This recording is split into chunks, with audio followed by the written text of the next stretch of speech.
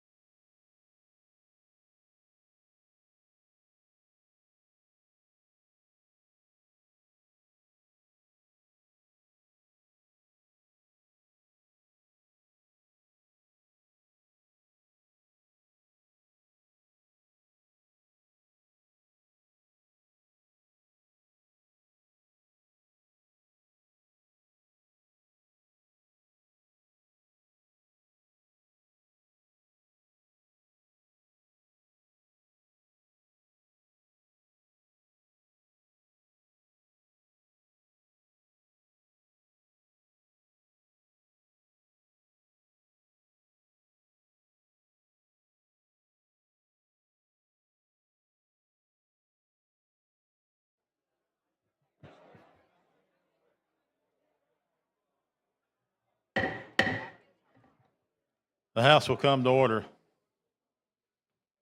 Before we get started, I'd certainly like to give a shout out to Tammy for our cover on our calendar day, Roll Tide. How about that? Yeah. I like that. Offsets that Auburn one last week, right, Joe? Yeah. The House come to order. Remember, today's prayer will be led by Thomas LaFont. He is the associate pastor at St. Columbia Catholic Church. Good afternoon, and thank you all for having me here today. I grew up in Montgomery and in Dothan now, but went to the University of Alabama, and my father retired from the finance department for the state of Alabama, so it's a very great honor for me to be with you all here today. Thank you. Let us pray. In the name of the Father, and of the Son, and of the Holy Spirit, amen. Almighty and merciful Father, who created the world in perfect order, grant to us, your servants, the gifts of your Holy Spirit, wisdom, understanding, counsel, fortitude, knowledge, piety, and fear of the Lord, so that we may always work fruitfully for the advancement of peace and justice in our land. Grant to these legislators and to those who assist them a heart for the common good and the grace they need to act in accordance with your will, to create laws that encourage a virtuous populace and bring blessing and prosperity to all the residents of the great state of Alabama. We pray to be united in all things with the Sacred Heart of your Son, our Lord Jesus Christ, in whose name we pray, and who lives and reigns with you and the Holy Spirit, God, forever and ever. Amen.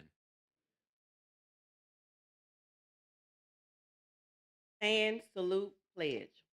I pledge allegiance to the flag of the United States of America and to the republic for which it stands, one nation, under God, indivisible, with justice for all.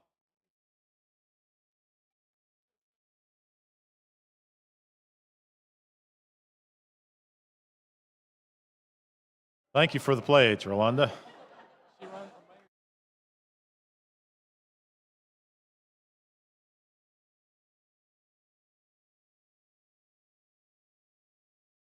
Clerk, call the roll.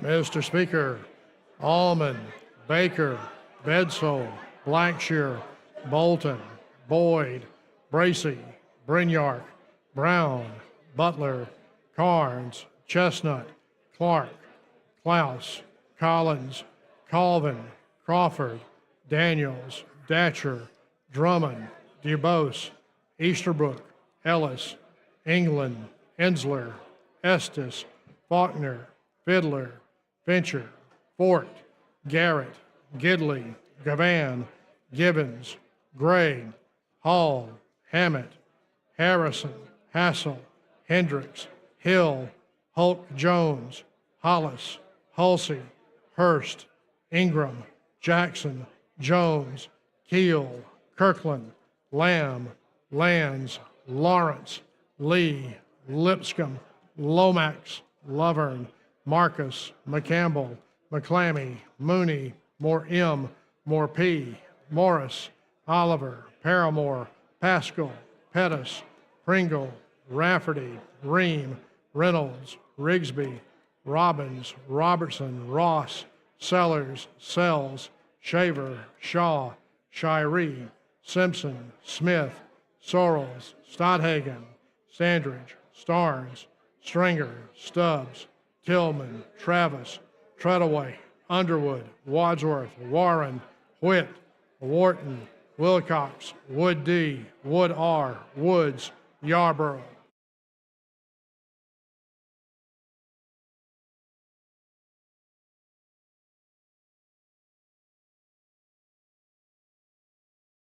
Fifty-seven members have answered roll. Quorum is present. The House is ready to transact business. Chair recognizes Chairman Lee for a moment of personal privilege.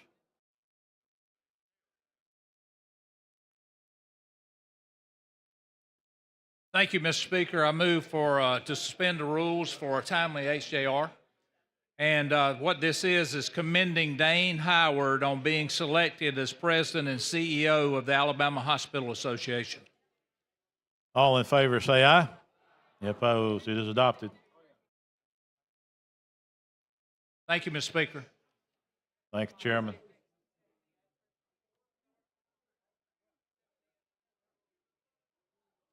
Last name.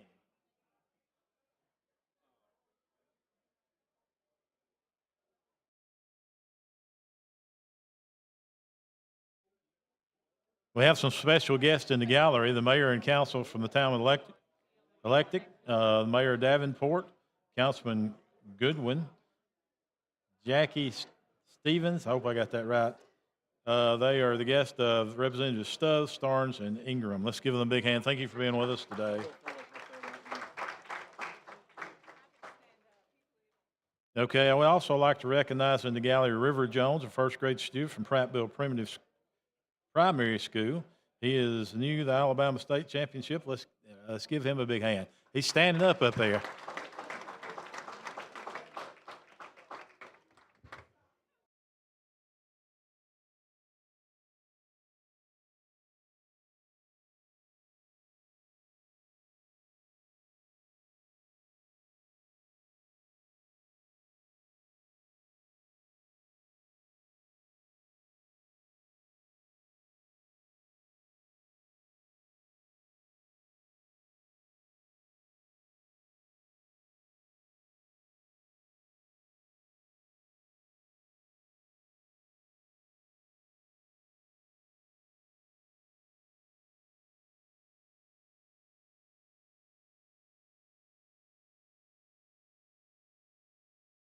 Would also like to recognize in the gallery the Greenville Camilla Queen Debutante and the guest of Representative Sellers.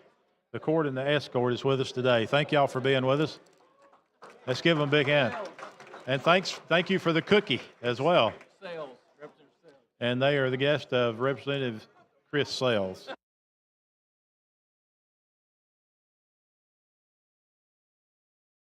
Also in the House gallery today, Braxton Plord, the 9-year-old from Baileyton, Alabama, in Senator Gudger's district, along with his dad, Brad. Let's give him a big hand. Thank you for being with us today. Also in the gallery, we have the guest of Dr. Shirey, his wife, Mary, his daughter, Kate, Amy Wright, Kim Mitchell from Mobile and Bluntsville and Trustville. Let's give them a big hand. Thank y'all for being with us today. The chair recognizes Representative Lawrence for special recognition. Thank you, Mr. Speaker, for the recognition. Mr. Speaker, I move that floor privilege be granted to the following individuals: the entire coaching staff and team of Park Crossing High School Girls 6A basketball team, as well as Superintendent Zacchaeus Bird, former interim superintendent Jamie Wilson, and board member Pamela Cloud. Any objections? Hearing no objections, floor privileges are granted. Hey.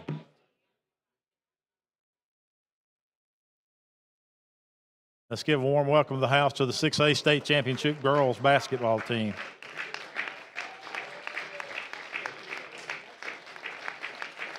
Where do you want to stand? Just gotta stand right here. Just gotta stand right here. Reverend Lawrence, you're further recognized.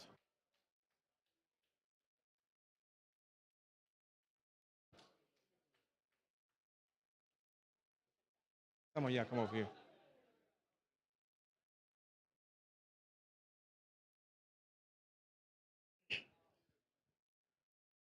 Mr. Speaker and members, we wanted to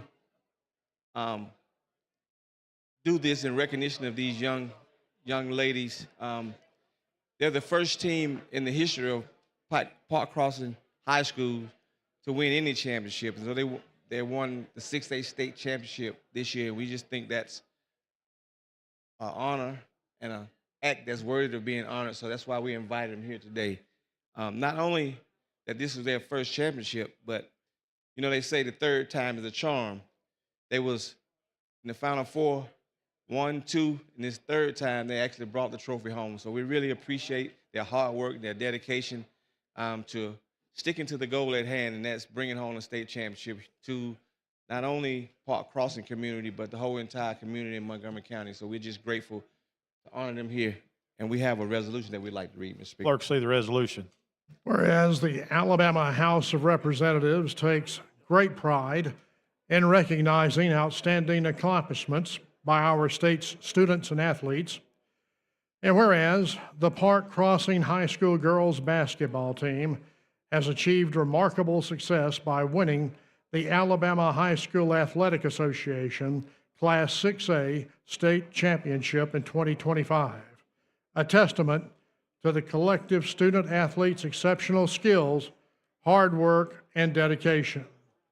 And whereas the outstanding members of the 2025 high school girls basketball team include Tariah McGee, Sanaya Jackson, Ramaya Myers, Cameron Kelly, Amanita Fall, Trinity Adams, Tyler Stangline, Marley Beard, Jaleesa Sloan, Kylie Brown, Marcaria Collins, Kaylin Kelly, Malaya Meeks. And whereas the team has been expertly coached and inspired by Freya Smith, Javara McCall, Richard Arnold, Waldarius Watts, and Xavier Phillips, who have provided unparalleled leadership and encouragement. And whereas the achievements of this team bring great pride to Park Cross High School, the city of Montgomery, and the entirety of Montgomery County. Now, therefore, be it resolved by the House of Representatives of the Legislature of Alabama that the Park Crossing High School girls basketball team is hereby commended and congratulated on their outstanding victory in the 2025 Alabama High School Athletic Association Class 6A State Championship. Be it further resolved that copies of this resolution be provided to the squad and the coaching staff as a token of our highest esteem and best wishes for continued success in all future endeavors.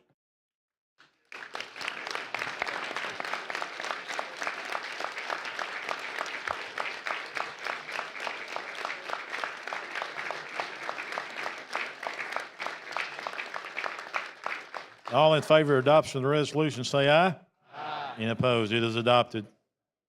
Representative Lawrence. Mr. Speaker, at this time, I would like for you to come down and join me and the entire delegation of Montgomery County to present this resolution.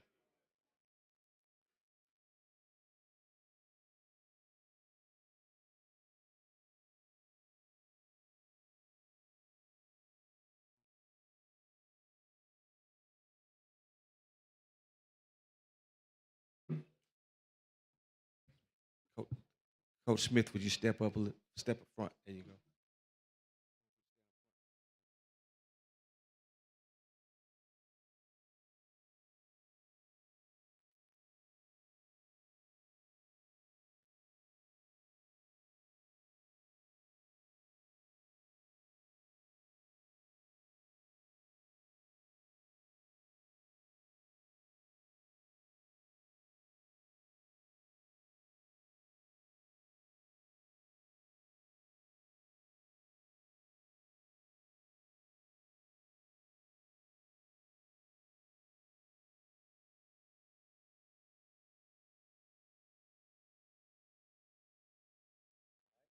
We're gonna do coach remarks.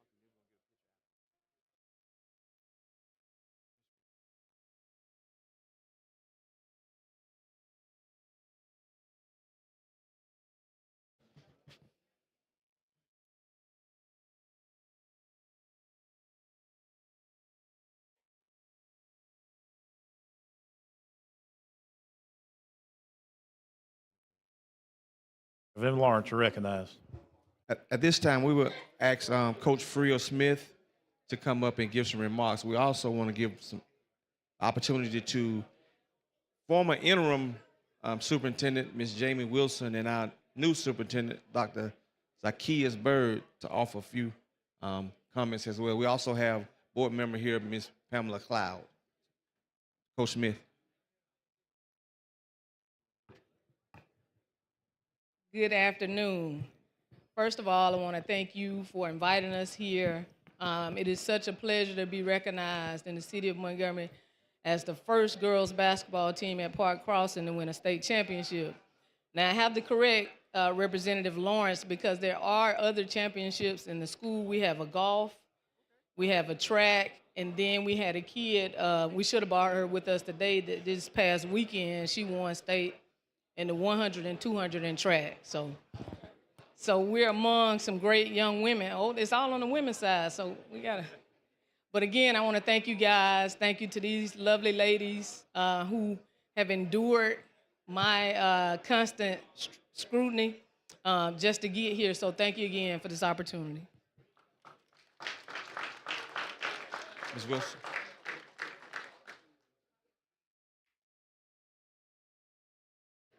We want to thank you all for allowing us to be here today. We thank our Representative Lawrence for having us here. These girls work so hard. They are an exemplar of good sportsmanship, tenacity, and the resilience that they had as players. We just really want to let everyone know how proud we are at MPS. They made MPS proud, Park Crossing proud, and most importantly, Montgomery at large proud. So congratulations, girls. This opportunity, the exposure that they're getting today is something that they can carry for a lifetime. So again, we appreciate your support. Congratulations. Good afternoon. I would definitely like to say a big honor and thank you, of course, to Representative Kevin Lawrence as well as Representative Reed Ingram, of course, and to our entire Montgomery delegation. Thank you all so much for this wonderful opportunity. Thank you all so much for the invitation. I'd like to say a big thank you, of course, and congratulations to our awesome Mighty Girls wedding that we actually have here from Park Crossing. Thank you so much, of course, wedding to our wonderful coach and, of course, to our wonderful players for a hard-fought victory. Thank you all so much for, again, just bringing the victory home. Again, we thank you all so much for this opportunity. Thank you so much for recognizing our girls. We're so absolutely proud of them, and we're looking forward to many more victories to come. So, again, thank you all so much for this opportunity. Thank you.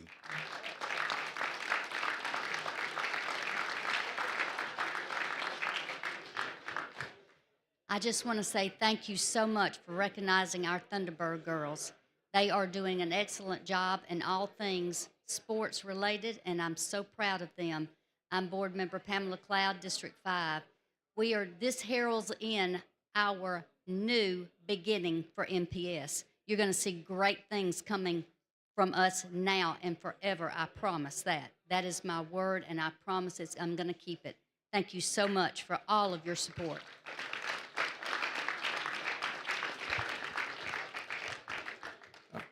I would like to thank Mr. Speaker and the body for allowing us this opportunity to give this special honor to these girls. Thank you, Mr. Speaker. Thank you. Thank y'all for being with us today.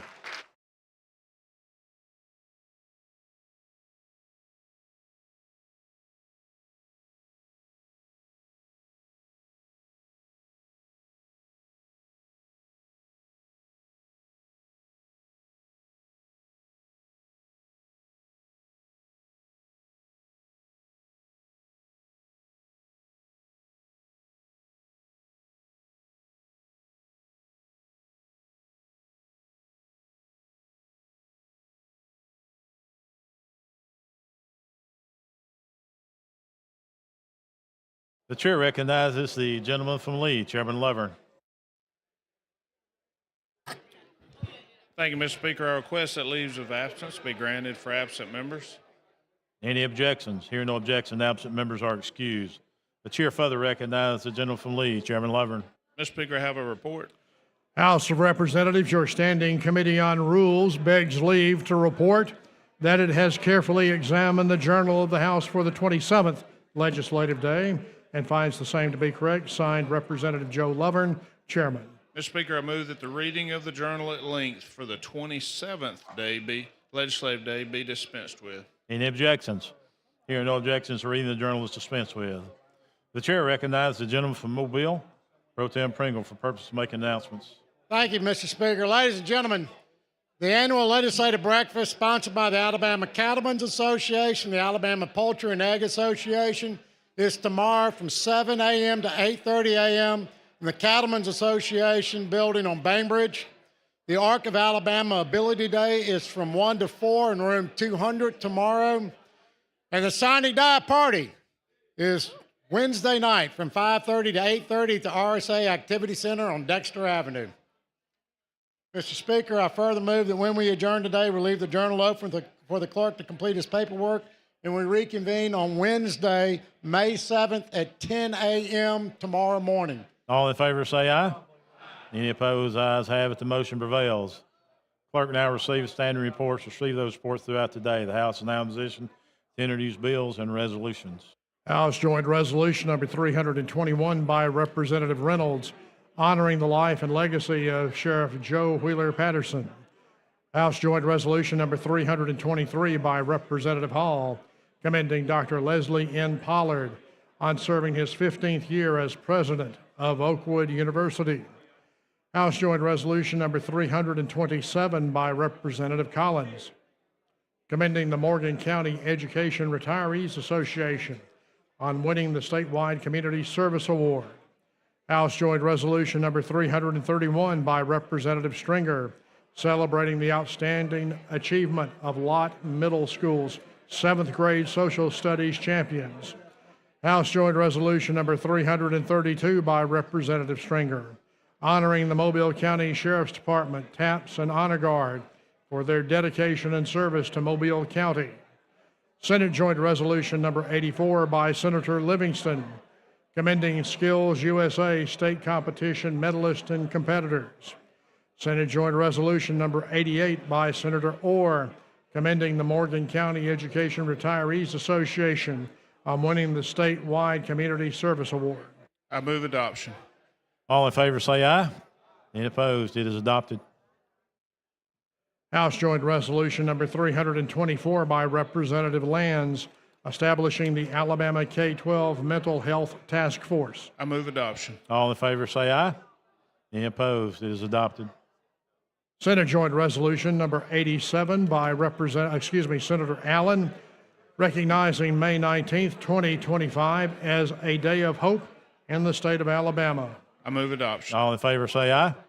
Any opposed? It is adopted. The chair recognizes the gentleman from Lee, Chairman Lovern. Mr. Speaker, I have a resolution. Clerk, see the resolution.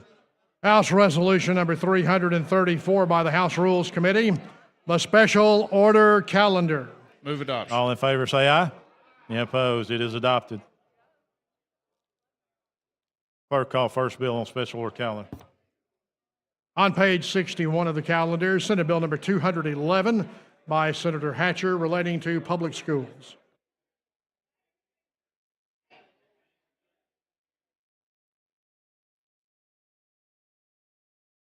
Representative Smith, you're recognized.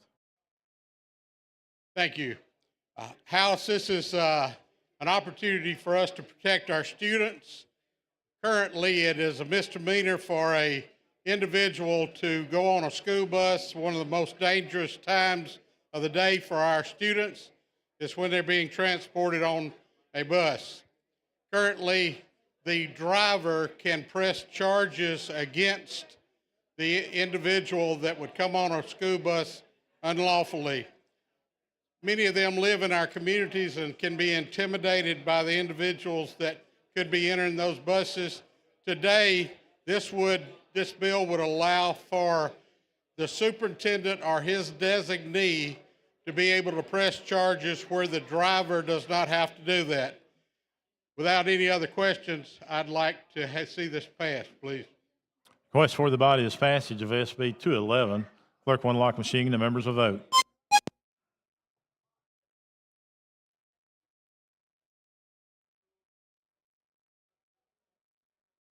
Clerk will lock machine, record the vote, 94 ayes, 0 nays. SB 211 has passed. Thank you, Speaker. Thank you, gentlemen. Clerk, call next bill. On page 63 of the calendar, Senate Bill number 280 with substitute by Senator Orr, relating to the Alabama Teacher Paperwork Streamlining Act.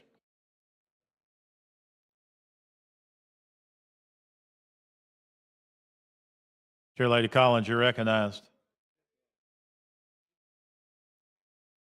Thank you, Mr. Speaker. I appreciate the recognition for this bill. And I also appreciate the reason for this bill. This bill is meant to streamline paperwork. We're also trying to do that with the RAISE Act, trying to create one platform where when you enter data, you don't have to redo it over and over again. But I also really want to commend our ARI, Alabama Reading Initiative Group, because they, over a year ago when we tried to streamline paperwork then, they were able to really get busy. They started doing it. They took training all over the state. I appreciate that effort so much. They're still trying to work with locals to make sure they know how to do that streamlining. And so it's been important. I appreciate and really want to recognize their efforts in this. They've done a great job. But we do want to continue to make sure that our teachers are reducing that paperwork in every way we can. And so I would like to ask that we adopt the sub.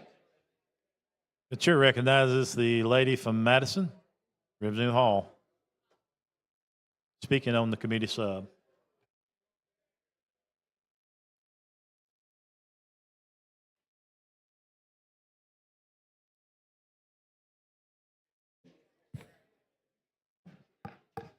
Thank you, Mr. Speaker. With the lady yield. Yes.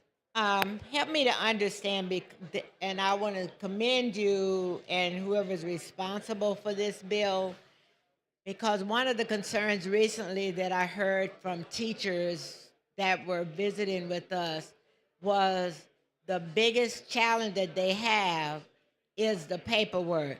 So tell me, what exactly is this process going to look like? What is this?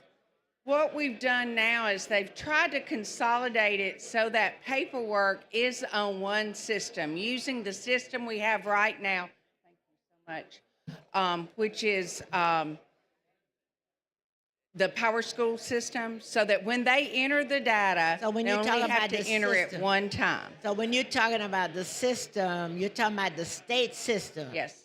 So all of the school systems, when they enter their work, it should be able to work in that one. It doesn't matter what their system is like, that they should, because I'm thinking some school systems may be on a different type. I'm just trying to make sure. No, all our school systems should be on the same system. Now, do we know that to be a fact? Yes. So they're all on the same system? Yes. So And they're- they offered training around the state, but not everybody participated in that.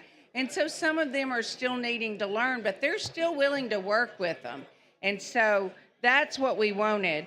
The reason that we're substituting the bill is that they had included some state programs like Literacy Act and Numeracy with federal programs like 504 and IEP, and we don't have flexibility over federal streamlining programs. That's not in our purview. And so we brought it back to just that, and that's where it was. And then I have one amendment too that continues with the intent of this to streamline paperwork, but it also lets the task force that we have in place for math and for literacy make decisions. So right now the sub is separating the federal programs from the state programs. Right, okay. So when they're applying for or putting in information for the federal program, that is not designated any place in this particular bill. It's only, this Say is that only, one more time, Ms. this is Thompson. only designated for state programs. Correct. We No don't have a federal lot program. of flexibility over the federal. Now, some of that would be some of that they put in our system, and that then flows up to help them do that documentation. So we do want streamlining. This bill actually sets up a task force that would let them also make recommendations and vet before new paperwork can come in. So I do like a lot of this bill. I just wanted to make sure we got it right. So the task force, that it says each local board of education shall grant academic credits to students, is dealing with eligible students. I think what was getting confusing to me. We started dealing with students enrolling into different programs as well. On page 4, What line are you on? 99. Start at line 99. Okay, my 99 is from the substituted bill is the committee shall submit a report to the state superintendent. Okay, so after what each I have, meeting. so I have Senate Bill 196, I've got the other version too. Hold on one second. EL.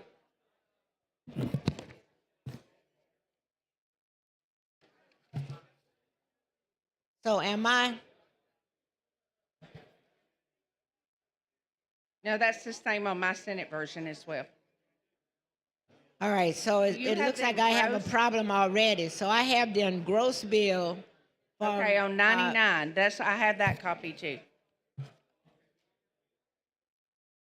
which is EYLYCC 9-2. That's the bill that I have.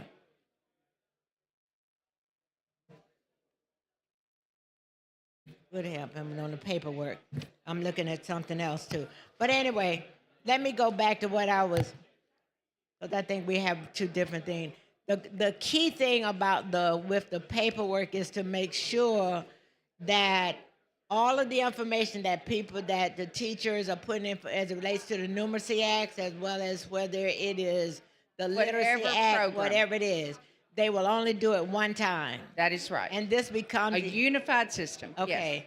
And the federal programs, if the system has not put that information in, then, say the funding that we get, let's say for Century 21, though that's federal dollars, but it comes through our system, the State Board of Education.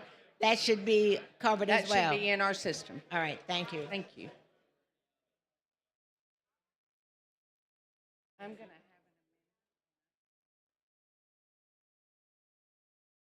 Chair recognizes the lady from Jefferson, Representative Moore.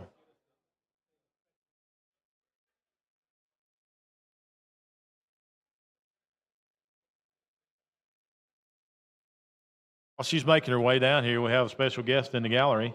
Miss Brandy Woods is the wife of our Representative Matt Woods. Thank you for being with us today.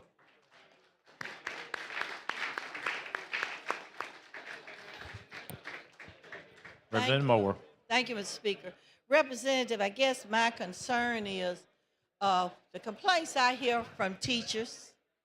Yeah, I'm glad we're going from where they have to do a lot of paperwork.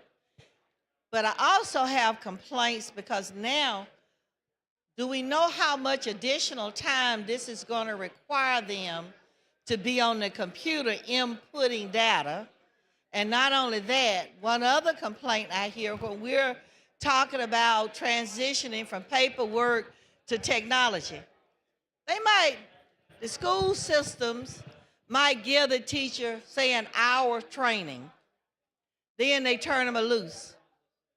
It doesn't have a person appointed to come in where they've got some resource, because we know after hours worth of training and everything else that they probably will go through that day, they might have retained a little of it, but then we need in place somebody that could be available per school for additional training, because that's another concern that we have. And I see this committee that's being formed to determine the effectiveness of the implementation, but will the committee be able to make recommendations? That's the purpose. To encourage them to have people available. It's not that they're on paper. We passed something a few years ago about social workers and psychologists, and I know my school system got one whole of each, which is not sufficient. So when we're transitioning people from just doing paperwork to technology, first of all, we got to make sure the technology that they're using is up to date and running. And I suggest that per school system that we make sure that the person that is over technology know what they're doing and is just not a friend of theirs. But I often hear even now, I'm just concerned because I've had been called at night because some supervisor want them to be on the computer after they get off work from 5 to 8, putting something that they thought should have been put in, which could wait till Monday. So I think in the oversight process that we make sure that whomever will be the monitor per school system is somebody that uses logic and is not just a straw boss to penalize people that they don't like.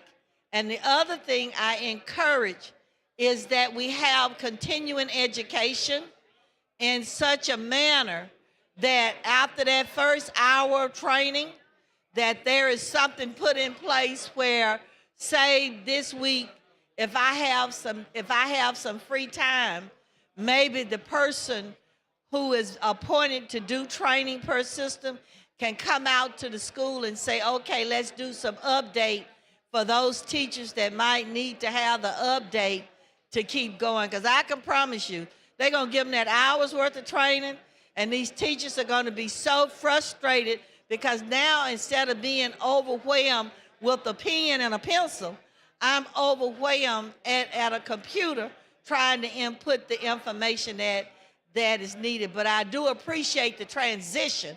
It's just that I just hope that it's done in a way that is not overwhelming, and there's some mechanism for monitoring so that we can have a regular schedule, continuing education to get them up to date. And if there's any modifications that has to be done, that they get that as soon as possible. Thank you. Okay. Chair thanks the lady. Chair recognizes the gentleman from Miss Gambia, Representative Baker. Thank you for the recognition, Mr. Speaker. Representative Collins, I really love conceptually the premise behind this bill. Accountability is something that's very, very important in our schools, whether it be with the students, the teachers, just the schools in general at large, in the pursuit towards quality education. However, having said that, there sometimes gets where there is redundancy in some of the, I guess, bureaucracy of accountability. And so that's what this bill is attempting to do, is helping to better streamline so Right. that teachers who so value their instructional time, Right. we already hear right now, whether it be documentation, whether it be testing, just that they really value their instructional time so much so. And so this bill I see is a strong step in that direction, trying to eliminate some of the redundancy and accountability on this. So thank you so much for this bill. I strongly support not only the bill, but also the sub as well. Thank you. Thank you. Chair thanks the lady. Chair recognizes the gentleman from Mobile, Representative Bracy.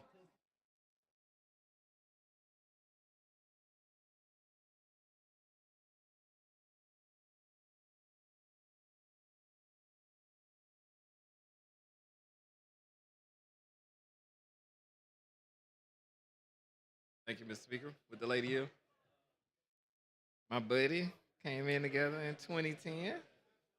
Good seeing you today. Thank you. Good. I just had a couple of questions.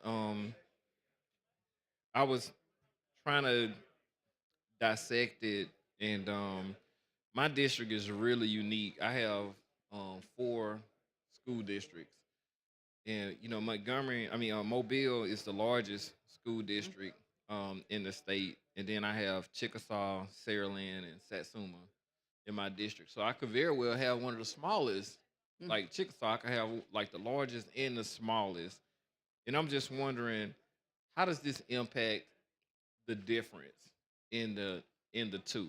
I'm kind of familiar with Power School because I still have school age kids, so I know we have to sign in to see the grades, and I've been pretty fortunate to be able to stay on top of things when it comes to education with the kids, because you don't have to wait on report cards and progress reports. You can pretty much know where they are, and monitor their progress.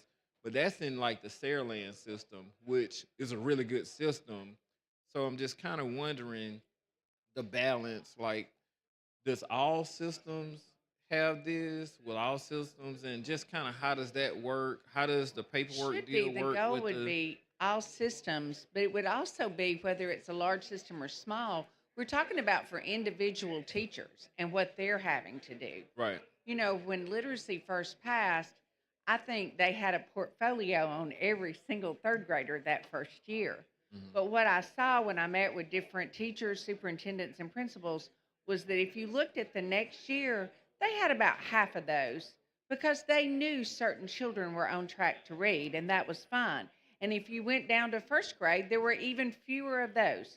So some of the paperwork, just with comfortableness and knowing we're reading, was already reducing a little bit. Okay. But what this is doing, whether you're in the largest mobile or the smallest system, that individual's teacher, we want to keep them from not having to put the same data, the same information in over and over and over. So this bill asks for a unified system. And that's what I think is important. Okay. So as far as like the superintendents association, the school boards, like where are all these folks, where are the education folks at on it? They are all supportive. None of them have pushed back on it. We've tried the sub actually divided out the federal from the state Yeah, I heard you because we mention couldn't do that. And I do have an amendment too. We're not wanting to create a new system. And so I'm wanting to clarify that this is just continuing to take into consideration the ongoing work we've done to simplify it and that we continue it with this task force. Okay. So when you replace the Not paperwork, replace. We're just trying to make it so Well, we we're- enter it one time. okay, well, not replace, but we mentioned streamlining. Correct. So how does that work?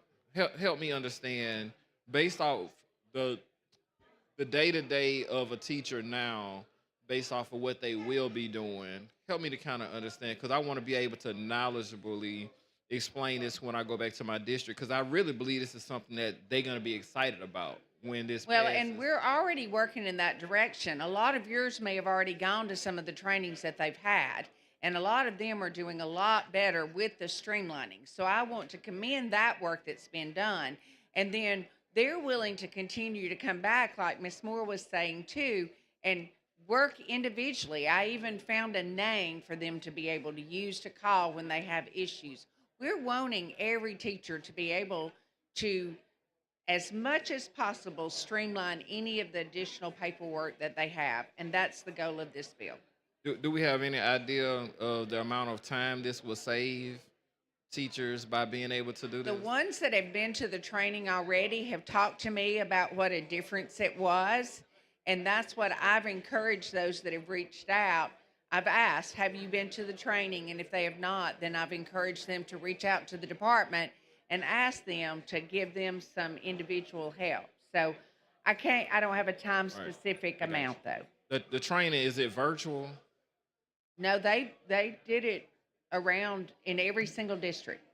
Okay, and the reason why I'm asking is because, you know, two of my 4 districts have, you know, revenue. They have the ability to do more, and 2 of them not as much. One of them kind of okay, but one of them they kind of struggles. And I just want to make sure that the teachers, because what happened with the teachers is going to reflect to the students, and I just want to make sure that, you know, like the Chickasaw district have every ability to do everything that everybody else. Like, you know how you say have no child left behind? I don't want to leave the Chickasaw district behind because they may not have the And resources. they should not be. They should be able Right. I just to want an reach equal this- playing field, Exactly. you know, because like my kids go to the Saraland system and they're probably not going to have any issues, but I want the students in the Chickasaw and some of the other areas to make sure that they have every opportunity and that those teachers are equipped with everything that they need as well. So are we I saying agree. that are we saying that is the Yes. case? So when you asked about who pays for the training, is that a district? I think ARI has been offering it to everyone. I don't know that there's a cost involved. But they will have to like come, so they will come to the district and do the training? They did that for a solid year. They rotated around the state. And that would be like maybe like during the in-service or something like that, how the teachers have, okay. Okay. All right. Well, thank you. That's I think that's pretty much what I have. I'm gonna vote in favor of the bill. Thank you. Thank you. Chair thanks the gentleman. Chair recognizes this lady from Mobile, Representative Drummond.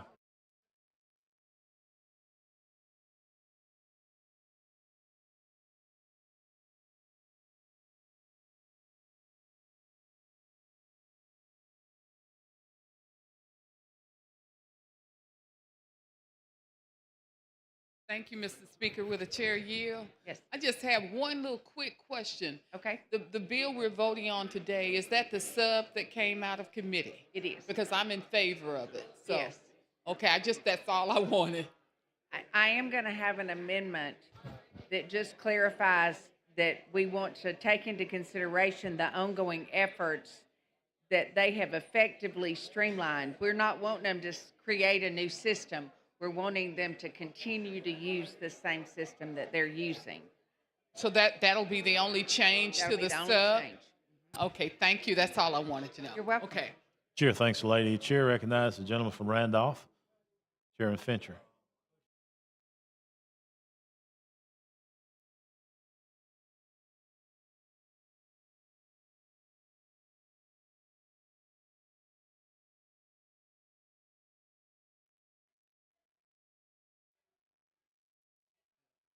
Thank you, Mr. Speaker.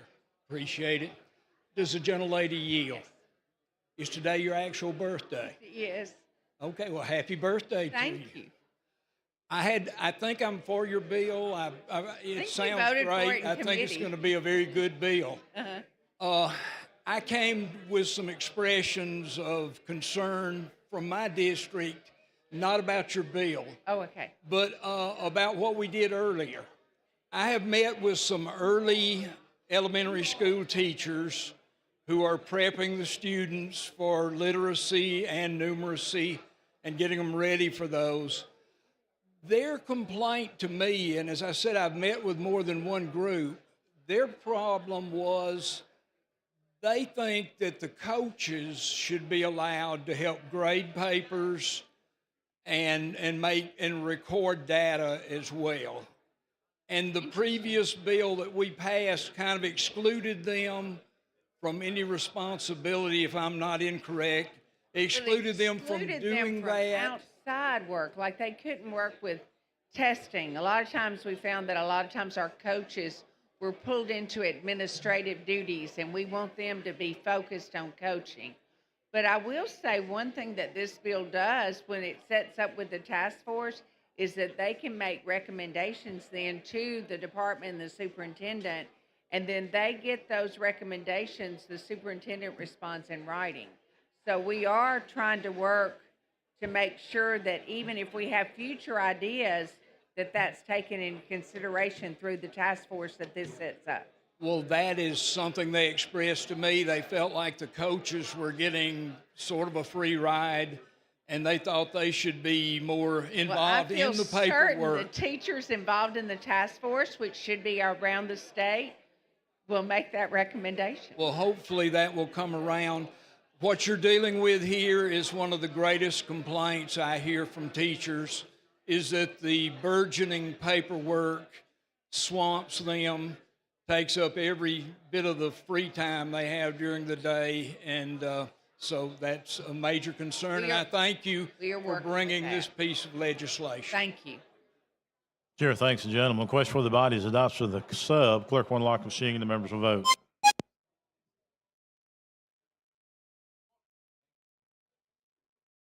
Clerk will lock the machine, record the vote. 102 ayes, 0 nays. Substitute has been adopted.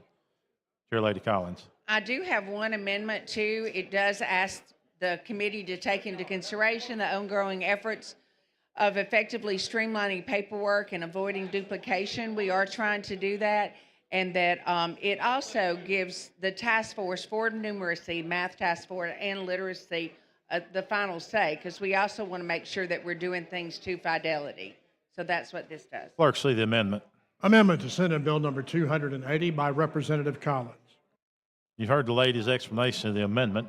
Chair recognizes the lady from Madison, Representative Hall.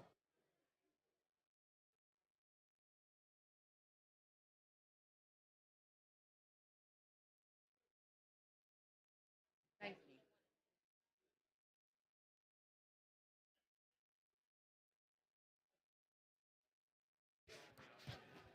All right, so I'm looking at your, thank you, Mr. Speaker, the lady yield. Yes.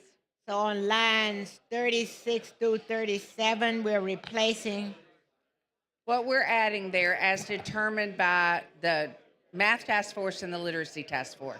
That's the only change. Hold to up, that. just a minute. So what I have here says, replace the lines with the following, 36 and 37. And the additional part that wasn't there before is as determined by the Literacy Task Force and the Math Task Force. So it That's will what's read added. this way: when the Alabama Literacy and Numeracy Act, after the act, documentation for the Alabama literacy determined by the Literacy Task Force, Alabama Numeracy Act as determined, okay, so it starts there, as determined by the Elementary Math Task Force. Other laws or policy where paperwork may be reduced. Am I correct on that? You are correct. The only part was added was about the task force. The only part what? That was added was about as determined by those two task force, because they're the ones that are making sure we have the quality. The documentation, the work, all of that, as determined by the task force. Okay. All right. So on the next one, we're doing lines 51. And so it's reading the Literacy Act as determined by the Literacy Task Force, the Alabama Numeracy Act as determined by the Elementary Math Task Force, other laws or policies. Correct. So when I read number 3, this is coming. We're placing line 51, and then this becomes after literacy, as determined by the Literacy Task Force, the Alabama Numeracy Act as determined by the Elementary Math Task Force. Okay. All right. So I'm clear on that one. And then on 57, 16 or 57. Okay. And so number 4 becomes, instead of annually review, number 4 becomes work with Alabama Public Education Paperwork Reduction Committee, taking into consideration ongoing efforts to effectively streamline paperwork to avoid duplication of efforts. Am I correct on that? So you're correct. We're wanting them to make sure they know it's not a new system, but to continue to use the system and streamline that they have been working on for the last 2 years. So when you say you want them to make sure that they realize it's not a new system, to take into consideration the ongoing efforts to effectively streamline paperwork to avoid duplication of efforts. okay. So they would not ordinarily know that? We're just making sure. We don't want anybody to think we're talking about let's do another whole system. We want to use the system we have that's already unified. Okay, so when they look at this,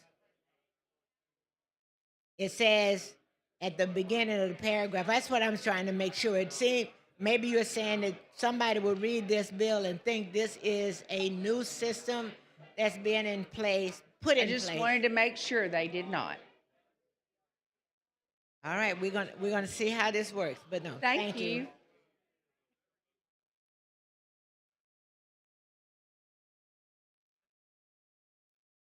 Okay, you've heard the lady's explanation of the floor amendment. Clerk will unlock the machine and the members will vote.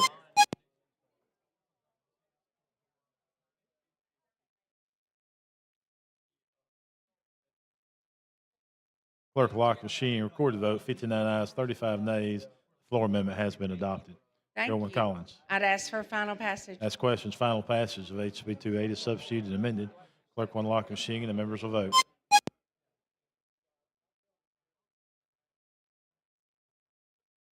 Clerk will lock the machine. Record the vote. 101 ayes, 0 nays. SB 280 has passed as substituted and amended. Thank you, Mr. Speaker. Thank you, body. Thanks, the lady. Clerk, call next bill. On page 61 of the calendar, Senate Bill number 241 by Senator Bell relating to crimes and offenses. Representative Besso, you recognized. Thank you, Mr. Speaker. Members, SB 241 establishes a funding permits for ALEA to create the Criminal Enterprise Database. This is a very similar bill to what we've already passed out of the House, HB 403. Law enforcement agencies will be able to submit information about criminals and suspected criminals that are connected to criminal enterprise. All the information will be protected and overseen by federal guidelines that already exist. One of the major changes to the Senate version that was not in the House was a series of reporting requirements that is required of the Secretary of ALEA that will ensure accountability and what data is being housed inside that criminal enterprise database. Mr. Speaker, I'd be happy to entertain any questions. Sure, recognize the lady from Jefferson, Representative Cavan.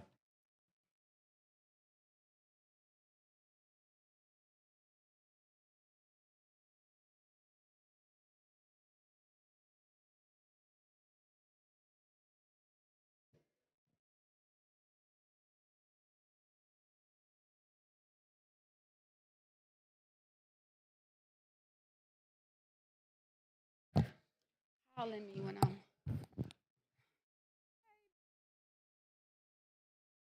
So, Yes, ma'am. look at these names. I told you, y'all have such a turnover every year. My brain ain't as good as it used to be where I could remember all of these faces. I knew it was a Senate bill, so I had to look up.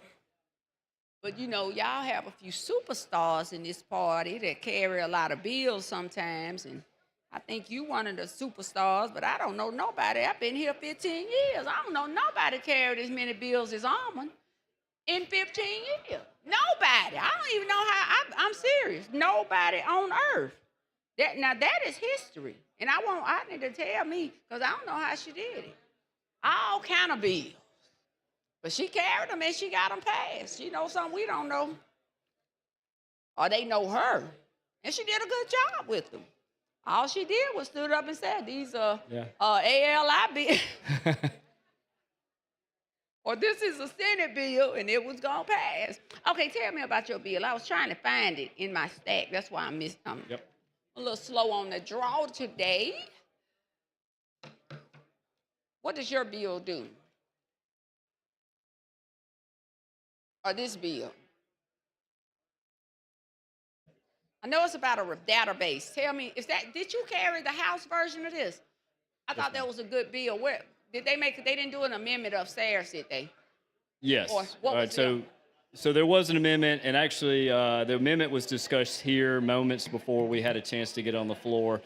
It actually enhanced it, honestly. It has some reporting requirements for accountability. And these are for law enforcement officers, right? This will be restricted to law enforcement officers only. They have to be properly educated and trained to have access to the database.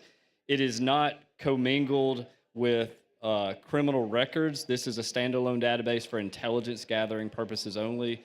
This will actually enhance the ability for law enforcement to do their job. And there's a lot of federal oversight on this as to what information can be there, how long it can stay. It'll be purged after a certain amount of time, and the information's protected. Okay. Yeah, I was just trying to refresh my recollection. And I know anything dealing with law enforcement or anything of that nature. I know someone just asked me if I had any concerns about the calendar, and then I had forgot this one bill that's on here that would give me a little consternation dealing with archives. And so I think I may have an issue with that, but I thought this was a good bill. Thank you. Actually, you all, with the exception of that Waterworks Board's bill this year, did really a good job. And most of you all who came to the well, y'all gave really intellectual answers. So yeah, I don't have a problem with it. Thank you. Yeah, I'm gonna take my 6 minutes and 32 seconds. I have to. If I don't take it, I feel bad. We don't get much down here, but this bill. And so you said your bill has already gone upstairs, so you're gonna pass this one out. Yes, that is the plan. It is up there, waiting in line like a lot of others. And And you in the had- meantime, I'm happy to pass this one. But you had another bill, I thought, that also dealt with law enforcement. Who had the bill? And I guess that's what I'm trying to get to, the bill that had the, I think that would keep the database of the bad officers or something like that. We've had that bill in the past. Somebody bought something, or they would go on this list or something. Maybe Yeah. there was an enhancement to it. It gets hard for me to recall the amount know of you things have that we so hear many and see bills. here, but I think those bills that have the intent and purpose of ensuring that law enforcement hires and retains good quality individuals, those are always good bills. Yeah, I ran into a couple of good law enforcement officers, actually from Birmingham. I went to the State of the People address town hall Saturday, and I ran into about 4 or 5. I was walking past them. Somebody had my attention, and they were like, "Oh, you're not going to speak?" So I just stood up at attention. Yes, and I always tell law enforcement, they're bad actors. I don't care That's right. in any job or profession. But for the most part, we have really good law enforcement officers. I agree. Here in the state of Alabama. And so, if they're good actors, they're good. If they're bad, we do take issue. But I always try to make sure I tell our law enforcement officers, just like those in the military, thank you. That's right. Because at the end of the day, they're working jobs. I often talk about Treadaway, and he and I spar all the time, but we've been knowing each other for so long. But Treadaway is probably, and I've said this so many times, whether on panels or different things, that he was probably one of the best as it relates to understanding the job, but also how to handle the fight for the officers. Right. I agree. Yeah, he. A lot of respect. But Oh yeah, before I ever he's met done him, that now. I can't give him much more, but I would give him that because at one time you never saw anybody on TV in Birmingham but Alan Yep. Treadaway. He should have had a desk at one of the TV stations because it was like, and then when we'd be in staff meetings or we'd be in City Hall, Mayor Aarons would be like, "See, first thing on the agenda, Alan Treadaway. Oh God." So they would have to deal with him, but he'd be stomping though. So that's one of the reasons why I learned more about law enforcement. I dated a law enforcement officer actually that worked during the time Treadaway worked, but also just because of those efforts. So I always try to, I use him as an example until he pees me off. And that don't take much for that. right? And then I have to walk outside my office and walk up the hallway because I'm doing this to him, cover girl. So it's like, yes. But anyway, I appreciate the opportunity. It's almost the Thank end you. of school, but I just wanted to say that. Thank you. Okay. Thank you. I appreciate that. Chair thanks the lady. Chair recognizes the gentleman from Mobile, Representative Bracy.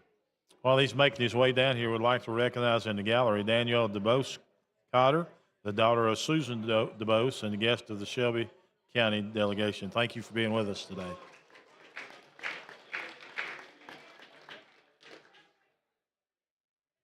Thank you, Mr. Speaker. With the gentleman yield? Yes, sir. I'm going to have a few questions throughout the day, but I'm not going to be taking my full 10, okay? Sure. Happy to entertain the questions. Yes, sir. Thank you. Was looking at this, and I was looking at what the criminal enterprise member, and you can meet 3 or more of the following. Is it okay if we go through some of the criteria? Are you referring to the bill that was passed, I guess, last year about criminal enterprise? Yeah, this is it's in. Is this the bill that I have, or are you talking about the criminal enterprise bill itself? And of course, this is a bill that would. I'm talking about SB 241. Yeah. Okay. I just wanted to make sure we were talking about the bill that's before us in terms of the database.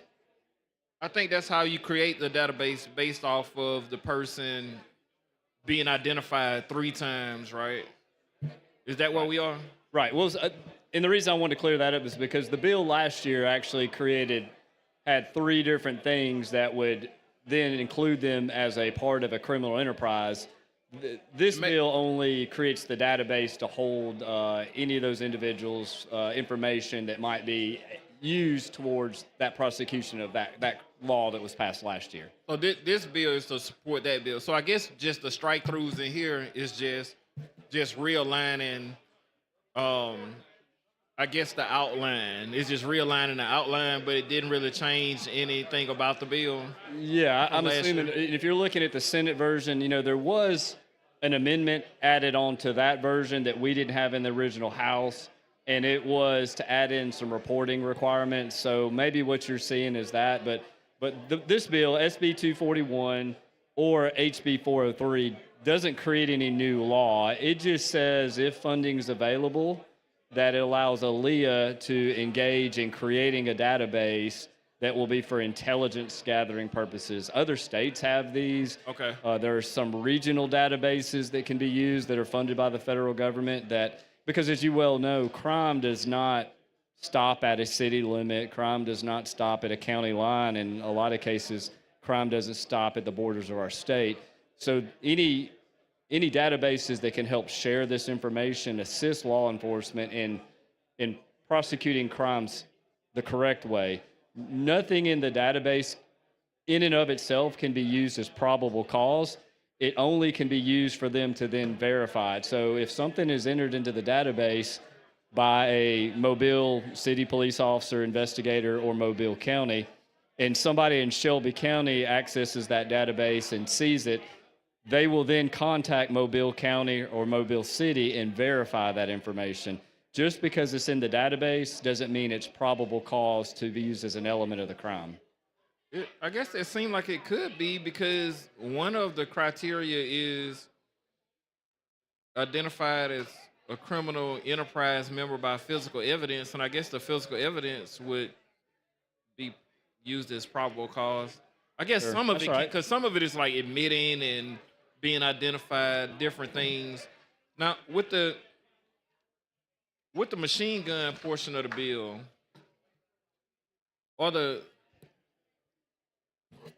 so we have the Glock switches inserted into the machine gun portion of the bill. You could direct me to where you're looking at. I'll be happy. Line 89. 88, 89. Page 4, line 88, 89. Okay. Yep. So that's existing language that's already there. That's nothing that has been added to by the construction of this bill. This simply is referring to a creation of a database that refers back to the criminal enterprise statute from last year. All right. So will the district attorney's office have access to this information? No. Trained investigators, they have to be certified and qualified to enter the database. It's very much protection under federal statute. Okay. There's also federal statute that'll signify when to purge information. So at the end of the day, when you're talking about using a database for intelligence gathering purposes, it does law enforcement no good to have bad data. So we have to ensure that data is removed on a periodic basis. Because if you're heading down a rabbit trail that means nothing to your investigation, you've wasted valuable times. And sometimes that time could result in, you're trying to look for someone who has committed a crime like murder. You want to make sure that you're heading down the right path. Okay. So this is a similar question to what I asked on the previous bill. So you have like the MPD, which is a very well-funded organization. That's right. That's within my district. And I have like the PPD and the Chickasaw PD, some smaller cities that are not as well-funded.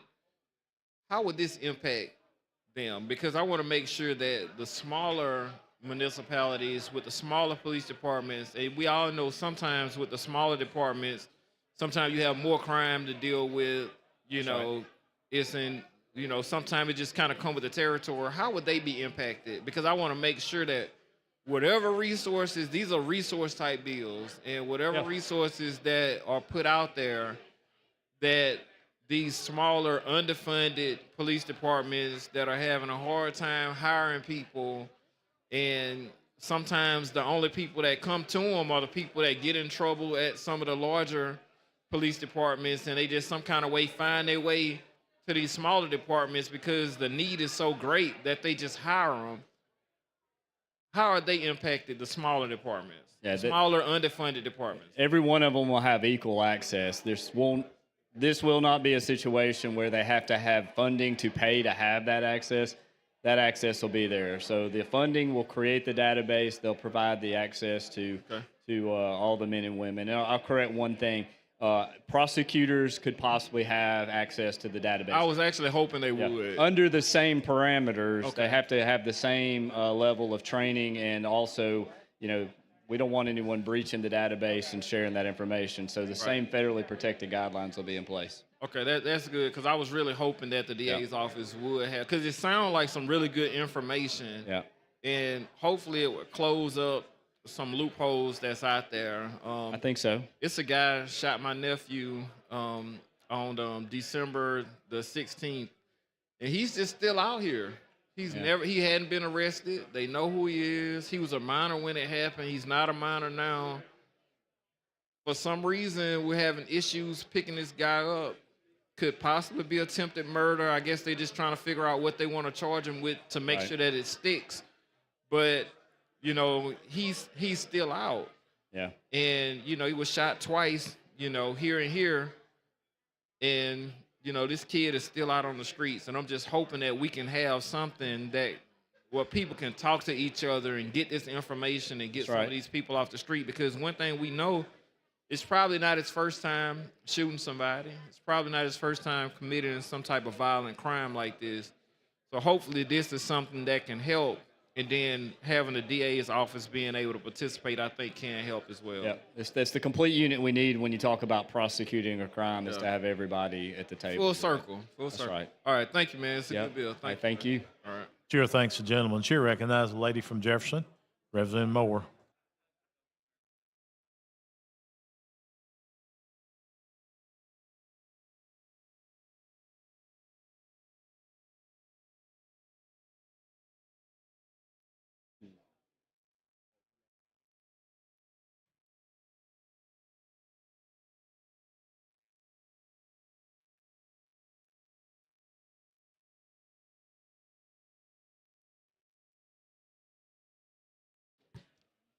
Thank you, Mr. Speaker. I think I had two questions, but I forgot one. But on the reporting part of it, on the page 6, the bottom part where it talks about the annual report and who they will come to, Yes, ma'am. is how does it get disseminated to the rest of the legislature? Because it's just got like the Speaker, the President Pro Tem, Majority Leader, House and Senate, Minority Leader, House and Senate.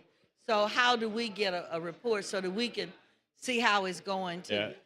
Yeah. I would assume the Speaker in his office, in our case, would make that available to the members as it's reported. But you got to have it written down here. What's that? You got to have it spelled out, else, the Speaker desk be so full of all kinds of reports. I'm sure there are a lot But of we have to reports. have something so we could generate it, to make sure that we could, at least for maybe the first year or so we could get a bird's eye view of how it's going, but you have to, most time have something to trigger for him. Because if he with all the other thousands of reports that we get, which report is something that we need to really be looking at? Sure, that's right. So And I don't know how that could happen because you still got stacked on your desk about 500 on that you ain't made it to. But I think when we come to reports like this, if we could at least see how it's going, for the first couple of years, it would put us a little more at ease on how it's working. yeah, Yeah. we just all show up at his office on March 1st and we just wait. That ain't gonna work. I'm serious. Because some reports I do look and try to scan. Yes, ma'am. And I just take because everything that I got this time, while everybody was running to Tuscaloosa on Thursday, I had a chance to just go through and make note of things that I think are important as the reports we got as related to some deals that we passed.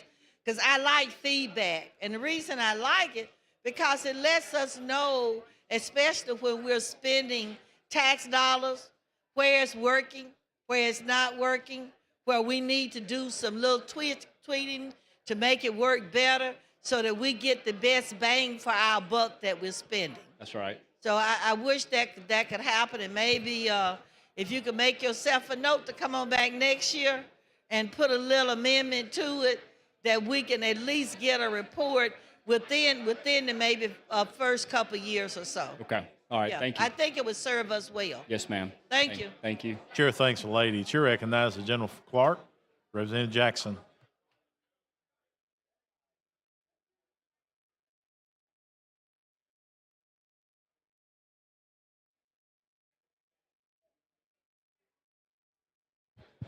Thank you for the recognition, Mr. Speaker. I just want to ask a couple questions. I should call you Lieutenant Colonel, a chief. Could you tell the people that are listening what is a criminal enterprise? Well, the bill from last year really did a good job of spelling that out. And the whole bill we went and passed last year, and I'll be happy to pull it up. I want to use the correct. Don't go into all the details. Just give us a synopsis of what a criminal enterprise is and how we go about processing. Well, if I was just gonna, off the top of my head, I would say it's any combination, confederation, maybe alliance, network, conspiracy, understanding, or other similar arrangement in law or in fact, and this is just off the top of my head, by the way. Oh, I thought you were reading it off the paper. Including a street gang as defined in 13A 626, or of 3 or more persons through its membership or through the agency of any member that engages in a course or pattern of criminal activity. I might be off on that a little bit. It's people that are conspiring to commit crimes. I think you summed it up well. And how do we communicate that to all people? Law enforcement. Law enforcement? Well, so I think this potential creation of this database is a great tool for exactly what I think you're asking for, is we'll have those potential facts laid out before us. And the reason I say potential is because when this information is entered into the database, in and of itself, reading it in the database, this is intelligence. This is not probable cause. So this will give the law enforcement officer the ability to then reach out to the agency that entered in this information and individually and independently verify that information. And then you start putting those pieces together, you'll have the element of the crime on the criminal enterprise database. So that'll help them do their job better. I applaud you for bringing this up, because last year my next question is, how can you give some instances of how this has, your database has been effective? Because what I'm trying to get at, the people that are listening, there was a problem that happened not too long, a traffic stop.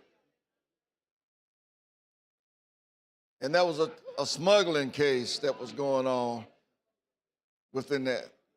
And the officer didn't know about the smuggling until maybe the stop was made. Then they ran I'm talking about human trafficking. That's right. That's what I'm talking about. Yeah.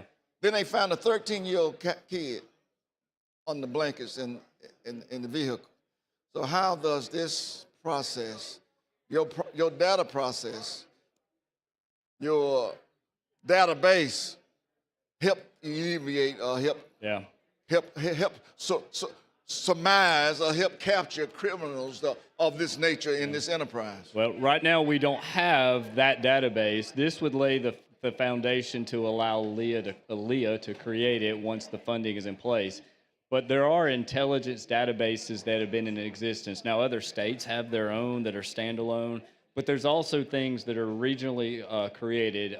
One for the Southeast, ROCIC, is federally funded, and they're an accumulation of information from agencies around the southeast part of the United States that investigators can access to use, because, as I said earlier, the criminal element doesn't stop at the state border, right? So to know that these human smuggling events have been going on between states, to be able to get that information out of the database would help the officer connect the dots, because in and of itself, that one chance encounter on the side of the road, it could appear to be nothing, but when you have the intelligence to go along with it, along with the observed facts, you put those together, and then all of a sudden you put together the elements of a criminal enterprise, right? So now we have the enhancement in the law to stand behind and put a stop to these acts that are being committed in your community.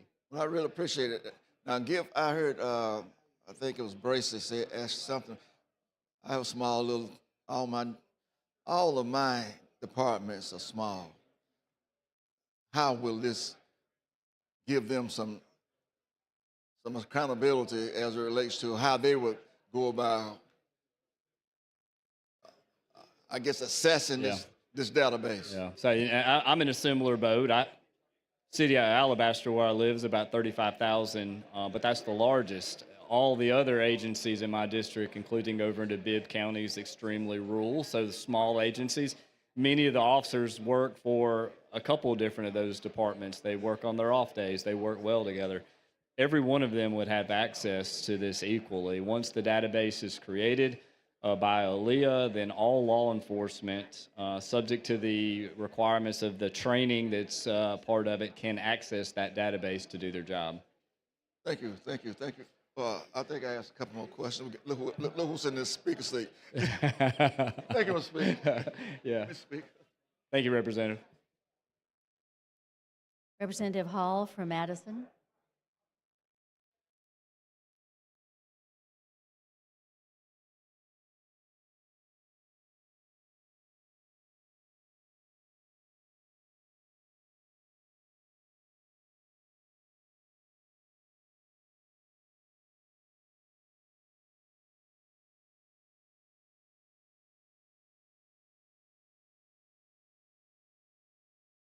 Thank you, Madam Speaker. Would the gentleman yield? Yes, ma'am. Could you tell me presently what is our standalone, or what is the database presently that we have, or is this we don't have anything? We don't have one. We have our criminal databases that you can run a name information and it tells you if they're wanted or not. This is not a criminal database. This is an intelligence database. So this is information. It's a clearinghouse of sorts where that information can be stored and then obtained by law enforcement to accumulate the elements of a crime if needed, so they can better prosecute cases. So we don't have anything currently. This would be the first.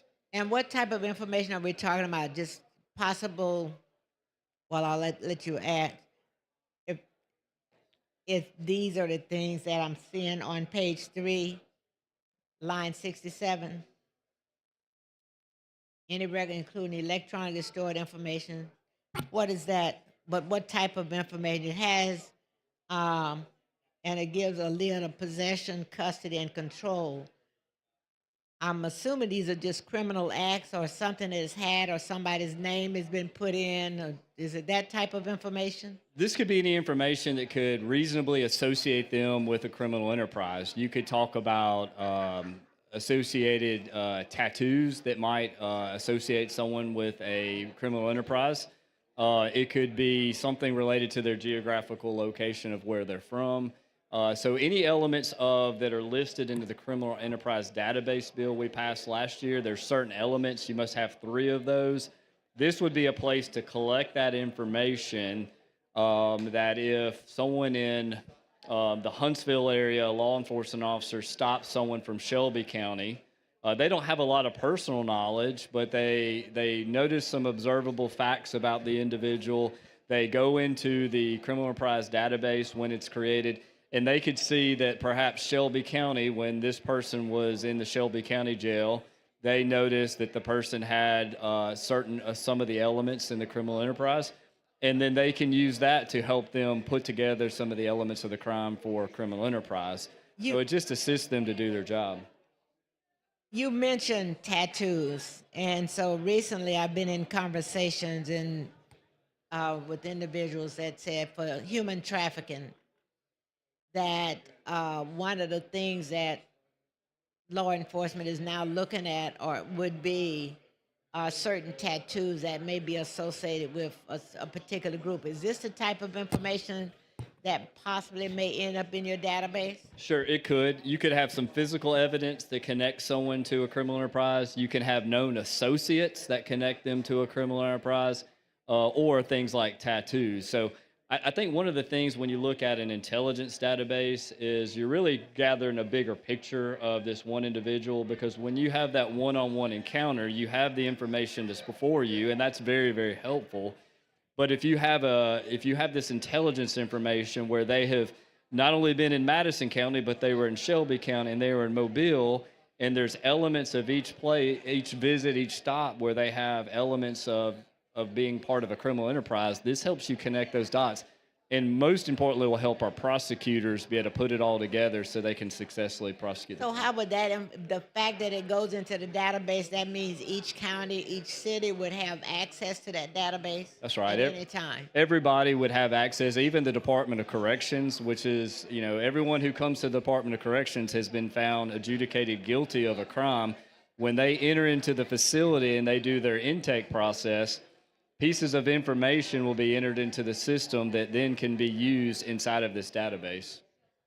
And presently, we don't have it. And on page 4, line 108, it is my understanding, and based on this, that ALEA will establish, develop, manage, maintain, all of that. Yes, ma'am. And there's models in other states that they've examined to see how to do this.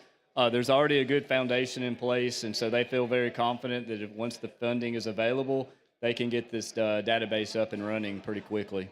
Now, was there funding in our budget?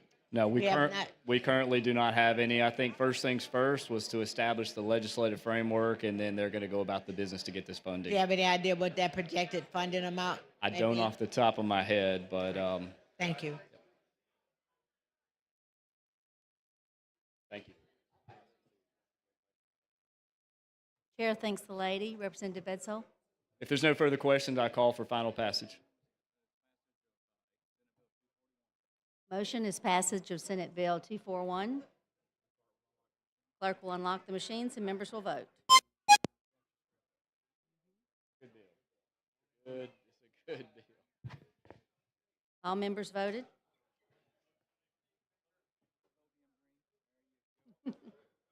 Clerk will lock the machine and record the vote. 103 ayes, 0 nays. SB 241 has passed. Thank you, Madam Chair, and thank you, members. Clerk will call the next bill on the calendar. On page 39 of the calendar, Senate Bill number 196, with substitute by Senator Orr, relating to education.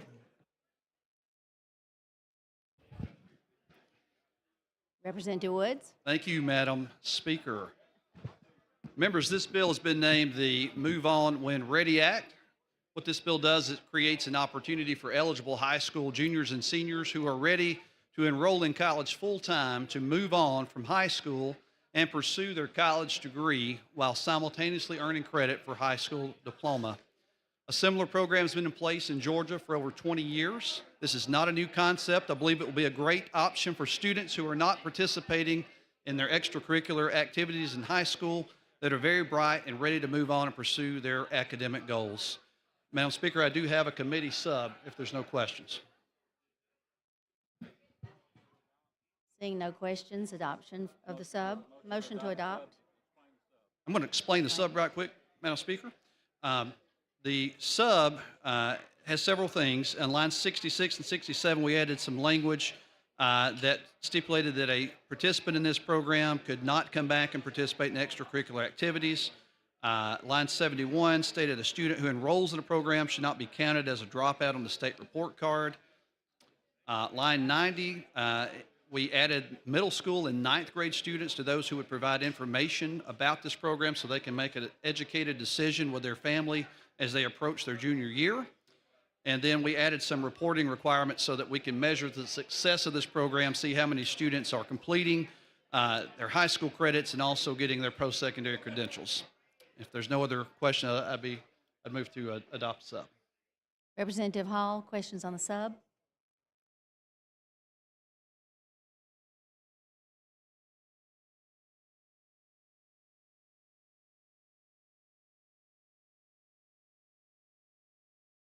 Thank you, Mr. Speaker. Madam Speaker, I'm so sorry. Madam Speaker, thank you. Would the gentleman yield? Yes, ma'am. Presently, with dual enrollment, we do have students that can do high school and college work, right? Correct.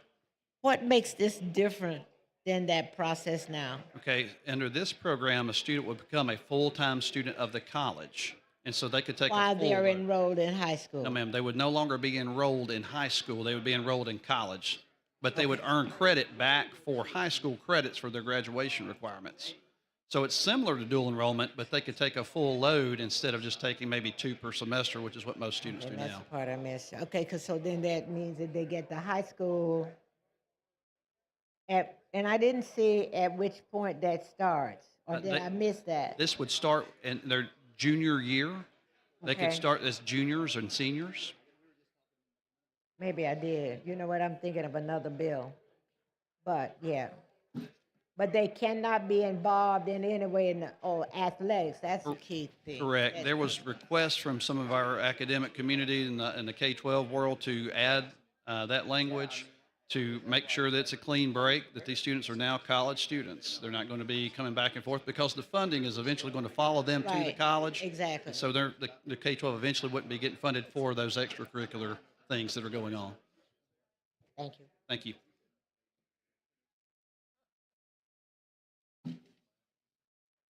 Question before the body is adoption of the sub. Clerk will unlock the machine. Members will vote.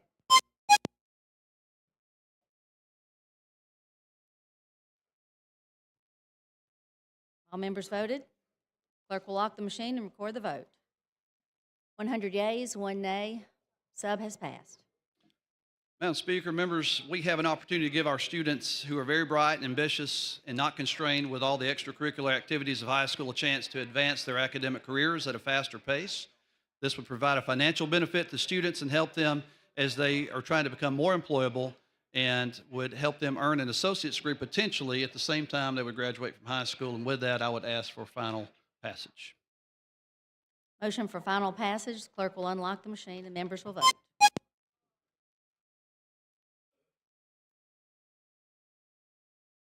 All members voted. Clerk will lock the machine and record the vote.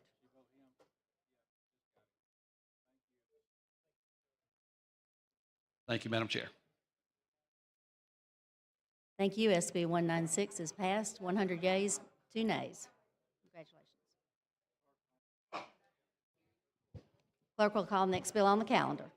On page 47 of the calendar, Senate Bill number 253 by Senator Gudger relating to Massage Therapy Licensing Board.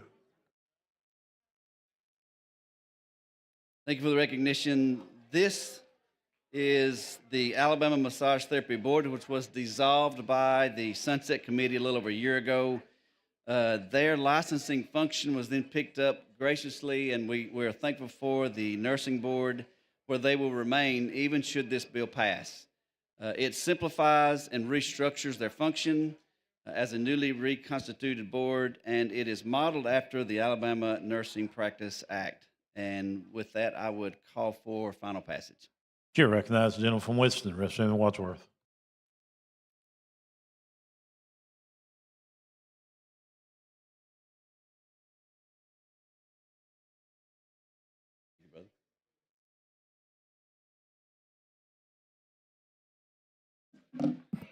If the gentleman yield. Every time. Yeah, I just want to thank you. I know y'all been on the Sunset Committee, and it's been a lot, you're doing a lot of things with a lot of these boards, and I appreciate all the work y'all have done in trying to regulate and help these boards be a better board for the citizens of Alabama, and I appreciate that. And I know one of the massage therapists in my area is Christy Williams, and I think she's been very helpful in this process and going through here, and I appreciate her for what she did during this process. But I also appreciate all the members of the board who had to go through the trials and tribulations of on this, and I thank y'all for that. Trials and tribulations. Thank you, sir. That's a good shout out. Chair recognizes the lady from Jefferson, Representative Gavan.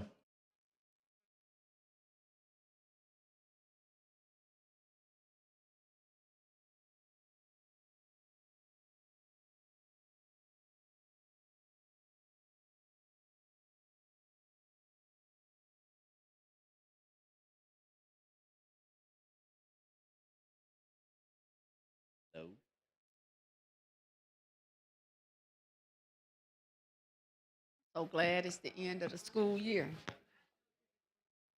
All the little boys and girls can go home for the summer. Head to the beach, barbecue, go swimming, go to frisbees, all that. Walk and run. But I was just talking to my colleague, and when I heard the massage therapy board in certain services, I want you to talk to me about these certain services. I remember when I started practicing law, and I did contract work with legal aid and as a public defender for about 3, 4, maybe 5 years. And every now and then, I would have all these little women lined up that came from certain parts of town in Centerpoint and a couple places in farther into Birmingham back then. Centerpoint, I think, may have still been in Birmingham. And they worked at massage therapy parlors and stuff. But they were arrested for performing certain services.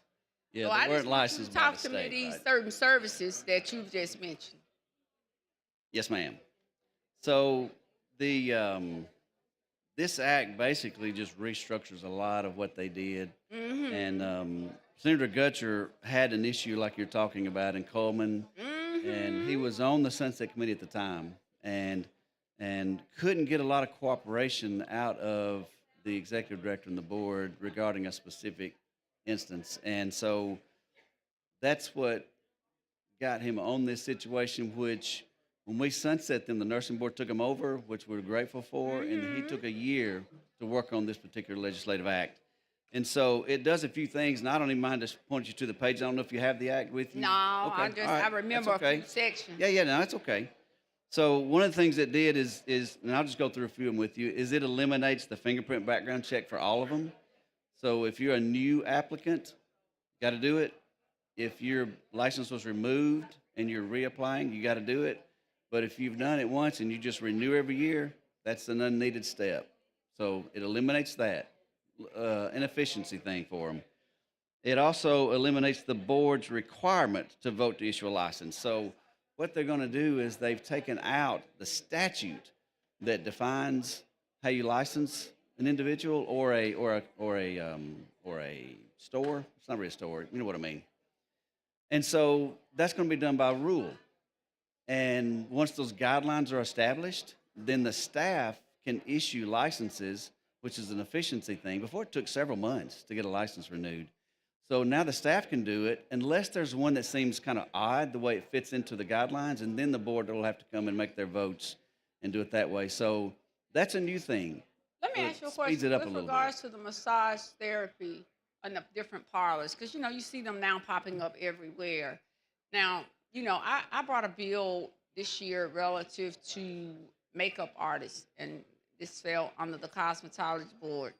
And I don't care who's listening from the cosmetology board, they are crap up in Birmingham. I don't know what they do in other places. Yeah. They don't come out and inspect. I mean, so many of the cosmetologists have been raising these issues because you got so many people where they're not coming out, checking to make sure these people have their licenses.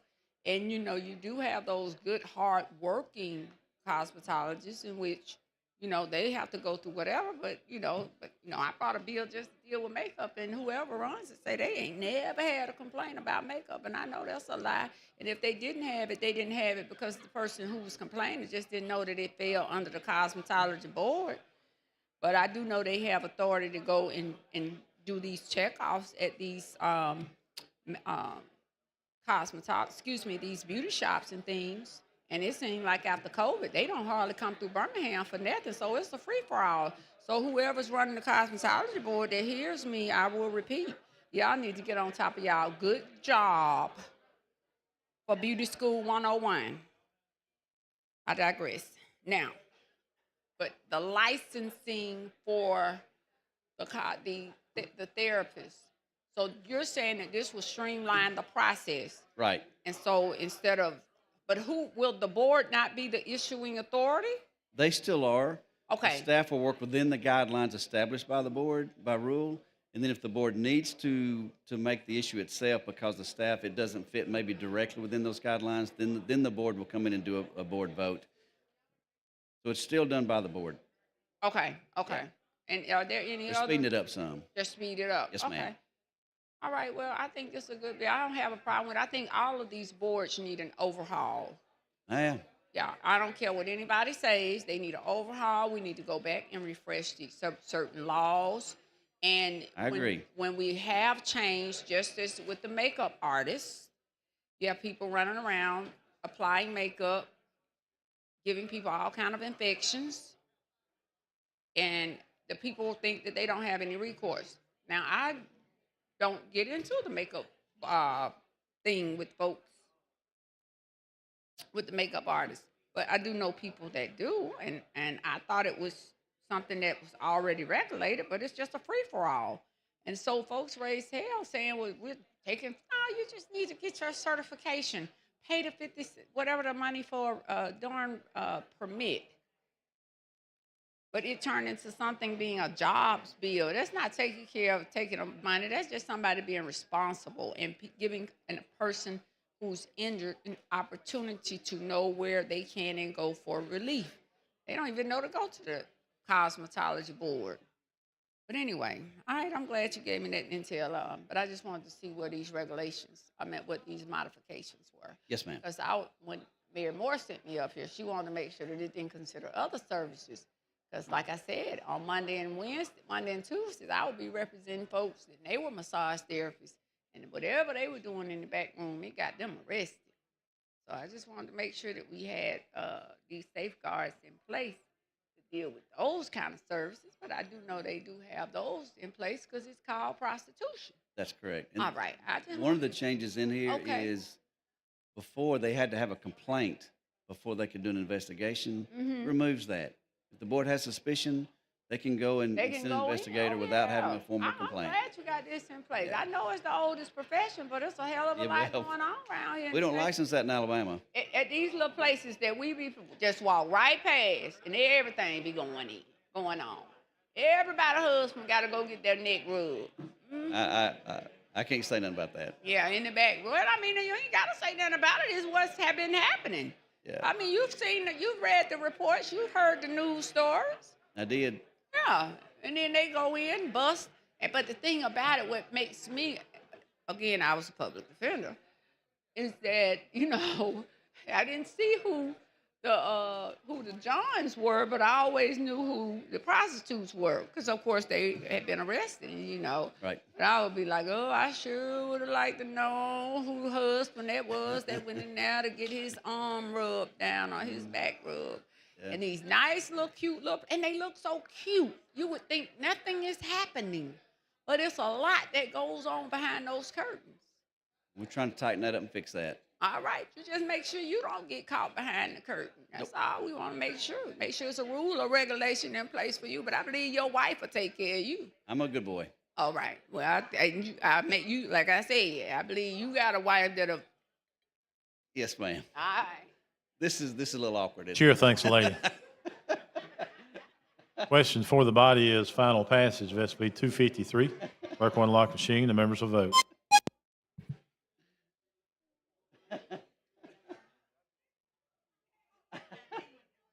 Clerk will lock machine. Record the vote. 100 ayes, 0 nays. SB 253 is passed. Thank you, Mr. Speaker, and thank you, body. Thank the gentleman. Clerk call next bill. On page 50 of the calendar, Senate Bill number 233 by Senator Sessions relating to the Alabama Ad Valorem Advisory Committee. Chairman Sales. Thank you, Mr. Speaker. What this bill does is last year I set up the Ad Valorem Tax Advisory Committee, and it's made up of all tax officials. And what this does, it adds 2 citizens that have been taxpayers in the state to the committee. Just get some local taxpayers on the committee. That's all it does. Mr. Speaker, with that, ask for the final passage. That is questions final passage of SB 233. Clerk will unlock machine. The members will vote.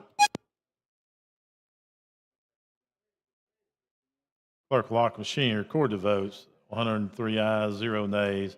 SB 233 has passed. Thank you, Mr. Speaker. Thank you, gentlemen.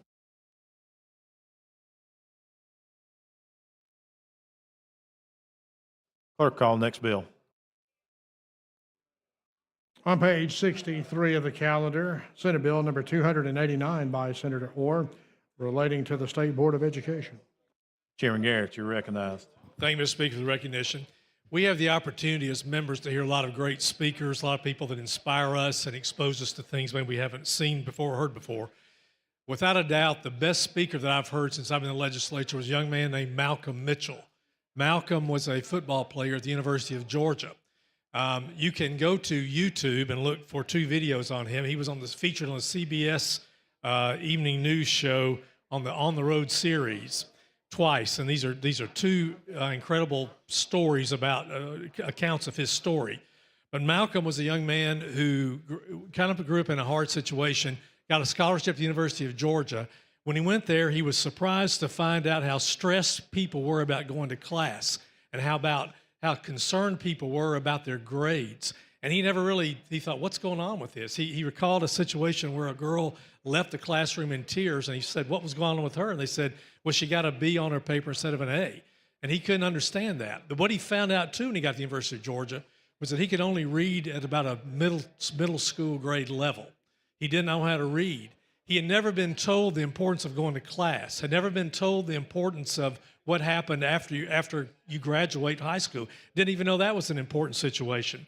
So today, Malcolm is now, he ended up determining to become a reader, to learn how to read, and he became a voracious reader. The story you'll see on the video talks about him joining a book club of women in their 50s and 60s who basically had him in their book club, but he was really a contributing factor to that club. Now what's happened after he's gone to the New England Patriots, he's gotten some success, he became a children's author, and he goes back into schools now teaching the children about the importance of reading. When you look at the statistics in Alabama, 21% of our state at least is in poverty. 45%, we're number 45 in terms of family stability.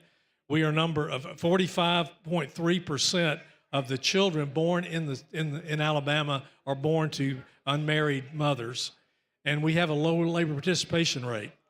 When I took Malcolm's story and began to share that with other members in the legislature and other people that I knew from similar situations, they told me the same thing, that a lot of people had never told them the importance of graduating college and what happened after that. So what this bill does here is basically just do some common sense things. It requires the State Board of Education and local boards to adopt curriculum that they would have available to age appropriate, to say there's 3 things that you can do that can minimize your ability to be in poverty. These are not formulas that are going to work for everybody every time, but if you do these 3 things in this sequence, your likelihood of being in poverty is dramatically reduced. Number 1 is graduate high school. Number 2 is to get a job. And then number 3 is to get married before you have children. If you do those 3 things in that sequence, statistically, you have a better opportunity of avoiding poverty. So, Mr. Speaker, with that, I ask for passage. Chair recognizes the gentleman from Clark, Mr. Jackson. While he's making his way down, ladies and gentlemen, we have a guest in the balcony, Alita Palermo. She's a 9th grade homeschooler in Moody. She is the guest of Representative Pascal, Representative Wood, and Representative Woods. Please stand to be recognized. Welcome. Welcome to the Alabama House of Representatives. Thank you very kindly, Mr. Speaker, for the recognition. I want to thank the gentleman for finding such a mandate for our State Board of Education. You know, this is seems like this would be a family issue. Parenting. Mandates. You know, Martha Collins, great educator from Monroe County, set up a school in Illinois. This young man is not the only one. Finished high school, went to college, became a professional athlete and couldn't read because we are so caught up on sports in this state rather than education. Now, you gave us statistics. If sporting was that low down in the statistic, we'll be moving coaches. But we pay them millions of dollars, and teachers barely makes it, doing the best they can with what they have. And then we want to ridicule teachers. By the way, this is Teacher Appreciation Week. And we ought to appreciate every educator. And I said if you can read anything, you ought to thank a teacher. Somebody took time out to help that particular person. They excel more in athletics than they did in the classroom. But now we're going to force the education department to develop local board policies to do what our parents should be doing and what the Christian community should be doing. See, it takes the whole village to raise a child, the whole village. And as if the educators don't have enough already. But see, we put in place social promotion, didn't we? And so, kid has got a little ability athletically. We'll promote him on and get him on, so he can make us look good on Friday nights. I taught school 23 years, and I was against every bit of, and I'm still against it. There's enough going on with that teacher as it is to help maintain and make that child feels like he's loved. And it's not her fault or his fault. There's some after-school programming that will assist in these failures. But we got practice. We got to go to practice. The parents will take their kids to practice, but they won't even go to PTO meeting. See, it's where the priority,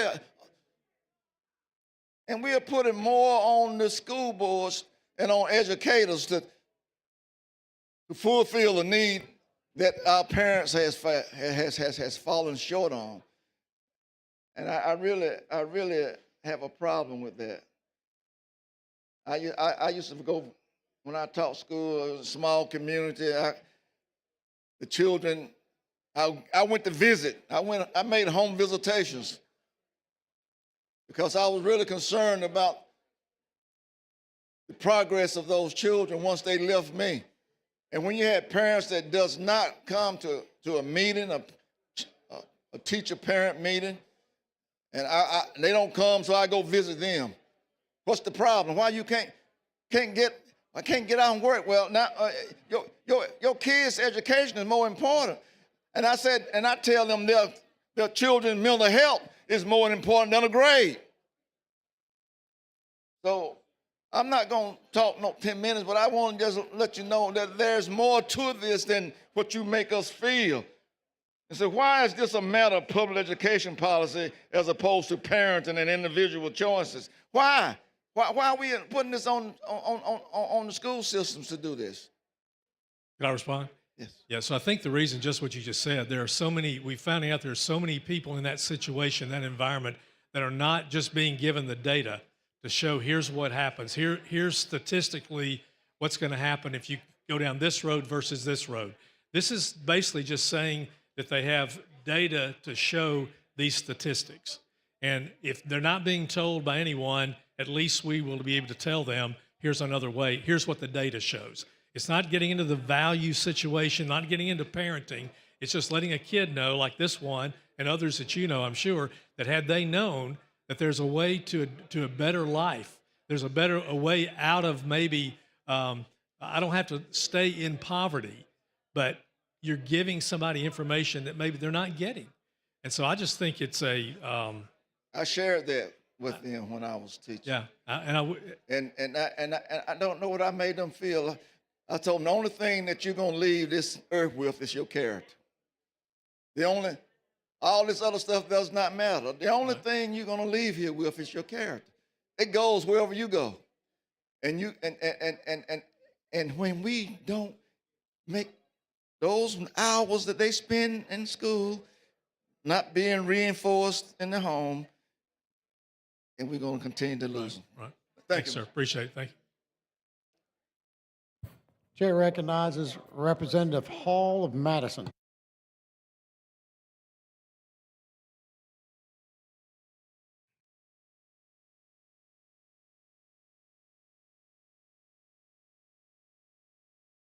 Thank you, Mr. Speaker. Would the gentleman yield? Yes. I was very surprised to see that we would be requiring that the State Board of Education to implement a success sequence curriculum. Because where I come from with an education background, that's what education is, a process by which you become successful. And if we have these, and you mentioned, I don't get, what is it, Malcolm Mitchell? Right. Not familiar with him, but I certainly will be looking up what he's done as it relates to it. And was he at a school system? Was it Department of Education session where you heard him speak? I heard him at an SREB meeting, Okay. and he was the speaker. And he, again, of everybody I've heard in my 11 years in legislature, what he said resonated with me more than anybody. And I will tell you that is not unique for school systems, good school systems. Now I'm going to talk about what good school systems do. At the beginning of each school year, good school systems bring in speakers like Malcolm Mitchell. They bring them in and they speak to all of the teachers. And it is a way of not only inspiring the teachers, but hopefully inspiring the school. So, I mean, I've had the experience. Representative Jackson talked about the teacher Marva Collins, who's from Chicago. I don't know if you're familiar with her, but if you would go back, and she was in an inner city, and how she worked with individuals who had even graduated from college and taught them to read. Or Jawanza Kanjufu, who talks about how to treat Black boys and what happens to them in our classrooms. And many times, even as early as third grade, they are overlooked because the teachers, and especially more so it happened in the integrated schools, that they were generally overlooked because just the mindset that it may be that child did not have the right answer. But if you watch children when they're in early grades, they're very excited about answering questions and being engaged. So I don't think that it is necessary. Now, this is me, Laura Hall, thinking that it's necessary for us to require the school boards because that's what education should be. I am an example of that child who lived down under a hill by a graveyard. That little band of a girl was a smart little girl, but that little girl was not expected to go to college. But I had some teachers, right, and one specifically, that said to me every day about how smart I was. Now if there's anything that I think we should be about is making sure that we have people in the classroom that are bringing about that kind of interest in a child to do well. Even the young man that should have been in special education in my class ended up being a business owner in my town long before I graduated. So what I am concerned about, I think it's a great idea, but these are things that should already be going on. Yeah, but unfortunately it's not. This would just require. But why is that? I mean, we're talking about people that we are hiring to go into these classrooms. I can't speak to that, but again, I think your teacher took an interest personally in you and told you how smart you were, and I think a lot of teachers do that. I know they do. I know that was the case in my case, but this is basically giving children information that if you want to minimize your chance of living a life in poverty, Here's 3 things to consider. And I just go back to this guy who said nobody ever told me some of these things that to me are common sense. And where Well, was they he things from? Where he was was he from from? he was from South Georgia. Okay, South Georgia. Okay. Yeah. And that might have been, I you know, I can't speak for, but I do think it's a sad day for us in a state when we as legislators who have not been in the classroom, who are not involved with these young people, that we're setting standards that they should be doing when that should already be a part of the process. Well, I don't disagree with you, but I think if we can do something to help, I would like to do that. So that's my motivation. Well, you know what I would say if we were going to do something to help? I'd say make sure that we put a line item in the budget and says to each one of the school systems, this funds are here for you to invite the speakers that would inspire, help to motivate your children to do better. Well, I hope, we just changed the funding formula, which I think is huge in our education budget. And we're going to be looking at some of these situations and allocating funds based upon student needs more than we ever have. And I hope that's part of that process. I agree with you. But you don't have a you don't have a line item. This right here doesn't really cost any money from the budget, but I think. Oh, it does. Well, this, if you look at the legislation, it just basically says you want to get this information, these 3 sequences, to children, age appropriate. Need to be early. Needs to be middle school or earlier, to be honest. Oh, I would say. But it basically says twice before they graduate. So it's not an intensive, rigorous curriculum this bill is calling for. But it's basically saying schools, let's step up, school boards, and let's tell our children these are the data shows that these 3 things done in this sequence is statistically helpful, and maybe that will resonate with someone. I do think that the right person in front of that classroom that child faces each day, or that they go into each day, can help to do that. My thoughts are that what we're asking to happen, you're adding something else to the curriculum. We're not adding any additional funding. You just said you think that the funding will come from the new formula that we have. And we already know that probably is, if you look at the formula that I looked at, even with the percentages, remember I asked the question because I didn't think they fell out the way I thought they would have. But even with that, with all of the challenges that the young people face today and the schools are facing. We do have money in the budget. We left in the budget for at risk for some things that Dr. Mackey would have a discretion over. Perhaps this is something we can talk to him about, maybe specifically including that in some of these discretionary requests. And when you think of that, you think of having these speakers to come to the different schools, going to the different school systems. It could be every situation is not the same, right? I agree. So one school board may say we need to have some local person who's been successful to come in and just speak to the kids, maybe every 5th grade class or every 6th grade class twice a year. Maybe that's their approach. Maybe another decides they need to bring a speaker in, some athlete or some star, someone who's achieved some success. I think it gives latitude to each system to do as to how they deliver that message. But this would be saying we want you to communicate this to our children early enough that it can make a difference, so they can make a decision. You indicated that by middle school, I would say, if you want children to be successful from day one to they enter pre-K, kindergarten, that certainly should be the message, and even beyond that, and to do that and to be effective in making sure that classroom teacher, he or she has everything that they need, in addition to being a person that will go into that classroom and look at every one of those students and say, I believe you can learn. Many times children are faced that somebody's looking at them and not believing that. But so I'm thinking that all of this that you brought, it certainly is not bad. That's not what I'm saying. Right.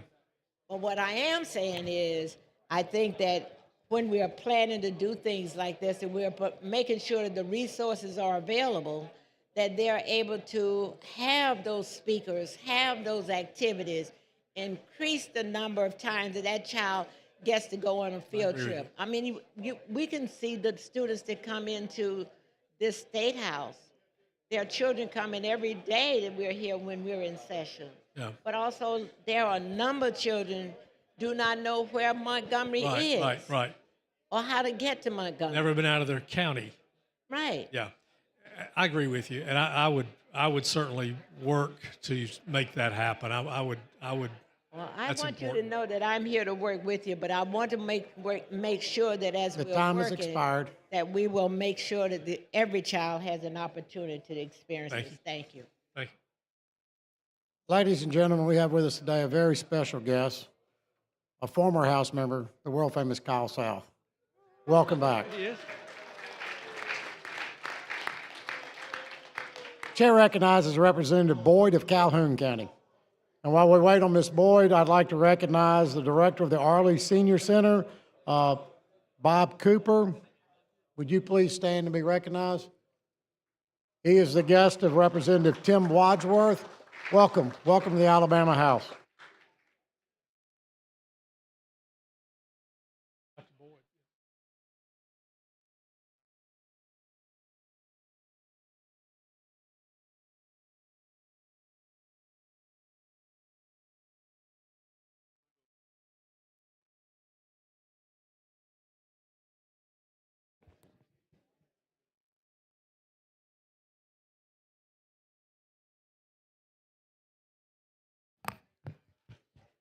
Thank you, Mr. Speaker, for the recognition.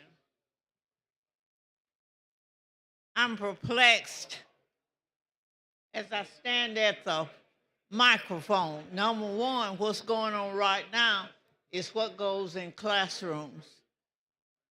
Students are talking a whole lot of time when they ought to be listening. I prayed before I stepped up here.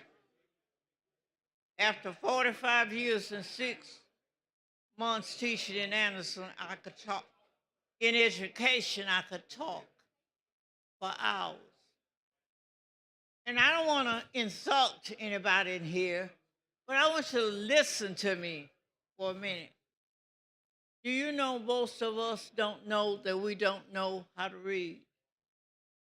I'm going to repeat that again, and no offense, but I'm going to try to defend why I can say that and you don't be angry with me. Every year I taught, I was enrolled at the University of Alabama. All right, please listen to me. On one day, all of these English teachers, please listen, walked in this professor's classroom.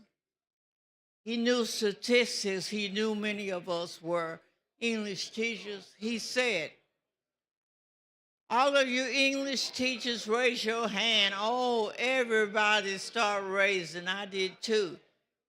He said, I'm finna burst your bubble now. He said, how many of you realize that you taught students in one area wrong all the years you taught as English teachers? I looked at the man, I always look at him because you know English teachers are so proud and proper and think they're on top of it all. He said, number one, I'm going to start with spelling. He said, how many of you listed spelling words on the board and taught students one sentence and one meaning? No, that's not it. There are more than one meaning to different words. Oh, he went on and he cut us down. But he became one of my favorite teachers because I came out of there ready to undo some of all the things I had done as an English teacher to Gadsden State, setting up a reading lab where I taught reading to American students and international students.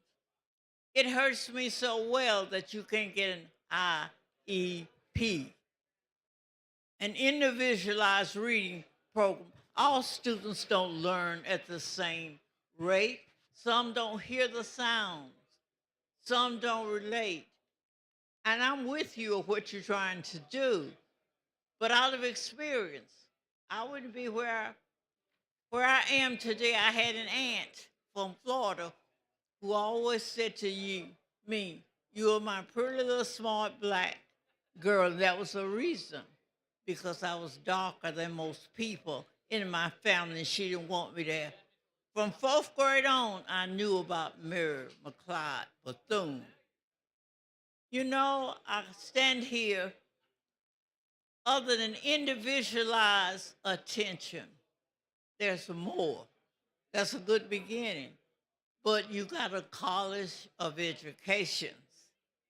You got to go teachers who need to be taught that we don't know it all. And there are new ways to do things. I probably have, I'm not debating a bill. I'm just saying from experience, only colleges of ed and God Almighty can change some of our views and some of the way. And by the way, when I said some of us don't know that we don't know how to read, I'm going to give you one example. I'll take this. Most of you, when you start reading, you go here to that line, you come back to this line, you go back. No, you have not learned how to focus because you don't think in word by that. You think in word groups. There's a whole lot, sir. Right. And thank you for coming with this.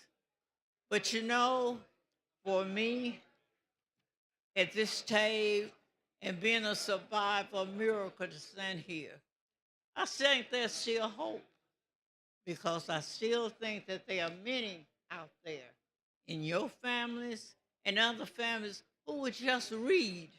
My favorite book is A Little Engine That Could. If you just bought that one book, in my opinion, for your child, and people I'm looking in here are educated people, good people. We've just been misled earlier. Until we're willing to learn and to keep up with what's going on, we're going to get there. You know why? I still believe in God Almighty, and there's always hope. Thank you for listening. Thank you, Dr. Boyd. Chair recognizes Representative Land of Madison. Lands, I'm sorry. Oh.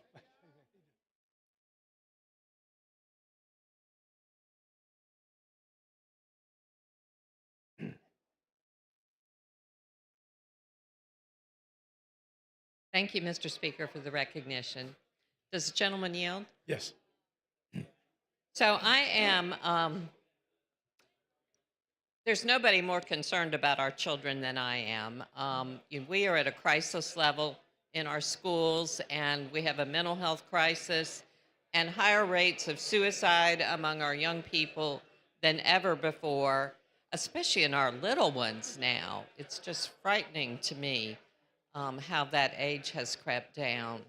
And I am all for providing kids with tools for success. I think that is an important thing, but I think we have to be thoughtful about how we do it and how we balance that. And so my first question is just, have you been talking with educators about this?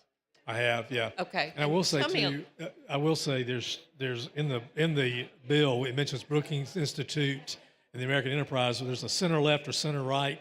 This is really not a partisan type thing. It's really just about data, the information, so yes, I have. Okay, and so the educators you've talked to, they think that this would be helpful. Right. Okay. And I'm concerned, I guess, about unintended consequences. And so we're telling kids that these three things are going to make them more successful in life. No. Okay. We're going to tell you that these three things in this sequence minimize the opportunity that you will stay, back up. It enhances your opportunity of success, many other choices you're going to make. Many of the things in your that you control and don't control are going to impact that. This is not a formula for success, or just automatic. But it says to a child who's basically said, nobody ever told me that graduating high school is important. Nobody told me that maybe, not having children until after I had a job. Now, again, I've never talked to somebody in that situation who says, I wish I didn't have that child. Right? But if you're thinking in front, here's the deal. Why is the idea of having, if you have two parents, that's a better opportunity for success, because it's difficult. There's a lot of single parents in this chamber, and it's difficult. One income, it's one person trying to do a lot of things. So it's just saying, if you're young enough and you can think through, I want to be successful, here are 3 things that will enhance your opportunity to be. That's all it says. It's not a formula. It's not, but it's data. And I guess my concern is when a child looks backward and applies that formula to their own family, does that have unintended consequences of them feeling like they came, from the cards are stacked against them? I hope not. I hope, if the cards are stacked, we just heard some stories about people, the cards were stacked against them and they rose above. That's always going to happen. I'm just trying to say, the words of that young man who said, nobody ever told me this. And he obviously, now that he understands that, he's made a difference, and he's made a difference in other people's lives. I just think it's a common sense. It's consistent with a lot of things we want to teach about, how to achieve success. Again, it's not partisan. I think it's common sense, and I just would like to provide that information. It's data-driven. Well, and I appreciate that, and I appreciate you wanting to do something for kids and something that will make our kids more successful. I just want us to balance that with what we're putting on the teachers and on our school administrators to have to do. And it's a different area, but the joint resolution that we passed here on the K through 12 mental health program, I want to look at what we can do in the early grades prevention-wise. Well, the bill mentions in here, it has suggestions about different things for curriculum, but it also mentions that you may just want to have assemblies. Like you said, having a speaker come in, once a year or twice a year, that might be enough. You know what I'm saying? So it's not, I don't think it's putting a burden on teachers to have to do more they got to teach. It's just basically, how do we best communicate this success sequence to children that can maybe help them out? Well, and I hope we can work together to perhaps bring all these things together so that it's a more cohesive and big picture kind of approach to things. I agree. And I think if you go back to what we've done with the student needs-based formula, student needs, that's the first thing we're doing. For the first time ever, we are going to fund a pot of money based upon student needs. And those are not the same across the state. They'll vary from district to district. So I think we're crossing into new territory here. This, in my opinion, can be a part of that. And that is a wonderful thing. And I think a lot of good things will come from that. So thank you very much. Thank you for chatting with me. Thank you. Chair recognizes Representative Moore of Jefferson.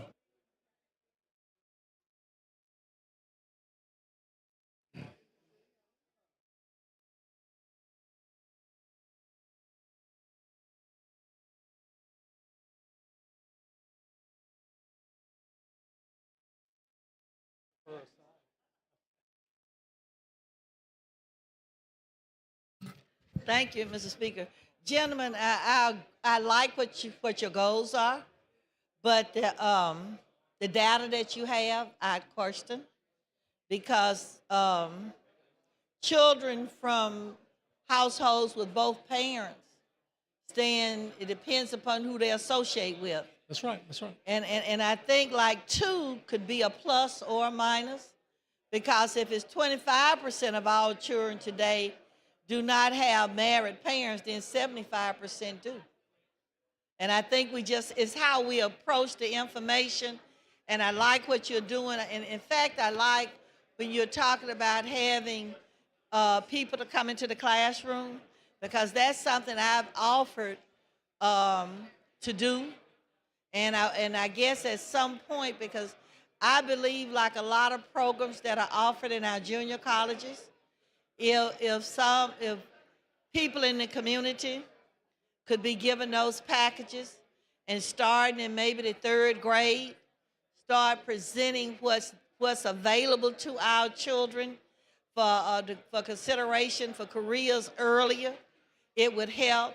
And when they see the different people coming in, and it would spark their interest rather than us not giving that opportunity. I know in our school district, there have been times when children who are brought up in the poorest of neighborhoods, those schools haven't been allowed to have to go on field trips, when they're probably the ones that need to go if nobody else. But I think that we need to look at that, and I like the changes and how we are more focused on our children and exposure. And that's what I try to encourage, the exposure, because you don't ever know. You take a child that's never been to Redstone Arsenal there, it might spur their interest in math and science or whatever. But I know even with encouraging, and I would like for us to do whatever resolution to encourage our state superintendent, to encourage our principals and local superintendents to invite people in, because when you talk about math and science, I always equate it with cooking. And for people to understand better than insurance, so I never thought about it like that. Or just take some of our most popular careers people have and break it down. But I like what you're doing. Is just that the data, whereas we're saying 25%, we could turn that around to make it more positive. And I think what we have to have is a cultural change. Because you know, when it really looks at my race of people, that was something that wasn't afforded us. We used to have to sneak and do that to even be married. I know when there was a time in the school system in the state of Alabama where a black female teacher couldn't even be married and people know she was married. They had to sneak and get married in another state. If they were going to have children, they had to have that so that they had the children when they were out of school. So I appreciate what you're doing, but some of the data, we have to look at the circumstances that it was collected on and realize that certain cultural situations we have are things that society has dictated over time. Right. And we've got to correct it from that vantage point also, because people have perception based upon a lot of accepted but misinformation that have gone out. But I appreciate what you're trying to do. And I think, and as another step past this, that if we can encourage the state to encourage the local to allow more people to come in and be examples for our children in the classroom, like, you know, that's done certain times where they might have a policeman or a fireman. But what about the parents? What about the elected officials coming in and just that realm and the magnitude of people with different careers that might make an impact? Every career that a person has might not necessarily be college bound, but it could be career oriented, where we go back to what we used to call vocation, because if a doctor is going to practice, they got to have a building to practice in. If a lawyer is going to practice or a teacher teach, you got to have a building. And we need to look at all professions. The custodian, when I retired from the VA, we included having continuing education for our custodians, because they can easily mix the wrong chemicals just to clean a table and have everybody running out. But I appreciate this, and I just think we need to expand on it so that we can encourage our children that there's an endless number of different professions they can have, and we need to look at all careers as a profession. So thank you so much. It's just that I just think we need to modify the data and the way that we presented it, rather than that if you got 25% that means 75, right, and we need to grow to 75. All right. Thank you. Appreciate it. Thank you. Thank you. Good comments. Question for the body is final passage of SB 289. The clerk will unlock the machine. The members will vote.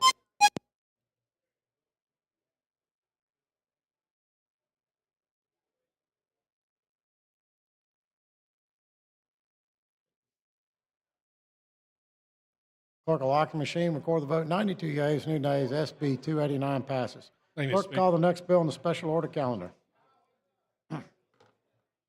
On page 53 of the calendar, Senate Bill number 177 with substitute by Senator Bell relating to the Alabama Film Office. Chair recognizes Representative Keel. Thank you, Mr. Speaker. This bill recognizes the Alabama Film Office. It renames it to the Alabama Entertainment Office and also adds music to the Entertainment Office. And, Mr. Speaker, I move final passage. Chair. No. Yeah, you got a sub. Mr. we got- Wadsworth, do you want to speak on the bill or the sub? All right, Mr. Lee. Question for the body's adoption of the sub. Clerk will lock the machine. The members will vote.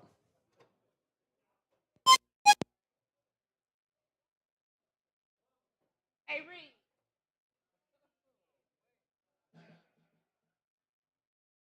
Clerk will lock the machine, record the vote. 100 yeas, no nays. The substitute's been adopted. Chair recognizes Representative Wadsworth of Winston.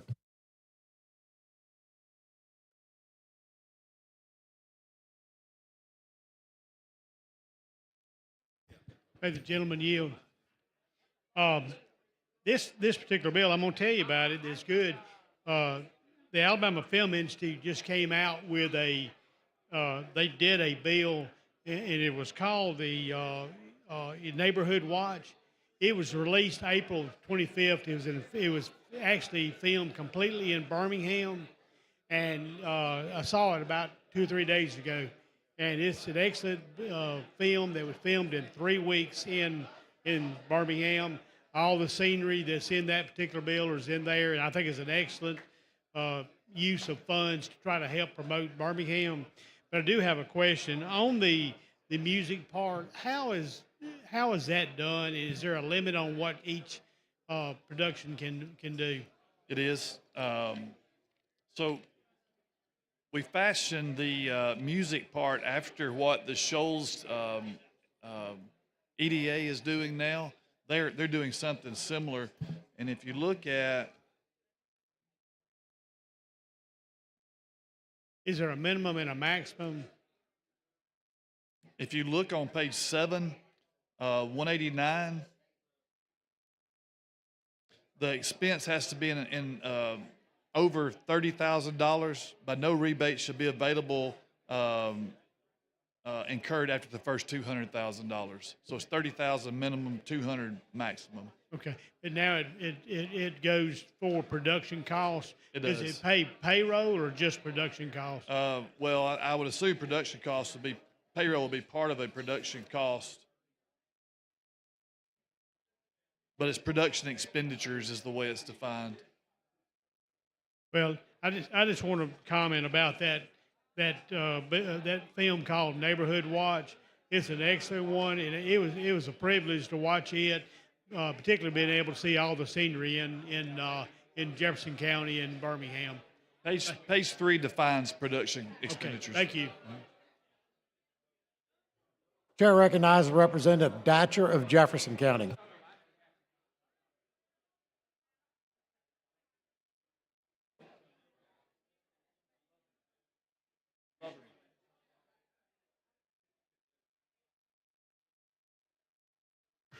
Thank you, sir, for the recognition.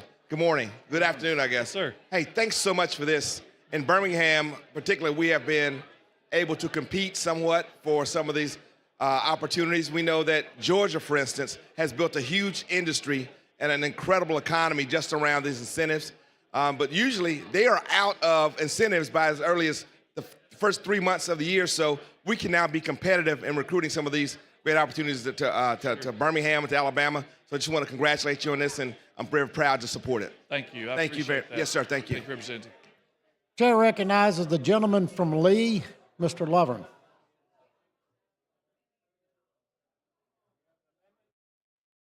Do you have a?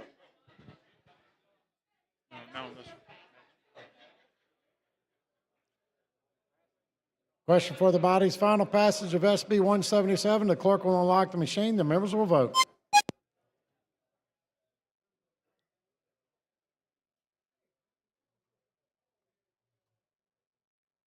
Clerk will lock the machine, record the vote. 101 yeas, no nays. SB 177 passes. Thank you, Mr. Speaker. Clerk, call the next bill on the special order calendar. On page 48 of the calendar, Senate Bill number 317 by Senator Singleton, relating to the Alabama Innovation Corporation. Chair recognizes Representative Garrett.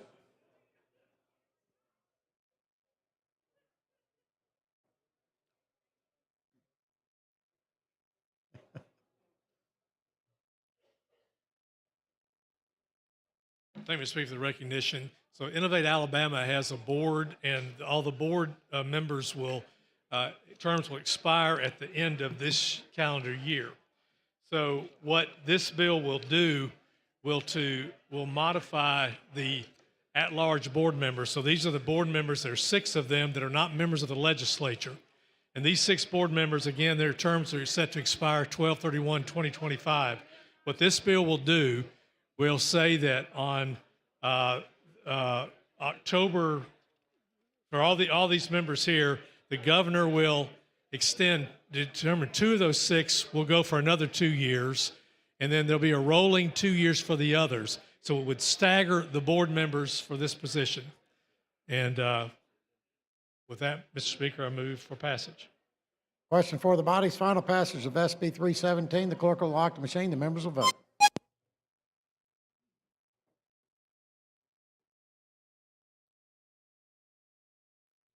Clerk will lock the machine, record the vote. 102 yeas, no nays. SB 317 passes. Thank you, members. Clerk, call the next bill on the special order calendar. On page 49 of the calendar, Senate Bill number 321 by Senator Singleton, relating to the Alabama Dry Cleaning Response Trust Fund Board. Chair recognizes Representative Shirey of Mobile. Thank you, Mr. Speaker. Members, this is a bill for the dry cleaners. They have a environmental response trust fund that is self-funded and voluntary. Statutorily, it's set at $1 million. And if they go below that $1 million, their board can't even function. What they're asking for is that to go down to $250,000 and use that fund for mitigating some of these dry cleaners that have contamination issues. With that, I call for final passage.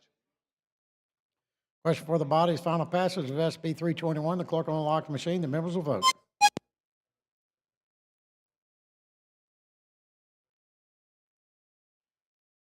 Clerk will lock the machine, record the vote. 101 yeas, no nays.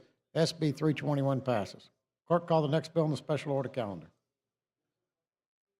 On page 43 of the calendar, Senate Bill number 5 by Senator Elliott, relating to the Department of Archives and History.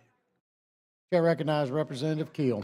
Thank you, Mr. Speaker. This bill reconstitutes the Board of Directors to make it more in line with our other 2 flagship museums in the state, the Battleship and the Rocket Center. I move final passage. Question for the body's final passage of SB. One moment. Representative Lover.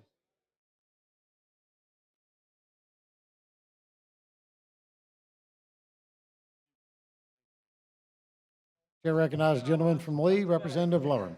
Thank you, Mr. Speaker. I have an amendment. Clerk, receive the amendment. Amendment to Senate Bill number 5 by Representative Lover. Please explain. Yes, sir. This amendment would just take the Senate confirmations away from the portion of the bill. It replace line 125 on page 5 with "the board shall hold at the state capitol at least," and replace line 139 on page 5 with "the board may do all the following." It's a friendly amendment. Chair recognizes Representative Hall of Madison.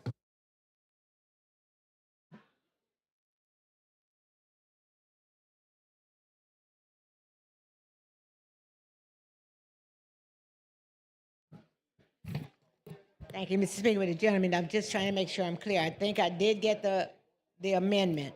Yes, ma'am. 125, you are doing it presently, the board shall hold at the state capitol at least 1 regular meeting during each year. Is that correct?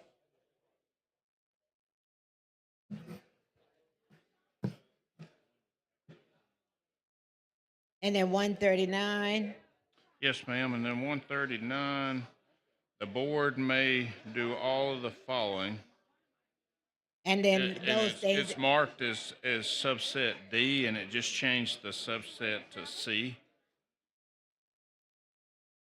Okay. And then, Yeah, and then and then- replacing the part about the Senate confirmations at the top of the resolution, lines 109 through 117. 109 through 117. I thought I was finished with it. Now 109 through 117, you've removed all of 109 down to 111. Then the names of all of the board members shall be communicated. Is that?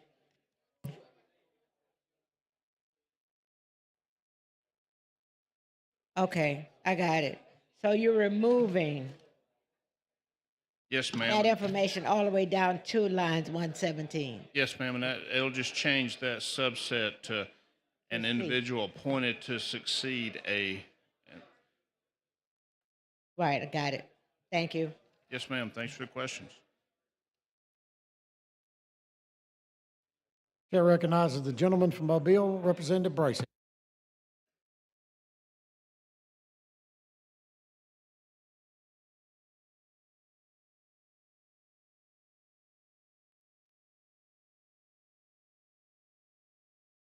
Thank you, Mr. Speaker. With the gentleman yield. Over here. Yes, sir. How you doing, buddy? Good, how are you today? Good.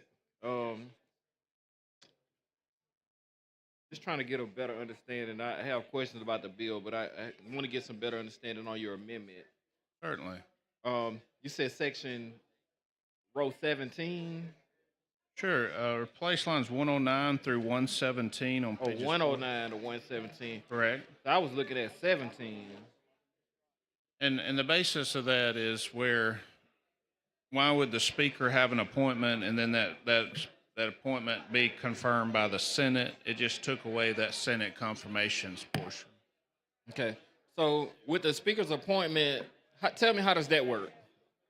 That's more of The way that you want it to be. So the way it's gonna be. All my amendment would do would be remove the Senate confirmations point. So pretty much whoever the speaker decides, that's who it'll be. Now that's more of a question on the bill that we can go back through. But as far as the amendment doesn't touch any of that portion, the amendment removed the language, the Board of Trustees shall fill all vacancies occurring on the board, whether by expiration of term, service, or Where you death, or looking? by resignation, but the names of all successful members shall be communicated to the current session. What line are you looking at? I'm looking at the current lines of 109 through 117, that what's being removed. Okay. So it's already removed in the bill, right? It's being removed with this amendment to add the subset A, and then an individual appointed to succeed.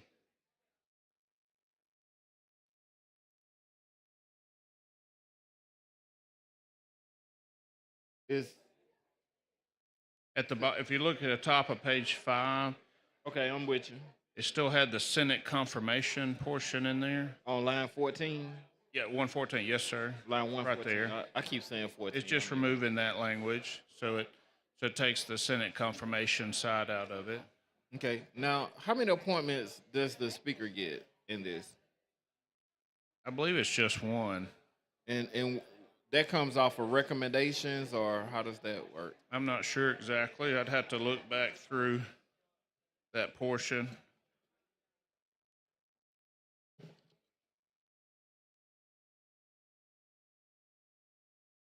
Is this an amendment that Senator Elliott wants? That what? This a House amendment, or is this an amendment that Senator Elliott wanted to No, this help? is a House amendment. It's from the House. Is he okay with the amendment? It's my understanding he is. He knows about the amendment Okay. and has not stated that he was against it, so I assume that he would be okay with it. Okay. Who's over confirmation? Senator Weaver? Senator Weaver. How is she on it? I have not talked to Senator Weaver on it. Okay. Okay. I guess on the surface, I don't have an issue with it. but I do have a lot of questions about the bill. Wouldn't put you through that because I guess I could have talked to you during the calendar if we wanted to, but we can act like this the calendar if you want to. Or we could just visit after adjournment, whatever you'd like. No, won't do that. I can call you on my way home. We could talk then. I'm concerned about the appointments, about how you appoint and how you remove, and just this has just been a messy situation from the start. I mean, I think we can all kind of agree on that. And, you know, our colleague from South Alabama don't mind picking fights with people. One thing about him, I give it to him. They drag the flow because he will fight everybody, you know, and this is just one of those situations where, you know, if we're not careful, it's going to be a lot of people upset with us because we getting pulled into a public fight that's been there for a long time. Now, I support, you know, the speaker's the speaker being able to make an appointment without it going through confirmations. I don't think we have to rubber stamp that. So the amendment, I guess, is okay, but the bill is just some issues, some real issues there. So I'm gonna back off, let you off the hook on this. I think it's Representative Keel. I'll just come back and talk to him a little bit. Well, I appreciate your All right, question. appreciate it, man. Thank you. Chair recognizes Representative Jackson to Clark.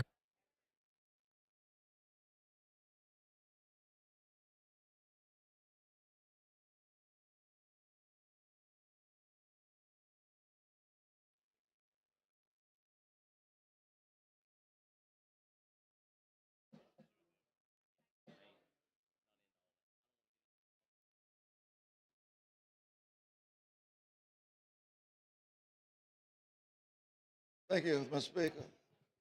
Mr. Bracy, as you leave there. Thank you. I just want to ask a few questions, if I may. Could you tell us what's the purpose of Department of Archives and History? What's the purpose of it? I guess to preserve the history of the state and make sure it leads forward for the generations to come would be my mild basic interpretation. Who decides the history? Who decides the guidelines of the history of the state? Well, I guess that'd probably a mixture of this board, a mixture of employees there, and I don't know exactly who would be, I guess, the determination of history. Did you know anything about what deems to be historical, the documents in the archives? I know what? What's up? What deems to be historical documents in the archives? What materials? I don't know that defining line of what is, or I mean, if you're gonna record history, you want to record all the history, right? You don't pick and choose, cherry pick what part of history you want to portray and what part you don't. You want to cancel. History, that's what it is. We're making history right here now. So you don't want that to be discarded, as your grandchildren can say, well, that my papa said he was doing that, but I can't find no record of it. Because there was somebody that decided that they didn't want that to be part of the history. But you can't erase history, can you? I mean, some people are trying to cancel it, but you think that's proper to do? To just...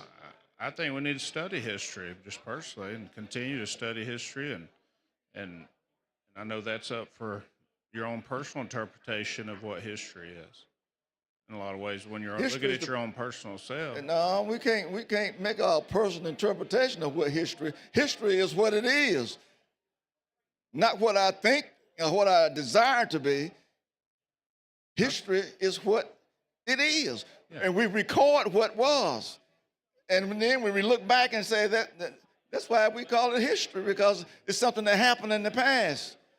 You know, a lot of stuff has been overlooked and not recorded. What's the civilization, for instance? You know, when I read the Bible, when I read Western civilization, there's a lot unrecorded stuff that people decide not to put in it because they didn't deem it proper, because it reflects on a bad part of their personal life. And do you think we all are a part of history, right? Whatever walks of life we from. You know, when I go to the archives, I look at the natives, the American Indians, in other words, Native Americans. Even though they call them Choctaws, Mowas, and they got another other name, but it's very interesting how people have come from so far back and maintained so much that we can recognize them as founders. Really, when you look back at the state of Alabama, all these Pushmataha and Okawakis, all these people, I mean, we didn't name them folks that they was already here with that name, right? You teaching me some history, huh? Those names. Well, you know, I do a little reading every now and then. You know, I can't pronounce all these stuff, but it's good to know that. And I want to ask, what is the necessities of this bill? Why are we needed? Well, I can't really speak to the importance of the bill, but as far as this amendment, when we have these appointing authorities and we as an elected body, we vote for who we want to serve us as the Speaker of the House. And the Speaker of the House, if he's going to have those appointments, then why would we then roll into confirmations of the appointment that the Speaker's made? And what this amendment would do would just remove the Senate confirmations from this board. Representative, do you feel that LGBTQ people are part of Alabama history? I think they're part of the history. Sure, everybody here is a part of it. Should they not be in archives?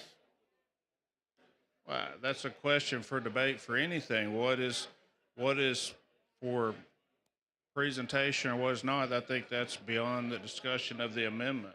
You know, I think about even my little segment of history. You know, back in 1966,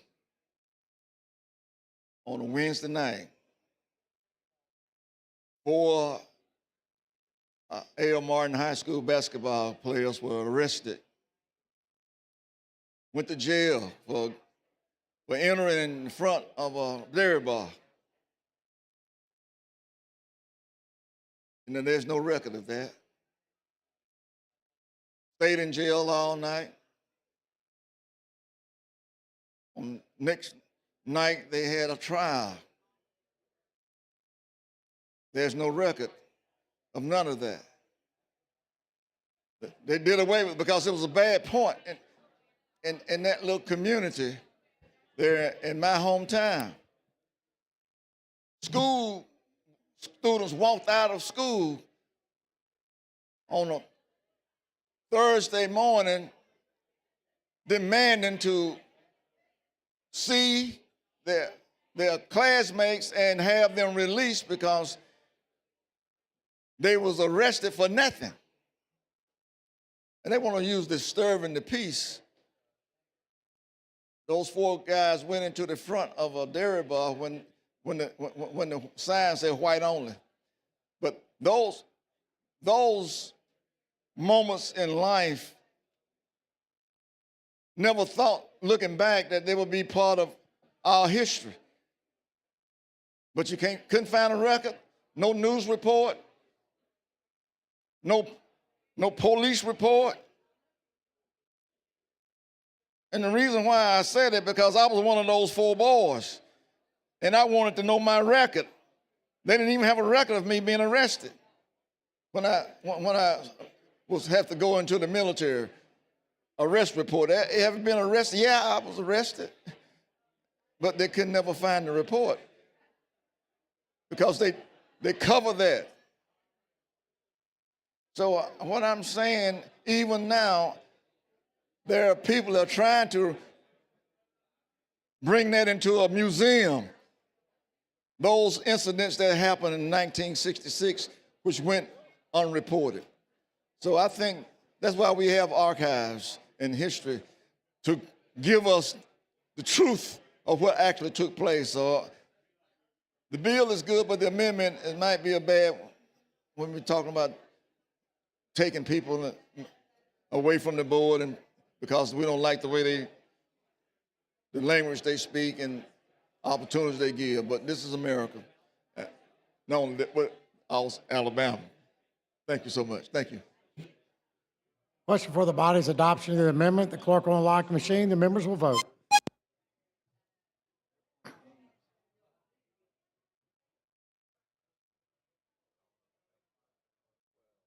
Have all the members voted? Clerk will lock the machine, record the vote. 96 yeas, 0 nays. The amendment is adopted. Thank you, Mr. Speaker. Members. The chair now recognizes Representative Lawrence of Lowndes County.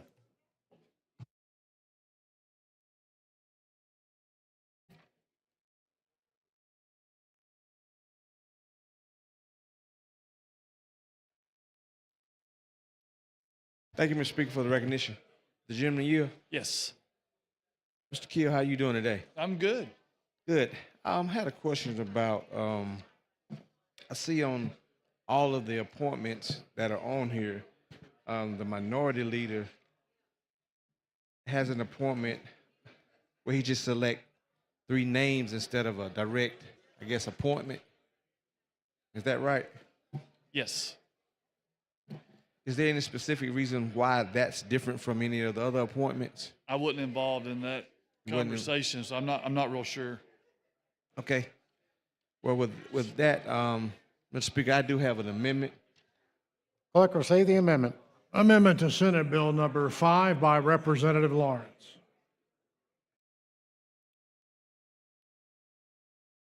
And this amendment basically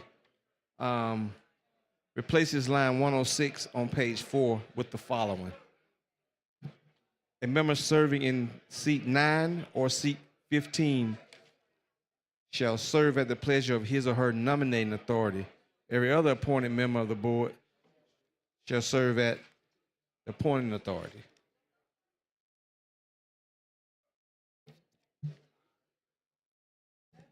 Page 4, line 106.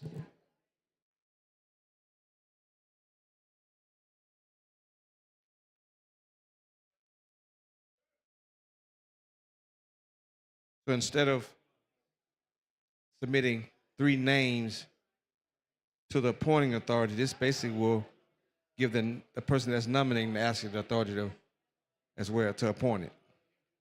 Say that one more time. So currently in the bill, seats 9 and 15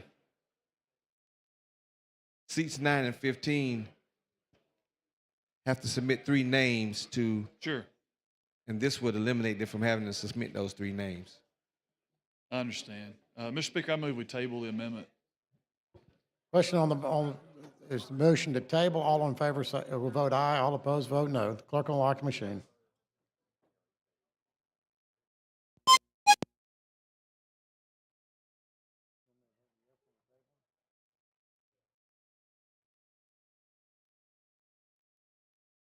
Clerk will lock the machine, record the vote. 74 yeas, 28 nays. The amendment's laid on the table.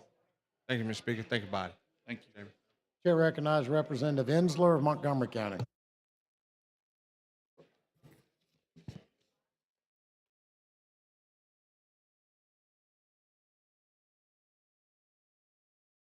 Thank you, Mr. Speaker. Will the chairman yield? Sure.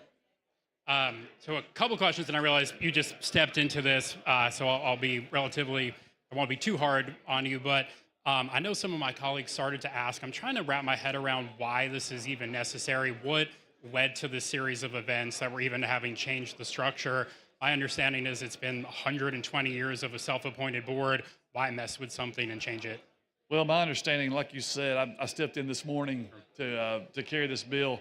My understanding is our other flagship museums in the state, our Rocket Center, our Battleship, they have a similar structure, and so that's the reason this pulls this entity in line with them. Gotcha. Well, my understanding, and there were plenty of news articles about it, that there was one particular either luncheon or presentation, a topic that some people didn't care for, and that led to then calling for all these reforms. So it seems like just because the Department of Archives and History, whose mission is to tell the history, teach the history of all Alabamians, people of all identities, all backgrounds, just because they chose to allow in that space a certain presentation, that all of a sudden now we have all this legislation that's drastically changing the way it's done. Is that your understanding? Was there a particular event or presentation that led to this? I think we just want to make sure that when history is told, that it's told accurately, and that if there's something in the archives that the common person doesn't agree with, that we have some oversight over it. And of course, we put a regionally diverse group on it. We put a racially diverse group, and so there's people from all walks of life that will be on this board of trustees.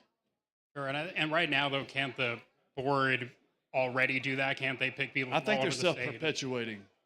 What's that? They're self-perpetuating. It's my understanding. The board is. My understanding with the presentation that upset people or whatever the event was, that the staff that's at the archives, they're incredibly professional. They're historians. A lot of them have backgrounds. They're the experts that are doing their best to honor all people in the state, and that's incredibly important to make sure that we're telling the full, true history of Alabama, not for any political reasons or ideological reasons, but just objectively and a matter of fact. So just to go from, if every time a board or an entity in the state did one thing that we don't like or we don't agree with, to then go through legislation where we're going to drastically change that appointment process, just seems like government overreach. It seems like it's big government where we're all of a sudden micromanaging what this board can do, and particularly the staff who are there. I have some who live in my district. I'm very proud of that. Proud that right here in Montgomery, that a lot of the people from the archives are in District 74, and this just feels like a personal attack on their expertise, on their professionalism. We go there all the time, as members for all sorts of events.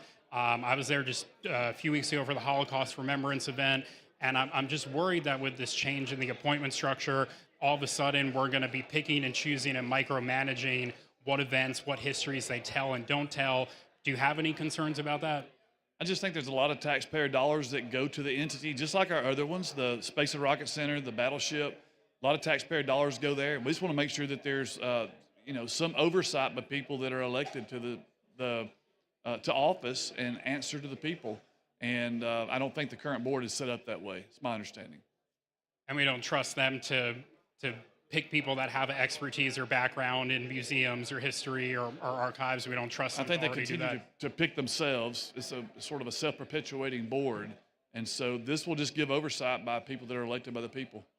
Right, so I think about a lot of, whether it's corporate boards, nonprofit boards, that they're all self-appointing, and the idea is that the board itself can self-govern, that they have that ability to do that themselves. And again, my big concern here is that all of a sudden we're taking something with history that should be objective, and then we're going to insert political appointees, people who then have their own agendas, their own ideologies, and may start to say, well, we don't want to teach about Black history, or we don't want to teach Native American history, we don't want to teach about disabled people.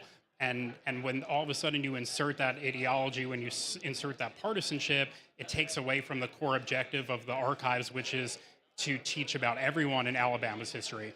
I don't think we've seen that at the Space and Rocket Center. It seems very, it tells history. That's what the place is about. And it seems to do a good job, as far as I can tell, there. and their board is very similar to this. Well, again, my big concern is that we're doing something that's unnecessary. I'll end with this. I often think about when Dr. King spoke on the steps of the Capitol in 1965 at the end of the Selma to Montgomery March. He quoted a poet and he said, "Truth crushed to earth shall rise again." And I think about with the Department of Archives, this may be an attempt to crush certain truths. It may be an attempt to say, well, we're not going to teach certain histories. The truth will always rise. Truth crushed to earth will always rise again. And I hope we remember that in those words of Dr. King. Sure. Thank you. Thank you. Chair recognizes Representative Datcher of Jefferson.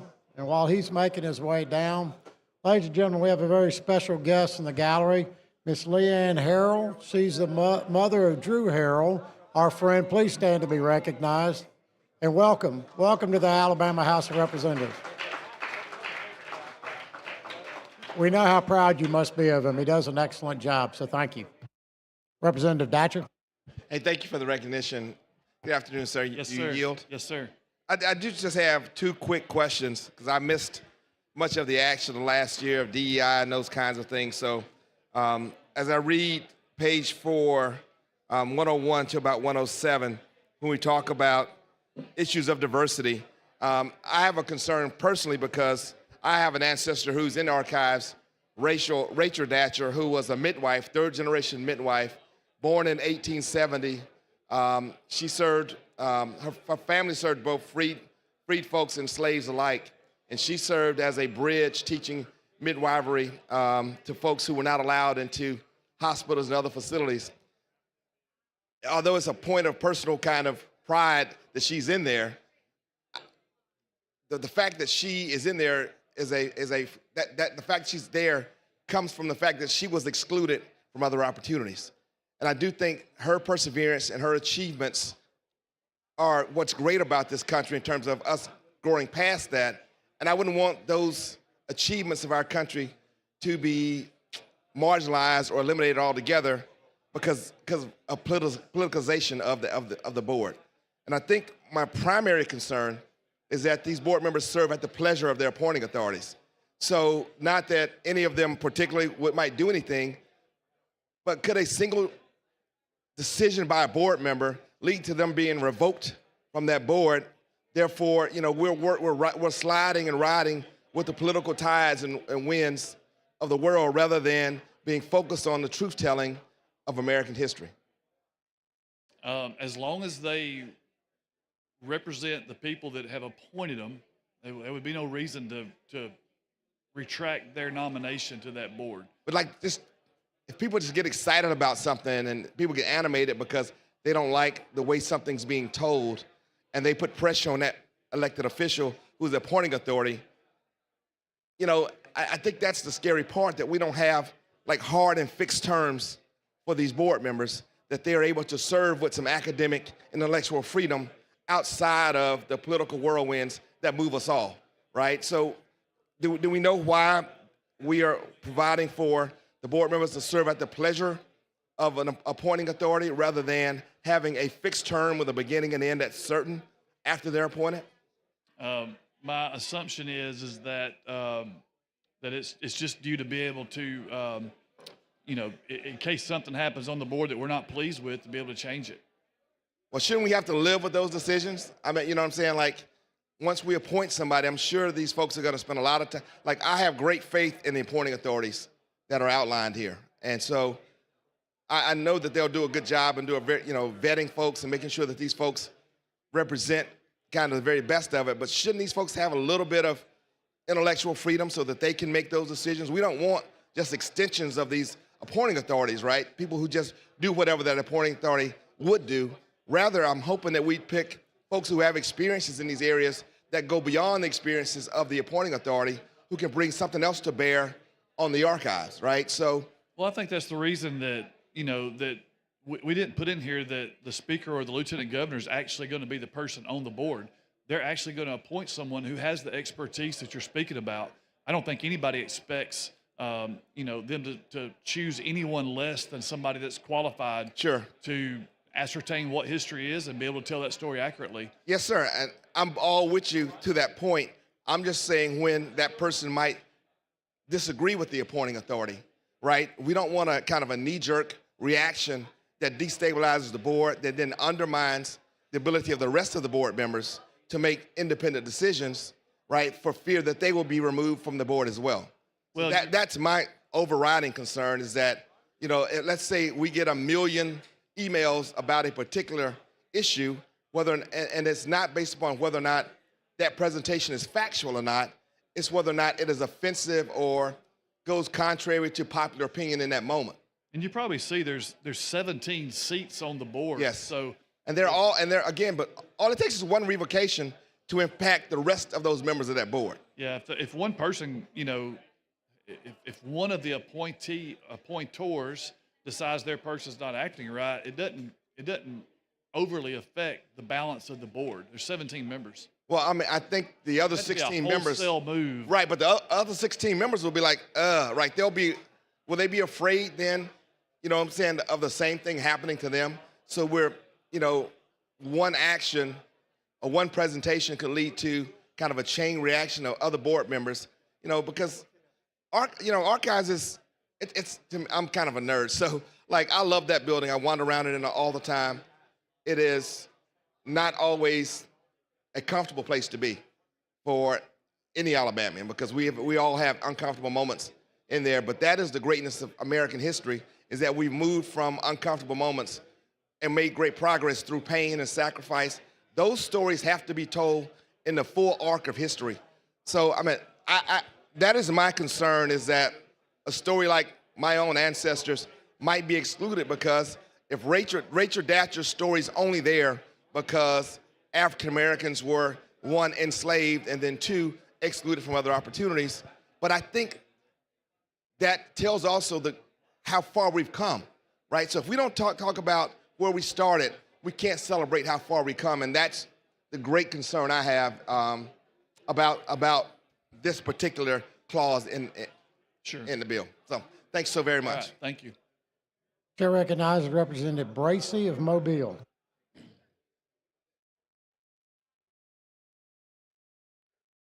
Oh, it was.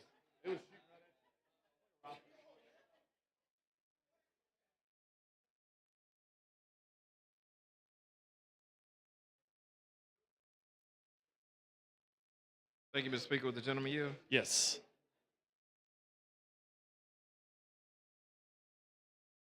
Representative Pringle, you've done a great job today. You deserve a round of applause, my friend. He looks too comfortable there.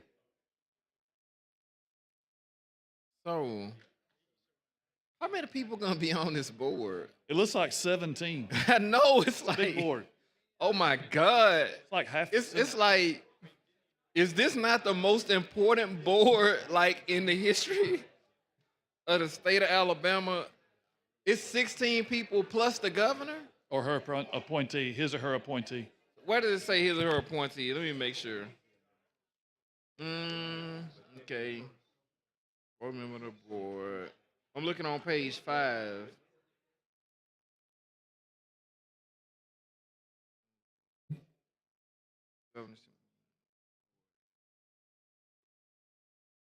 I don't see his or her appointee. I think the governor is, though. The governor will sit on this board. Are you looking at that on page 5? Line 127, 128. 128, the governor shall be a voting member of the board as authorized by section 41-6-3, and he or she shall, as far as possible, lend area incurred, blah, blah, blah. So, yeah, the governor will sit on this board. Yeah, it looks like she does. Yeah, so this not his or her appointee. The governor will actually sit. So this board is so important that the governor is going to sit on the board? Why is that? Because just about every other board that we've dealt with in the last few years, the governor has removed themselves as a voting member of these boards.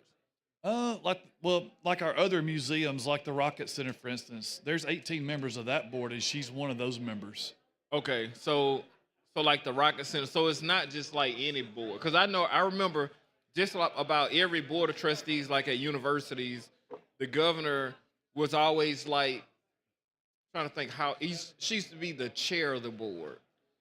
And then the structure kind of started to change, and we created like a president pro temp of the board, and the governor kind of became kind of like an ex officio type person on the board. So like at all of our state universities, that has happened across the entire state. So I'm just wondering, what is it about this board that says we need the governor to sit on this board as a voting member?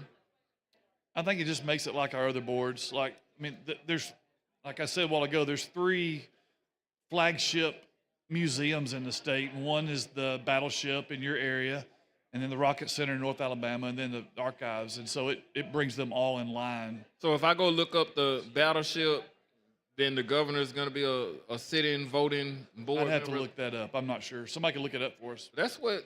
Yeah. I feel like that's what we're saying, that we're going to make this board like the Huntsville board and like the Mobile board. Well, we did it. We did the Rocket Center. We reconstituted the Rocket Center board earlier in the session, just like we're doing this one. And when we did the Rocket Center board, she was added as the 18th member, and that was the bill that Representative Lovern passed earlier in the session. So we added her to that board then. We're adding her to this board now. Okay. So if you want to bring the Battleship bill, we'll add her to that one too, I guess. Yeah, I'm gonna have to look it up.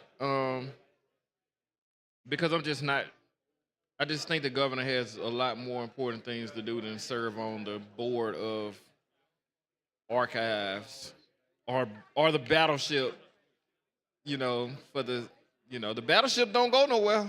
It does not move. It's not anymore. A museum. It don't. We're not talking about the captain getting ready to go out and drive the Battleship to war. Yeah. That's what you think about our leader taking us out. So these people are going to come from the 7 congressional, some of them are going to come from the 7 congressional districts. And I noticed like the entire makeup of it. What'll happen if we lose a congressional district? We're always at the cuffs of saying, man, we might end up with 6. They might take one of our congressional districts and give it to somebody else. What happens if we lose a congressional district? I would say we'd have to go back and relook at the makeup of the board and change that then. I probably need to ask Chris, because this is Chris' thing, right?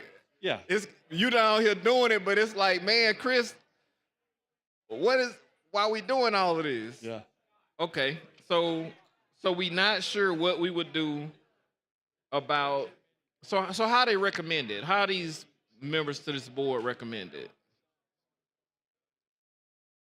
I noticed the only ones that I could tell how they're recommended is the 3 that are recommended by the minority leader of the House and the 3 that are recommended by the minority leader in the Senate. Those, out of all 17 people, well, I guess the governor don't have to be recommended, but out of all 16 people, the only ones that we have some type of criteria in place of how they're recommended are the 2 from the minority caucuses in the House and the Senate. So seats 1 through 7, I've got to, I can share this with you.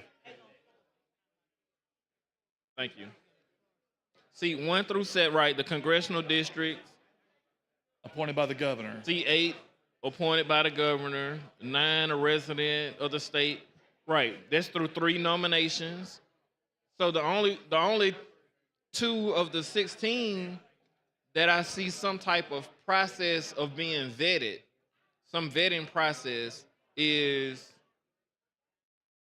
the 3 names that are referred or recommended by the House minority leader and the 3 names that are recommended by the Senate minority leader. Now, we passed an amendment earlier that stated that the speaker's recommendation was not subject to confirmation, correct? I know it took the Senate confirmation out. I'm not sure who's. I'm talking. That's the amendment that we just passed from Representative Lovern. So based off of that amendment, is that saying that? Which ones? Is that all 4 of them? Is that all 4 of the speakers? Because the speaker get 3 on his own, correct? 10, 11, and 12 are appointed by the speaker. Yeah, it And removes. seat 9 is appointed by the speaker by way of the minority leader. Seat 10, 11, and 12 are also appointed by the speaker. So are all 4 of those Yes, so we remove the Senate confirmation from every one of those. So there is no Senate confirmation on none of the appointments? Just like the bill we had that Representative Lovern had for the Space and Rocket Center. There's also no Senate confirmation. So for this that. is not just removed on the speaker's appointments, it's removed on all the appointments. It is. Okay, so let me ask you this, because time seemed to go so fast, and we already, time seemed to go so fast. So what about the removal process? So if you don't have to have Senate confirmation for the appointments, what's the process of removing a person? The appointing authority can remove the person. At any time? Mhm. So this is a very political appointment that if a person's on the board, do we not want free-thinking people? Because we're looking at people to have like a set of qualifications to be on these boards, right? Are we not looking at people that are, using their qualifications and they are independently free thinkers, they're able to go in and just vote their conscience and move the board forward based off of their conscience? It's kind of like we're subjecting them to be extensions of their appointing authorities, to make it where at any moment the appointing authorities can just go and reach in and just yank these people off of these boards. Why even have a board? Why do we not just have the appointing authorities go over there and just run it? If that's the case, because basically that's what we're saying is the appointing authorities, if you don't do what I tell you to do when I send you across the street, I'm just gonna reach in and I'm gonna grab. Gentlemen's time has expired. Question for the body. Time went too fast. Time went too fast. Question for the body is final passage of SB 5 as amended. Clerk will unlock the machine. The members will vote.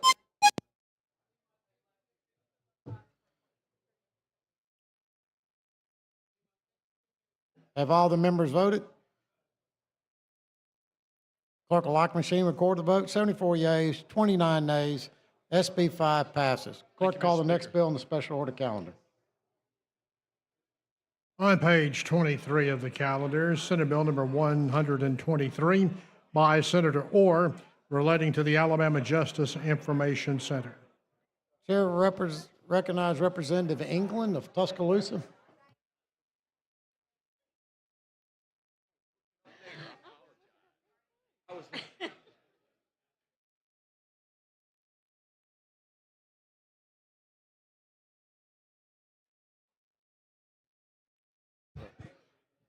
Thank you for the recognition.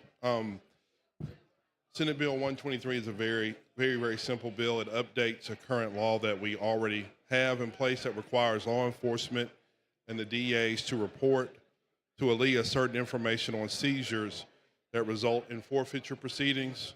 All this bill would do is require that the corresponding civil case numbers, which are already being collected, to be added to ALEA's annual publication, so it'll make it easier to find that information.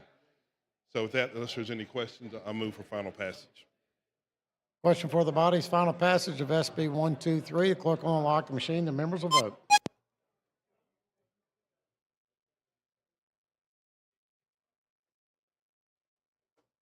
Have all the members voted? Clerk will lock the machine, record the vote. 102 yeas, no nays. SB 123 passes. Clerk, call the next bill on the special order calendar. Chair recognizes Representative Crawford. On page 48 of the calendar, Senate Bill number 271 by Senator Allen relating to municipalities. Thank you, Mr. Speaker. SB 271 will freeze the franchise tax for natural and manufactured gas utilities and give the people the ability to vote when they would like to raise this tax. Currently, there is no limit on the franchise tax, so those franchise tax are passed on to the customer. With that, I'll ask for final passage. Question for the body's final passage of SB 271. The clerk will unlock the machine. The members will vote.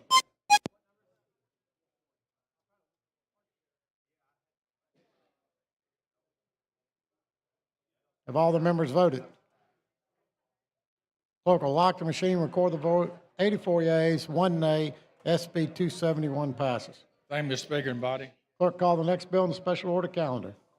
On page 51 of the calendar, Senate Bill number 116 with substitute by Senator Singleton relating to the ABC Board. Chair recognizes Representative Witt of Madison. Thank you, Mr. Chairman. We had a committee sub, and at this time, I would like to ask that we table the committee sub. Question for the body on tabling the committee sub. The clerk will unlock the machine. The members will vote.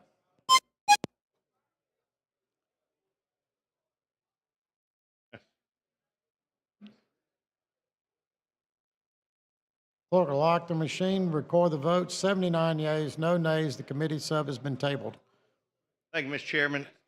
SB 316 is a bill that will allow ABC Board to issue license for tourism and a distillery license. And basically, this is what we're looking at doing is similar to what is happening in Kentucky and Tennessee with their bourbon trail. This is a new idea for us, and this is a new license for ABC.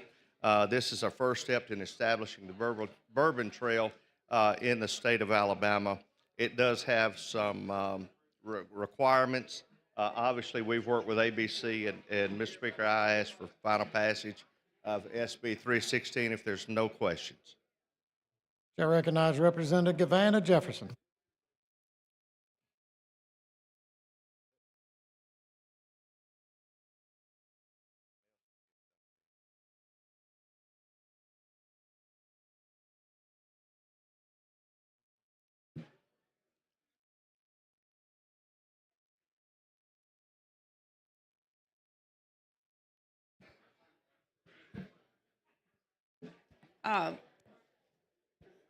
Representative Witt, first of all, why did you table the sub? We had two bills that both sponsors agreed upon to put the bill together, and at that time, that seemed to be a pretty good idea.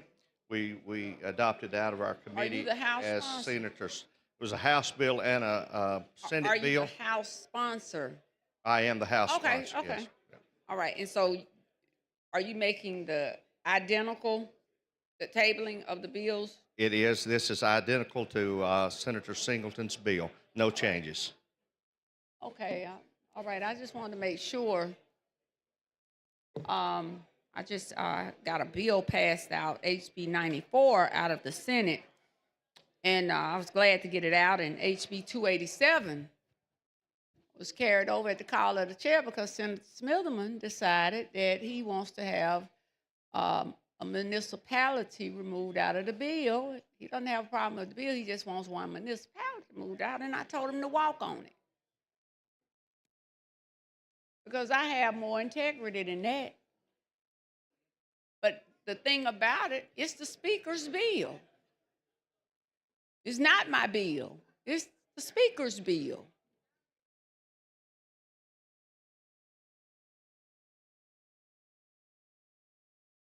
But Senator Singleton was carrying this particular bill, 287, but it's the speaker's bill. Now, last year, at the end of this session, never had a problem getting a bill passed. I've passed I don't know how many bills. It's almost a hobby for me now. But we ended up allowing all of these bills to come out of the House. But we had one member down here where the gentleman held up my bills because of a position I took on Birmingham Southern.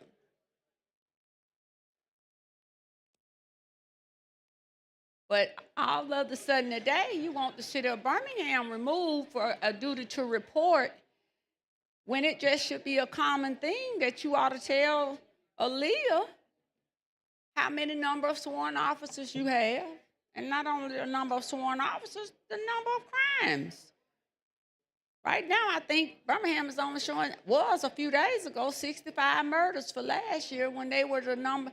This was the highest rate of murder since 1933. So I love Tuesdays. I love coming down here on Tuesday, Mr. Witt, so I can get see you because see on Tuesdays a lot of foolery come out the city. It's always a press conference about the debacles the week before on Tuesday. And the media buys into it and they go and they do all of their good reporting and they've just been made a complete fool over because it's just somebody trying to clean up their mess and it gives the impression to the general public that something grand is going on. But it would make me wonder why a city wouldn't want to do right about something that's really in the code unless you have something to hide. So I don't have a problem with the bill, and I don't have a problem with this bill sponsor. And I'm thankful for a bill that mine that passed out, HB 94. I don't have a problem with that. That deals with human trafficking. And to further amend the code to include language dealing with online pimps. It's a good bill to protect our children. But I do have a problem with any man, and I don't care if he's the president of the United States. I don't care if it's Donald Trump and he walked through that door. I don't care who he is or what his profession is, that thinks they have that much power. Okay, but we have power down here. And then you carry everybody else's bucket of water. You stay in the business of that city council. You stay in mess. That's why that Senate bill came down amended last week to add one more seat for the council. I wonder why that bill was amended to add one more seat for the council. Well, I think anybody can figure that out. And then the bill did nothing to give Birmingham any more voting strength. But yet you say you are down here for the purpose of representing the people, but I know for a fact I very seldomly ever see you at any meetings.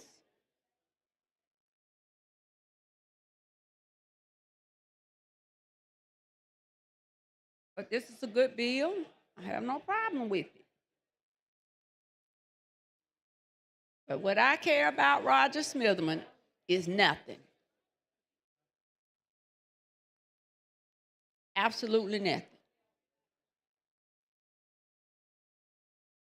And I have tried my best to show him some degree of respect. But he is without honor.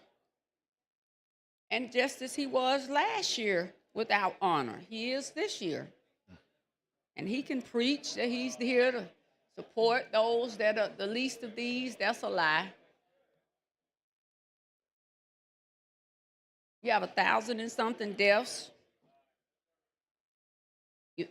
I asked the state for help. He didn't.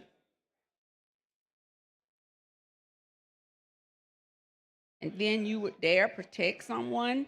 You can say you're not, but it's obvious.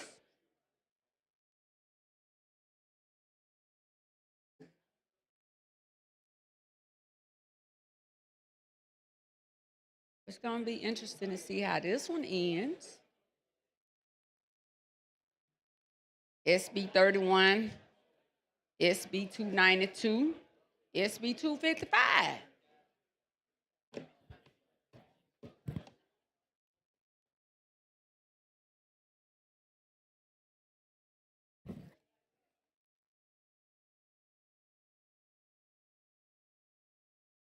I'm unbought and I'm unbossed.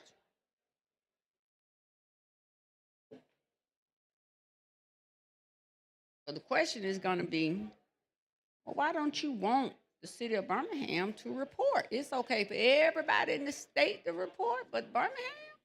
Come on. That doesn't make any sense to me. Would that make sense to you? That everybody else should report crime stats and the number of sworn officers except for the city of Birmingham? Do you think that would make sense with? That don't make sense, does it?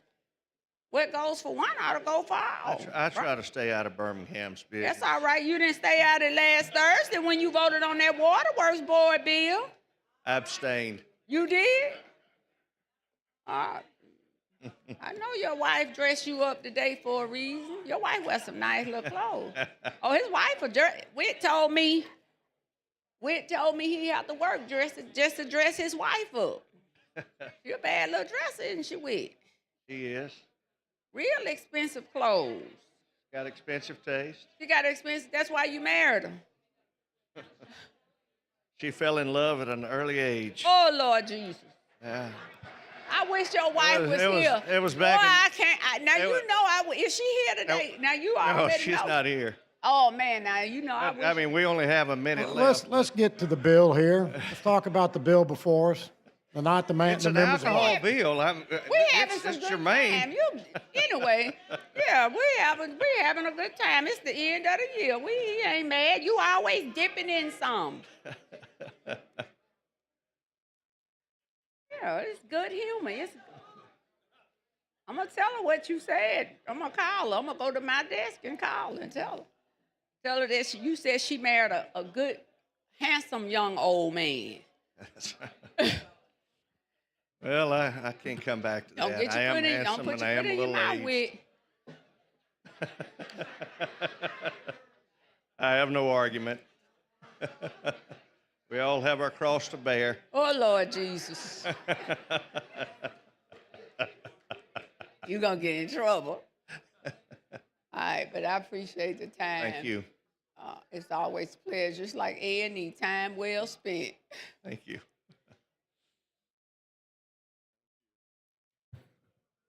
Question for the body's final passage of SB 316. The clerk will unlock the machine. The members will vote.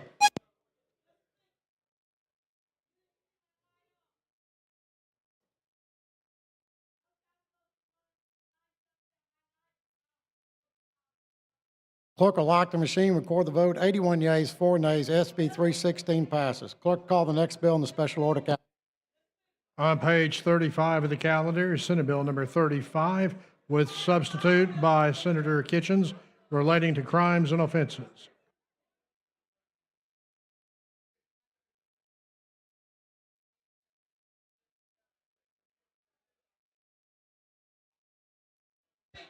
Representative Robbins. Thank you, Mr. Speaker.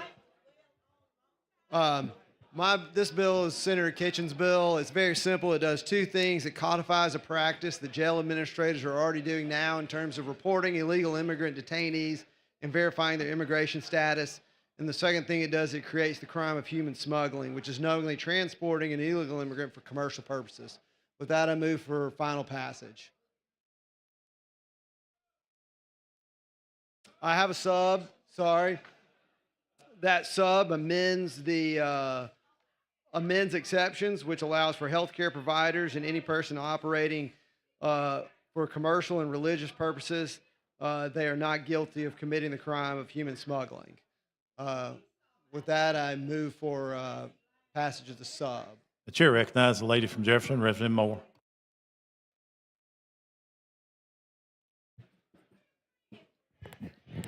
And it's not against the bill. It's just that, Mr. Speaker, when our lights are on, it's just totally disrespectful for us to not be recognized and to come on up a bill that I don't have a question on. To me, it's just, I don't want to waste the time, but I think it's an insult of the person that was sitting in the chair not to call me to ask my questions on the previous bill that came up. But I think that it was just disrespectful for the person. If he's going to sit there, you got people monitoring the lights and they know that they're on.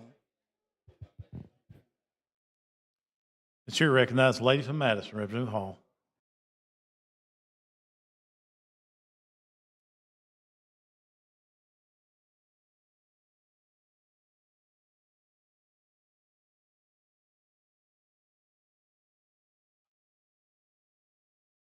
Thank you, Mr. Speaker. The gentleman on the sub, we're on the sub now? We are on the sub. Is that the one JD3VFYN2? I'm looking at the number on the Senate Bill 53, the number. Right. Senate Bill 53, but are you reading the code at the top left? That's what? I'm saying the number directly on the Senate Bill 53, JD 3B FYN-2. I don't see JV. I see FK.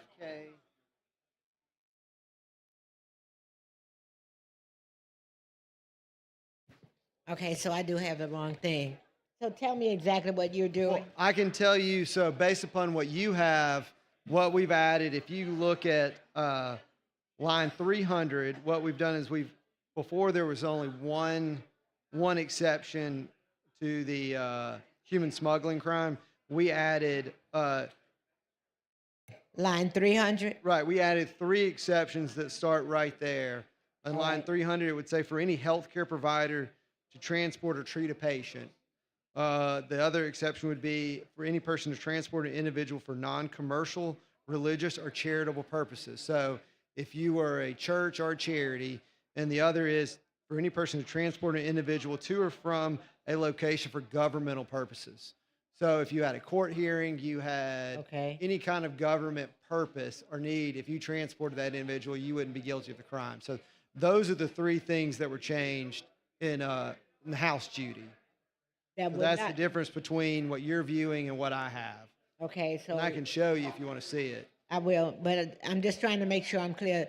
These are the 3 areas that you may be transporting an individual and not be considered criminal or violating this bill. Correct. As long as you, if you are knowingly transporting an illegal immigrant, as long as if you are doing it for charitable purposes, you're not guilty of human smuggling, religious purposes, or health care, or for a governmental purpose, then you would not be committing a crime.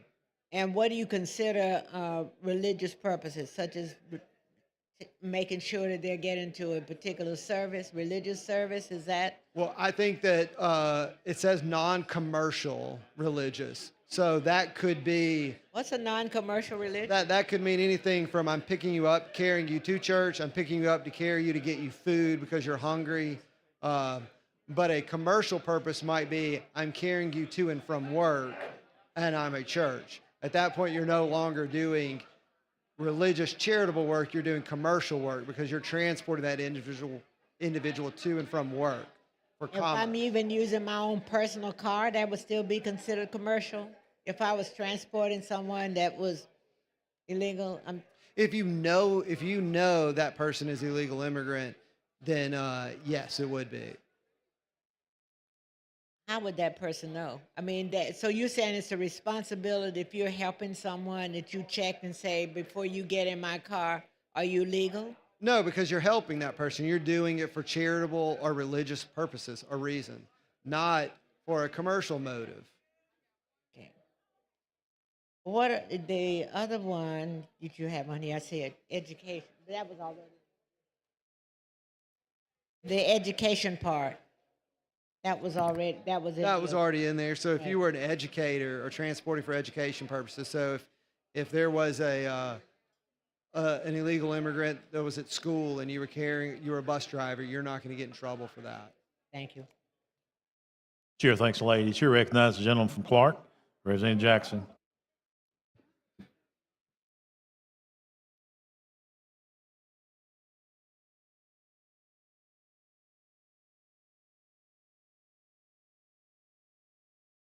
Thank you, Mr. Speaker. Thank you for the recognition. Gentlemen, I'll ask a couple questions. I asked, who's responsible for enforcing this immigration law? Well, there'd be several people responsible, all local law enforcement. And it's not necessarily an immigration law as in they're enforcing the immigration laws. It's a state law for Alabama. And it's just, we already do the main part of the bill, which is jail administrators determine your immigration status based upon the papers that you have. And if you are an illegal immigrant, we already notify ICE. We're just putting that into law now. And so it would be upon that jail administrator or the jailers to do that. And for the other part, it would be on any officer that pulls you over, an officer that had knowledge that you were smuggling other people. How will we determine these uh, other than through profiling?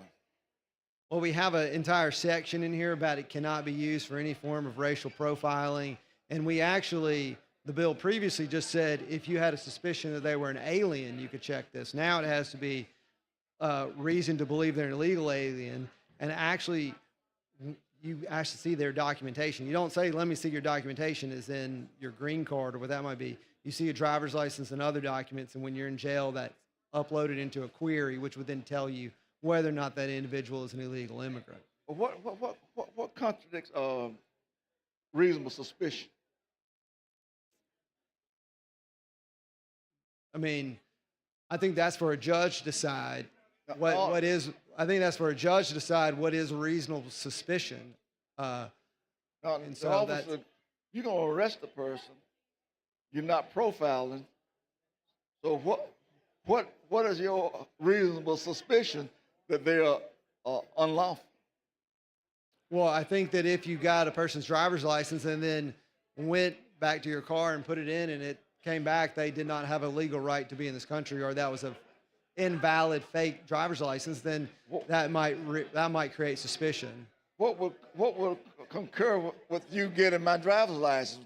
Why would you end up with them without some reason for stopping me or questioning me? And so how will you base that on? You say you're not profiling. And so I'm asking it, just looking at a person and you would not profiling that person, how will you approach that person and think that they are suspicious or they are not a citizen or they're illegal? Well, in terms of like the first part of the bill, I'm not a jailer, I don't run a jail, but in practice, every person that is arrested and is being held in a jail, that jailer will get that person's identification, regardless of their. Am I going to be arrested for looking suspicious? No, any person that gets that's what I'm arrested. asking. I haven't committed a crime, but things are being happening to me. I mean,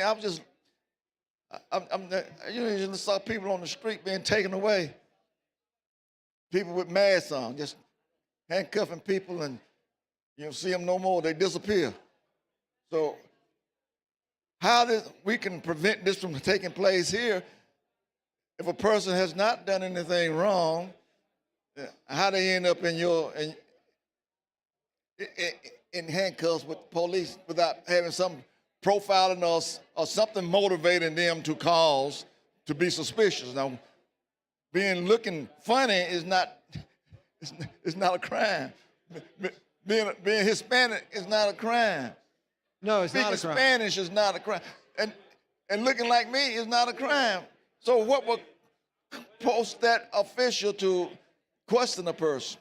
I mean, we're still in a democracy right now. Right. Well, I can't speak to every single instance. It could be anything from. I mean, what we're talking about with the example I gave you is when someone has been arrested. That means they committed a crime. Well, they've committed a crime if they're getting arrested. Right. That they've committed a crime, whether that's armed robbery, whether that's. But this bill doesn't address that. It does. It talks about jail administrators, and what jail administrators would do is they'd put an inquiry in once you were in their jail and detained. So where reasonable suspicion exists that the individual is a legal alien, a law enforcement officer shall make a reasonable attempt to determine citizenship and immigration status of the individual. However, this bill also states that a law enforcement officer may not consider race, color, or national origin in making that determination. So on what basis does the law enforcement officer conclude that there is reasonable suspicion? I'm still trying to get to that point. Based upon, if you read, so right above where you were on C, if you read B, it says any alien who's arrested and booked into custody shall be subject to this section. Well, that's we're after talking about he's people that have committed been. the crime. I'm talking about an alien member of the society with a green card. Well, then what you would do is what it says in 311318, which is an inquiry of the individual by examination of any relevant documents or both if the individual is charged with, and it lists the following crimes. So you would have an inquiry of that individual, you'd ask them questions, and then you would review their documents. Just like you would any person that's been arrested. You would ask them, can I see any relevant documents that you have? What would be your cause for doing that? See, Section 45 of the Alabama Constitution states that all laws shall contain but one subject. This bill appears to have two subjects: making law enforcement attempt determine an individual legal status, and two, creating penalties for citizens who knowingly transport an illegal citizen. So, and these are the two different subjects, and how this bill will not violate Section 45 of the Constitution.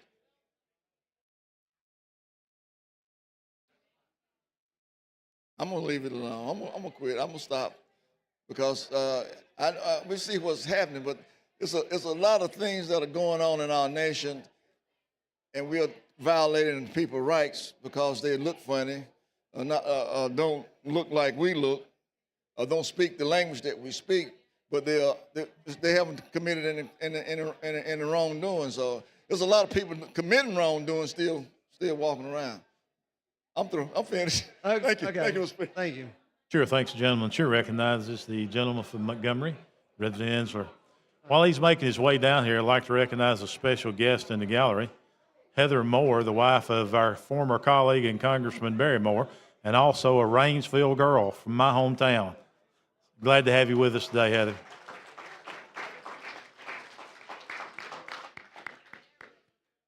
Thank you, Mr. Speaker. Will the gentleman yield? Of course. So I appreciate you putting in exceptions. I think this makes the bill not as bad as it could be. But my concern is that there are lots of situations that the exceptions don't cover. And I just want to throw a few out there and see if they actually would be covered. Say there's a couple, the woman, say she's here legally, she's documented, but the husband is not. Say they drive over state lines to go to a family wedding. Is there any sort of exception that would cover that if a couple's just going to a family wedding? I would say to answer your question, no. I would say that the exceptions that we have would be, unless you could frame that as a charitable thing that you did by transporting someone to a family wedding. If you wanted to argue that's charity work or a charitable purpose, then I think you could say it fits within that exception. Does that not concern you that people just doing innocent things, going to visit family, going to joyous occasions like a wedding, that all of a sudden they can be charged with a felony for smuggling? I think that we've got a serious problem in the state and the country of people transporting individuals for commercial reasons and exploiting them for cheap labor, exploiting them and devaluing them as human beings and taking from them things that they never should have, whether that be their time, their money. And I think that we have to do something to try to address that problem. And I am more focused and more concerned about addressing those bad actors. And how do you draft legislation? It's always a fine balance. But where I am is I really want us to go after those people that are nickel and diming, an individual of everything that they own and taking advantage of them, and smuggling them and transporting them. So I'm focused more on the problem that we do have, and that is a real problem, and trying to address that.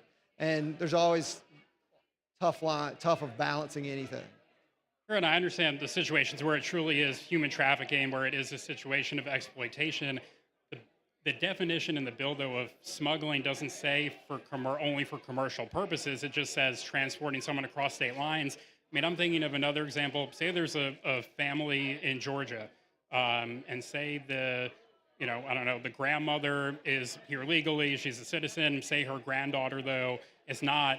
And say the granddaughter has cancer and is going to UAB here in Alabama, of course, in Birmingham, for cancer treatment, and the grandmother drives the child across state lines.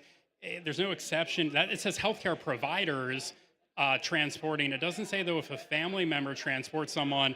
And these are all real-world things that could happen, and the bill doesn't narrowly define it for as commercial purposes. It's just in general someone going across state lines. Well, it does say Section 3, or the third exception, for any person to transport an individual for non-commercial religious. So it does say non-commercial there, and I guess it then depends on how you define religious and what is the work of your religion, and how do you view, is that me operating as a church in doing that, or is that me operating with some sort of commercial mindset? And I would say that if you are carrying someone for healthcare purposes, it does say healthcare provider, and the logic behind that was we didn't want a doctor or an ambulance driver to get in trouble for doing what they already have to do according to HIPAA anyway. I think that depending on how it's argued, I think you could argue, because I'm not sure in the code if we actually define the term healthcare provider. Do we define what a healthcare provider is? So therefore, am I providing healthcare to an individual by transporting them? Could make that argument, but I don't think it's a good argument. I think they would lose because they're not a healthcare provider. But I would make that you'd make that argument that, hey, what is a healthcare provider? But I think you would lose. So I do think that probably if you were transporting an individual to a hospital, it is possible that you could be guilty of human smuggling. Right, and that to me that sounds pretty cruel. I mean, if a family member is trying to bring a child, say for cancer treatment, from Georgia to UAB or from Mississippi, I mean, this happens all the time that people cross state lines to bring family, and it doesn't have to just be a grandmother and a child. It can be, a spouse and their wife or husband. It could be a child bringing a grandparent, and that's not defined as a healthcare provider. So it just seems very cruel and overly broad that we're going to criminalize people doing innocent things. And I totally understand going after exploitation, human trafficking. We have federal laws that already deal with that. So again, I just want to be clear that it seems like while the exceptions are better than none, there are a lot of situations where just people trying to do the right thing, trying to care for family, trying to be with family, be with friends, are all of a sudden guilty of a felony. And then even if they do get to court and get to argue it, that's a stretch to be able to then even make that argument in court. And I just want us to be mindful of, we're about to pass something here that's going to have very real world consequences on people's ability to travel for important and meaningful reasons that can really hurt them from a variety of standpoints. So, but I appreciate it. No, thank you for your time.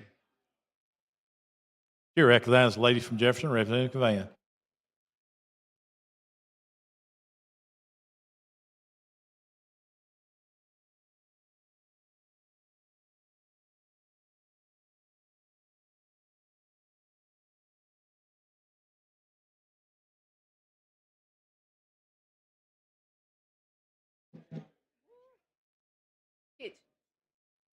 Listen.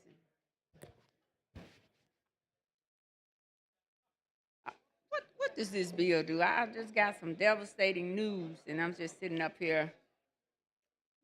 What does this bill do, Robin? Well, it does a couple things, but I'm concerned about your devastating news. Well, I'm glad. Well, at least somebody cares every now and then. Yeah. Rarely does anybody care about anything about me in this building, but I'm okay with that. But I was just, a news feed popped up, and then a reporter reached out to me that the Birmingham Water Works gave Mark Parnell, the board attorney, a job as an assistant general manager. And I'm saying to myself, we have stood down here and fought when a senator said that there was a level of incompetence up there in Birmingham, and bam, they prove the sponsor correct. Because if that wasn't one of the dumbest moves that they could have ever made, this is a man who has been milking the system, I don't know how many years at that Birmingham Water Works Board.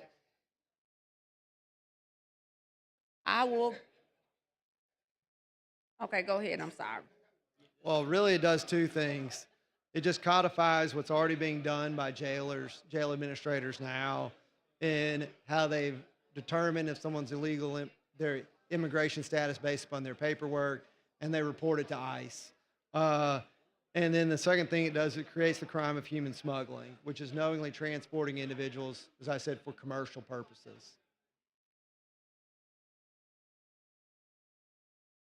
Okay, I didn't hear you, but that's good. So this is kitchen speed. Kitchen. Okay. All right. Is this a solo carried bill, or are you a co-sponsor? Are you a sponsor in the House, or are you just carrying it?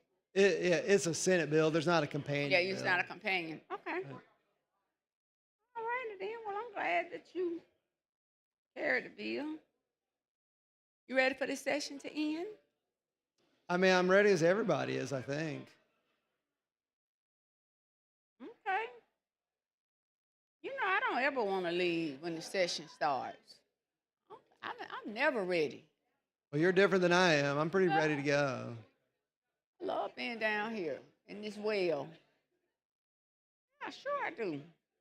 I was elected to work for the people, do the people's business. The people business roll on more than 3 months out of the year. That's why I've always liked when we had longer working days. I hate all those 3 a week days that we burn. But anyway, well, I just wanted to get some clarity on the bill and everything. So I appreciate the opportunity. Oh, you're welcome. Thank you. Here, thanks, lady. The question for the body now is adoption of the substitute. Clerk will unlock the machine and the members will vote.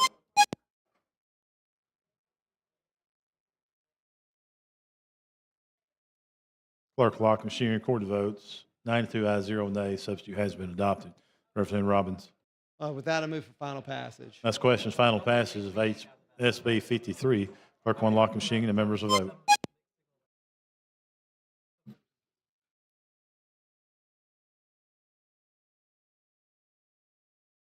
Clerk will lock the machine and record the votes. 80 ayes, 18 nays. SB 53 has passed as substituted. Thank you, Speaker. Thank you, body. Thank you, gentlemen. Clerk, call the next bill. On page 6 of the calendar, Senate Bill number 63 by Senator Bell relating to immigration. Representative Shire, you're recognized. Thank you, Mr. Speaker. Senate Bill 63 is a bill that would allow our law enforcement officers to collect fingerprints and DNA and send them to the state crime lab for processing. Right now, when they detain an illegal immigrant for the feds, they wait for the feds comes and gets them, they do the DNA and the fingerprints, send it to the national lab. Their backup is 2.5 years. The backup in our state is 2.5 hours. So with that, I move for final passage. That's questions. Final passage of SB 63. Clerk will unlock the machine and the members will vote.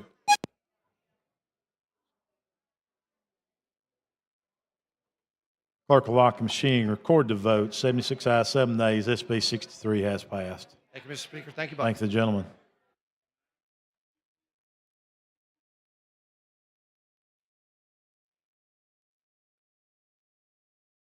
Ms. Clerk, let's call HB 320 out of the basket, please.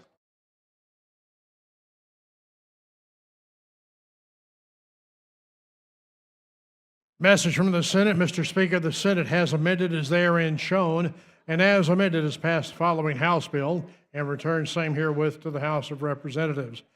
House Bill number 320 relating to contracts for public works, signed Patrick Harris, Secretary. Mr. Pro Tem, you're recognized. Thank you, Mr. Speaker. Ladies and gentlemen, this just appoints a committee to study the process of awarding these bids. And with that, I move to concur with the Senate amendment. It's a friendly amendment. You've heard the explanation. The gentleman wishes to concur. Clerk will unlock the machine and the members will vote.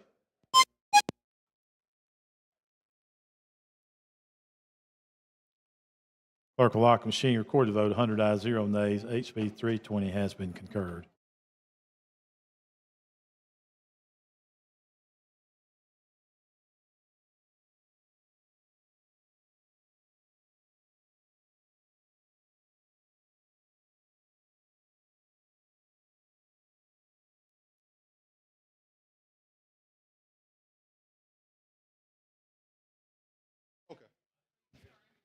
Yes, I am. Message from the governor.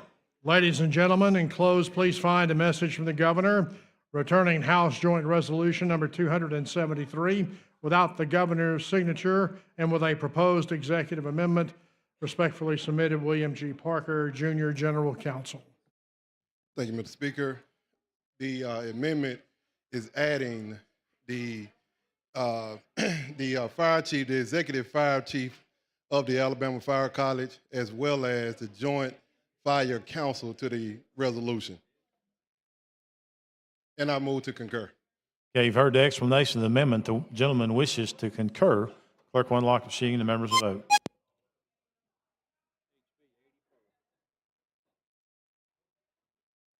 Clerk will lock the machine. Record the vote. 101 ayes, 0 nays. HJR 273 has been concurred. Ms. Clerk, let's call HB 84 out of the basket, please.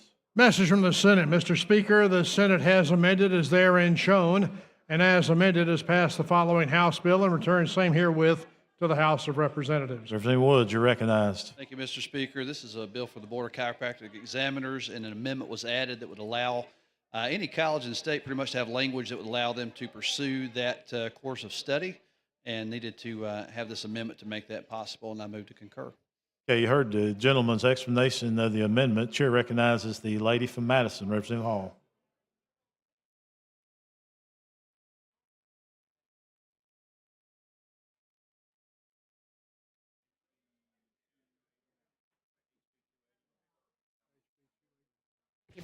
Thank you. With the gentleman, I couldn't hear what you were saying. Yes, ma'am. This was the amendment that I spoke to you about earlier today. Okay, all right. That would allow language for a school. We don't currently have a chiropractic school in our state, but this language would enable them to be able to pursue that. To pursue building our If somebody ever wanted to bring one here, yes, ma'am. Thank you.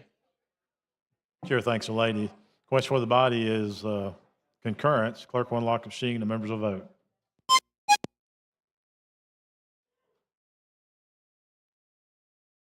Clerk will lock the machine. Record the vote. 101 ayes, 0 nays. HB 84 has been concurred.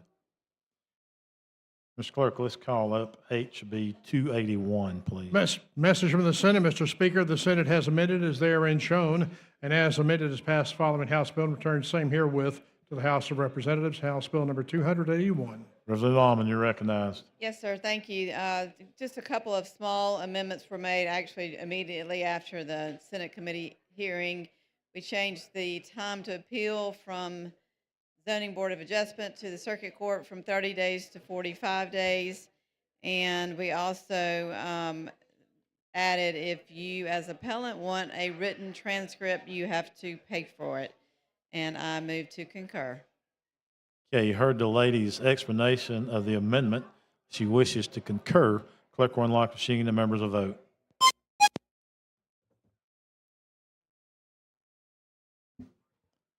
Clerk will lock the machine. Record the vote. 100 ayes, 0 nays. HB 281 has been concurred. Thank you very much. Thank the lady. Mr. Clerk, let's call up HB 338, please.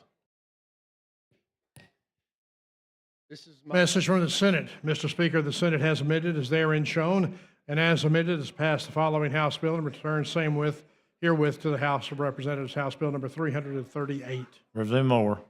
This is my locksmith bill, and all it does is add automotive to key fobs and proximity keys, and it's favorable. Okay, you've heard the gentleman's explanation. He wishes to concur. Clerk will unlock the machine. The members will vote.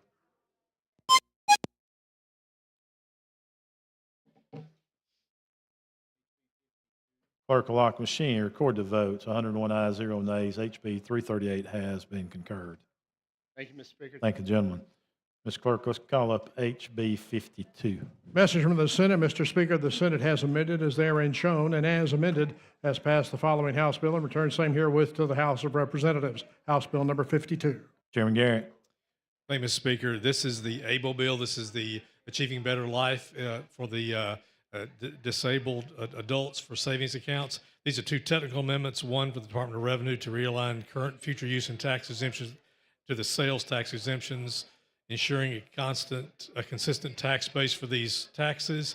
Then another technical amendment that was discussed with Department of Revenue, Department of Finance, and the Budget Office. So I recommend concurrence. Okay, you've heard the gentleman's explanation of the amendment. Chair recognizes the lady from Madison, Representative Hall.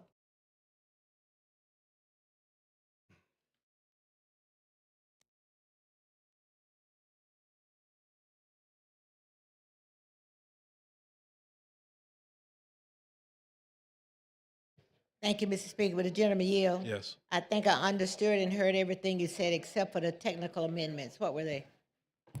One is to realign current and future use tax exemptions to the sales tax exemptions, ensuring a consistent tax base of these related sister taxes. The code sections were Okay. improperly referenced. So that was one technical amendment. The other was a technical amendment that was worked upon with the Department of Finance, Department of Revenue, and the Budget Office, providing for some other technical tax credit funding mechanisms. But they don't indicate what the technical. I can read it to you. Yeah, I'm just nosy. I'm just trying to figure out what I'm doing. Yeah. So one had to do the one technical amendment had to do with. I'll just read it to you.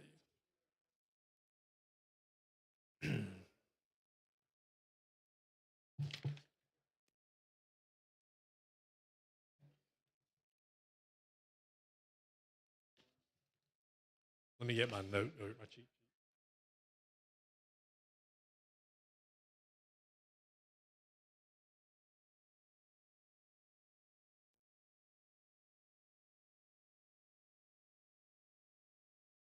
Okay, after passage of recent product exemptions, Legislative Services Fiscal Division and Department of Revenue discovered some sales tax exemptions were not properly included in the use tax exemption section of the Code of Alabama.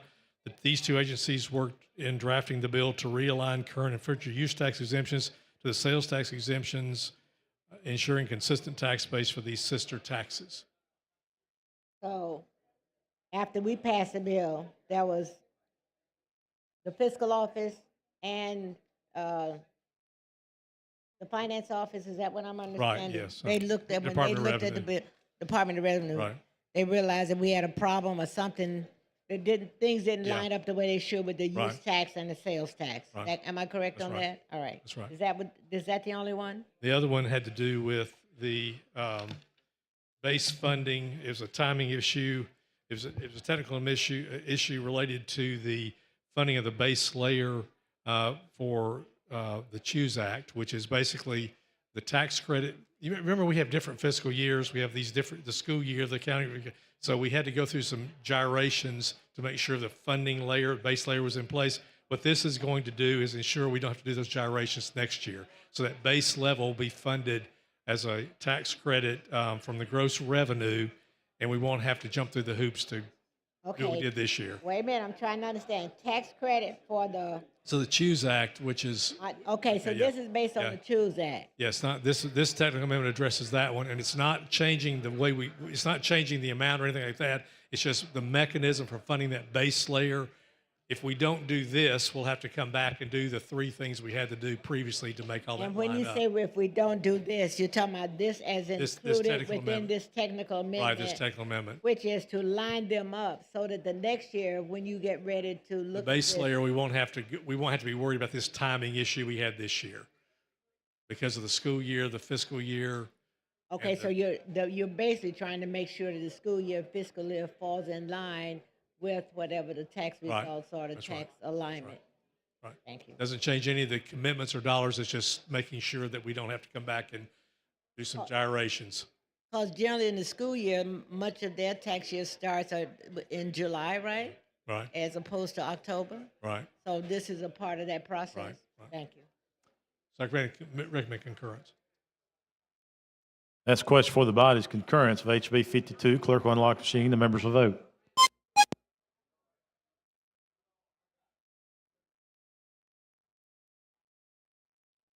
Clerk will lock the machine. Record the vote. 101 ayes, 0 nays. HB 52 has been concurred.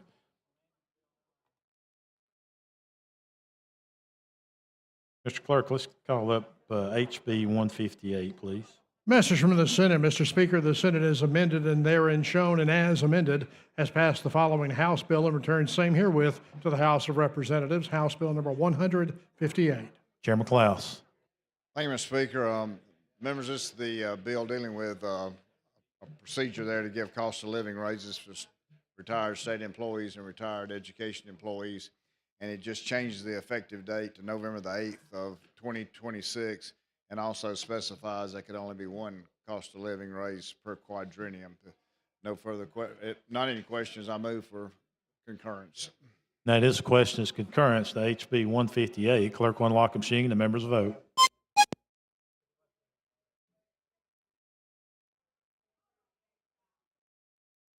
Clerk will lock the machine. Record the vote. 100 ayes, 0 nays. HB 158 has been concurred. Thank you, Mr. Speaker. Members. Thank you, gentlemen. Mr. Clerk, let's call up HB 163, please. Message from the Senate. Mr. Speaker, the Senate has amended as therein shown and as amended has passed the following House bill and returned same herewith to the House of Representatives. House Bill number 163. Representative Faulkner. Thank you, Mr. Speaker. I'd move to concur with that change. The change was merely changing the effective date to be effective immediately. And this is for those tax research and development tax credits to be taken in the year they're used and not have to be amortized. And that's what all the other states around us have done. Okay, you heard the gentleman's reason for the amendment. Clerk will unlock the machine and the members will vote.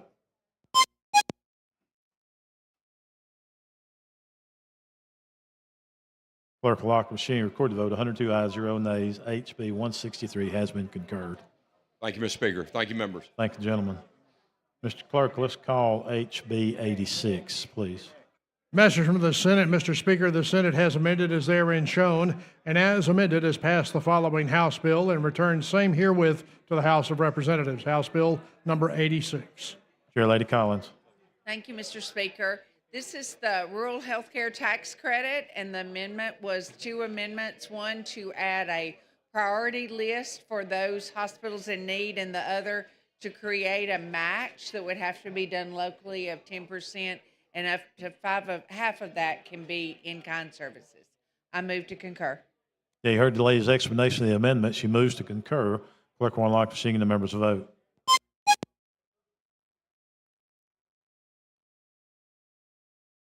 Clerk will lock the machine. Record the vote. 103 ayes, 0 nays. HB 86 has been concurred. 3 years was the charm. Thank you. Congratulations, Terry. Mr. Clerk, let's call up HB 353. Message from the Senate. Mr. Speaker, the Senate has amended as therein shown and as amended has passed the following House bill and returned same herewith to the House of Representatives. House Bill number 353. Chairman Hill. Yes, sir. Thanks, Mr. Speaker. When we passed this bill, basically we tied the DA's pay to the judge's pay. This simply unties it and makes the DAs stand on their own, but it does not in any way change the pay or the rate or anything else, so I concur. Yeah, you heard the gentleman's explanation of the amendment. He moves to concur. Clerk will unlock the machine and the members will vote.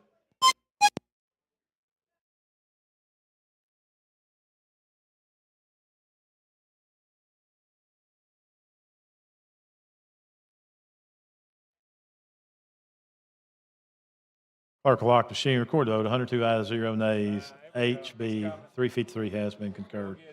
Let's call up HB 386, please. Message from the Senate. Mr. Speaker, the Senate has amended as therein shown and as amended has passed the following House bill and returned same herewith to the House of Representatives. House Bill number 386. Chairman Garrett. Mr. Speaker, this is the grocery tax bill. You recall that we passed the 1 cent reduction in grocery tax. We had a separate bill, HB 387, that allowed the locals to reduce their grocery tax. What the Senate did was to merge both of those into 386. So this bill just basically takes 387, puts it into 386. So in this one grocery tax bill, we're cutting the tax 1% and also allowing locals to reduce their taxes when they want to. So I recommend concurrence. That is a recommendation of the sponsor to concur. Clerk will unlock the machine and members will vote.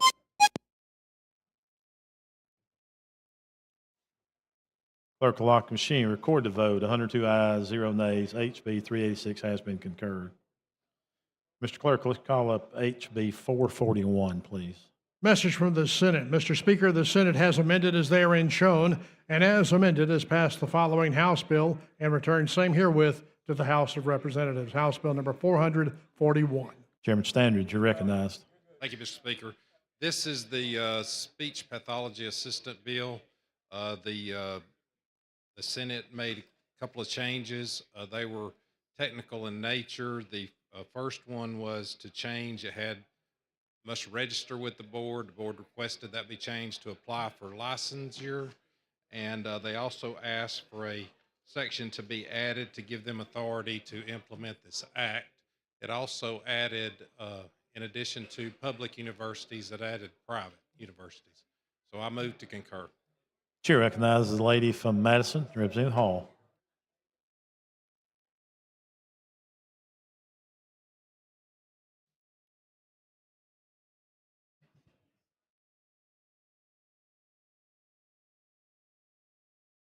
Thank you, Mr. Speaker. But the gentleman yield. Yes. Tell me those things again. It still designates a particular college that's still designated in there? Yes. Okay. So what were the other things? You said there was, It did change one thing on the colleges. It added private universities. It had public had universities. public and It private. had private. Okay, all right. And then you said something about registering or applying. Yes. The original bill said that these must register with the board. The board requested language that said apply for licensure. Okay, apply for license. Okay. Yes. And what was the other one about authority? Excuse me, I didn't hear your question. You indicated something about the authority to do something. Yes, this is what the section said that they added. The Alabama Board of Examiners for Speech Language Pathology and Allergology shall adopt rules as necessary to implement this section. That was a board requested. And that's the Board of Pathology Yes. would do that. Thank you. Chair thanks the lady. The gentleman wishes to concur. Clerk will unlock the machine and the members will vote.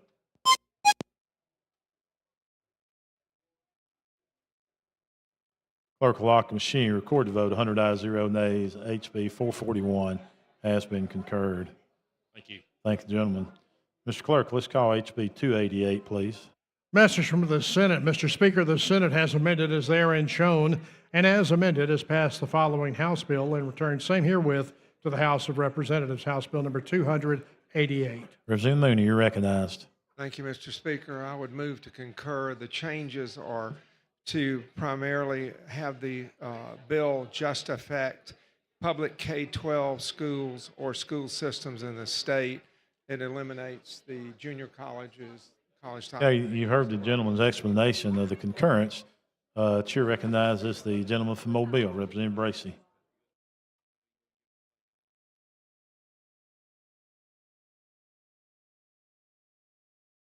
Thank you, Mr. Speaker. With the gentleman yield?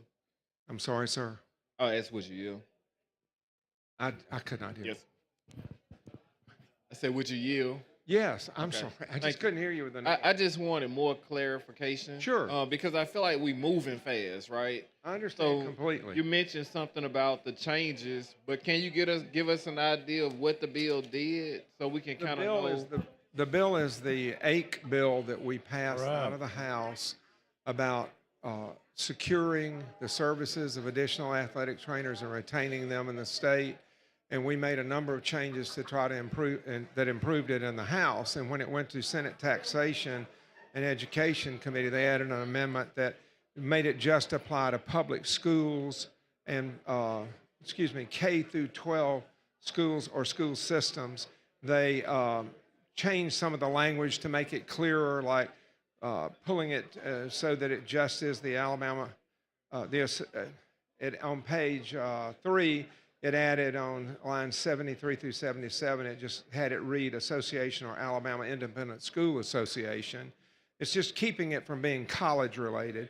Then it's made some changes in lines 121 through 26 and line 34 so that an eligible applicant shall notify the commission about information that they're asking for instead of it being a requirement for the commission or somebody to find it out. The applicant has to notify them of information. And then the commission shall inform the eligible applicant of what their decision is. And then they added on lines 164 through 65, defines the expected metrics and success and provides a monitoring plan to regularly assess performance. Okay. So they were all things that were kind of in line with what we were doing in the House to try to tie the thing together better, what AIC was trying to do to get more utilization of the program that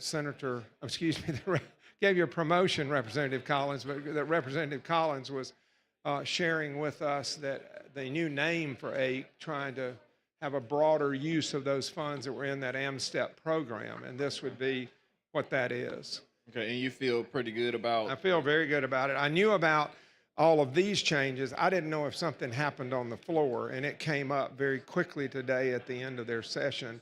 Okay. Was passed, but there were no changes on the floor, just the ones we were aware of in committee. Okay, all right. Thanks, sir. Thank you, sir. Question for the body is concurrence on HB 288. Clerk will unlock the machine. The members will vote.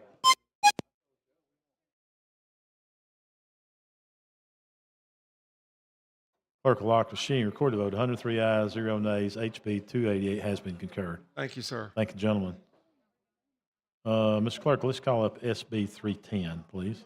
Message from the Senate. Mr. Speaker, the Senate has received the accompanying message from Her Excellency the Governor, proposing an amendment to Senate Bill number 310, with said governor's message being in words and figures as follows, to wit. Yes, members, particularly those in Jefferson County, well, really only those in Jefferson County. This is the vacancy bill for the Jefferson County Commission, and this is changing it. We had a typo in there. I'm glad the governor caught it. Instead of saying when a vacancy has occurred more than 6 months from election, it should have said fewer than 6 months from election, and this is the process to follow. So somehow it got to the governor without being changed, and so that's all the change does is take it, the one word change from more to fewer. Chair recognizes the lady from Jefferson, Representative Van.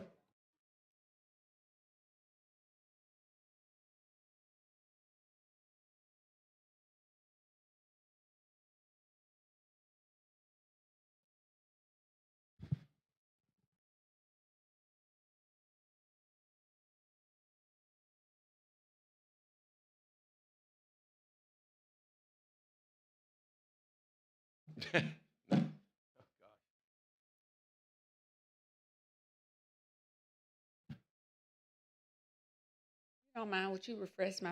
Why did it get quiet in here? Like, never gets quiet in here. Dr. Boyd tried to tell y'all a little while ago. Y'all don't. She said y'all don't know that because y'all don't listen. She was able to get away with it. I can't get away with it. I know you came and spoke to us about this amendment or executive order. And what does it do? So this is that Jefferson County Commission vacancy bill.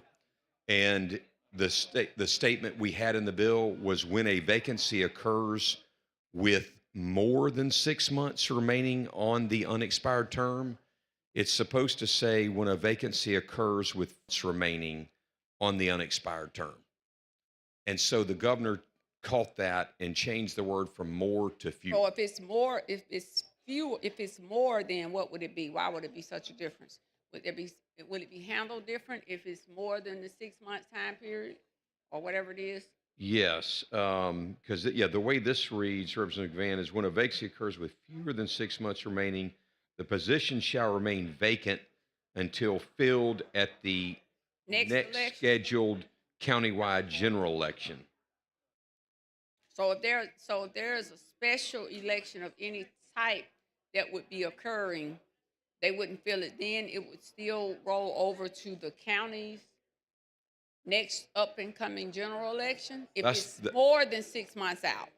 If it's less than 6 months out, then the appointment.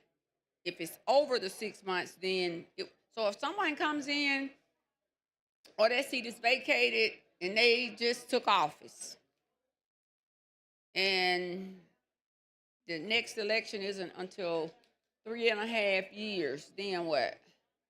So if the vacancy occurs with fewer than 6 months before, then you are going to leave it open until that election. But if it's more It's going to be the. Okay, That's that right. makes some sense. Okay, I was just trying to figure it out. I'm slow, but No, I'm slow. look, I actually just wanted appreciate you that because I had to think through Well, I it try to myself. tell you stuff all the time. You don't listen.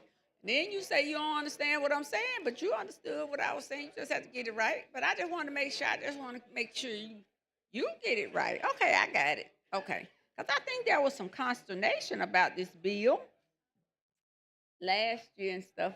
I'm glad that they got it worked out. I'm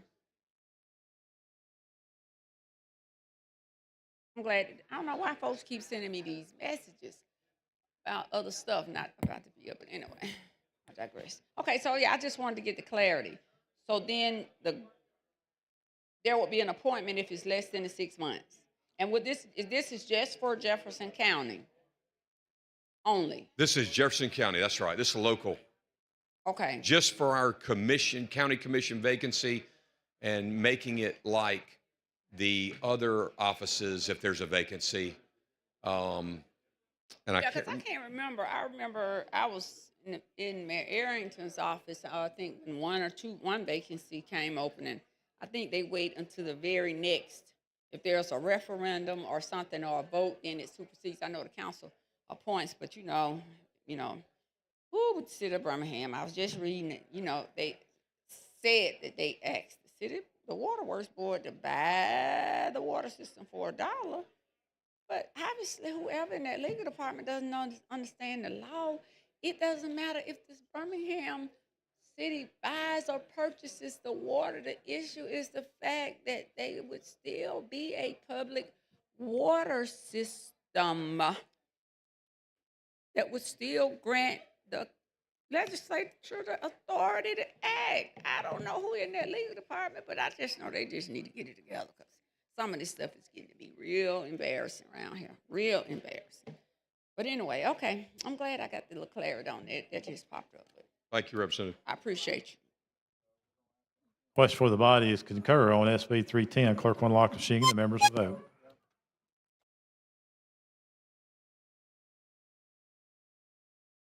Clerk will lock the machine. Record the vote. 96 ayes, 0 nays. SB 310 has been concurred. Mr. Clerk, let's call HB 8 out of the basket, please. Message from the Senate. Mr. Speaker, the Senate has amended as therein shown, and as amended has passed the following House bill and returned same herewith to the House of Representatives. House Bill number 8. Representative Drummond, you're recognized. Thank you, Mr. Speaker. The Senate actually did a lot of changes and they subbed this bill.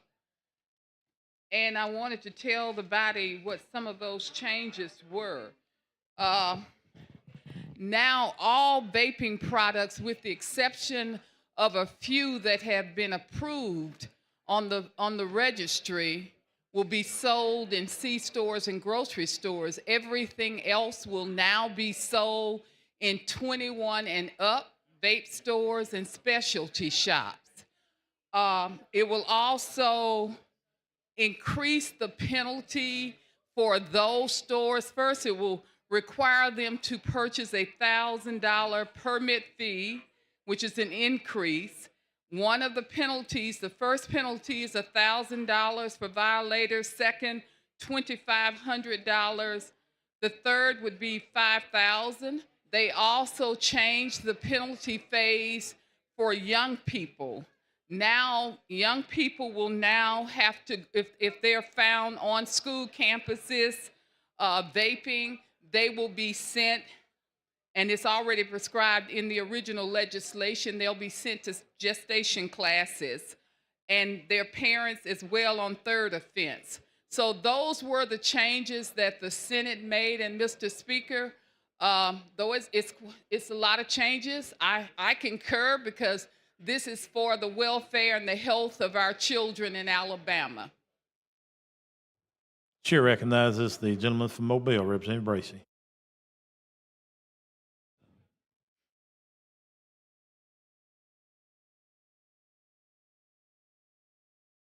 You can just speak with the lady here. Yes, sir. And I know you've worked really hard on this for a long time. I guess what my concern is, when you say C-stores, what does that mean? Those are convenience stores, service stations, in those type of stores. So this will be able to be, or it's removed from the convenience stores. It will be removed with the exception of a few products that have already been approved on the Federal Registry. Mhm.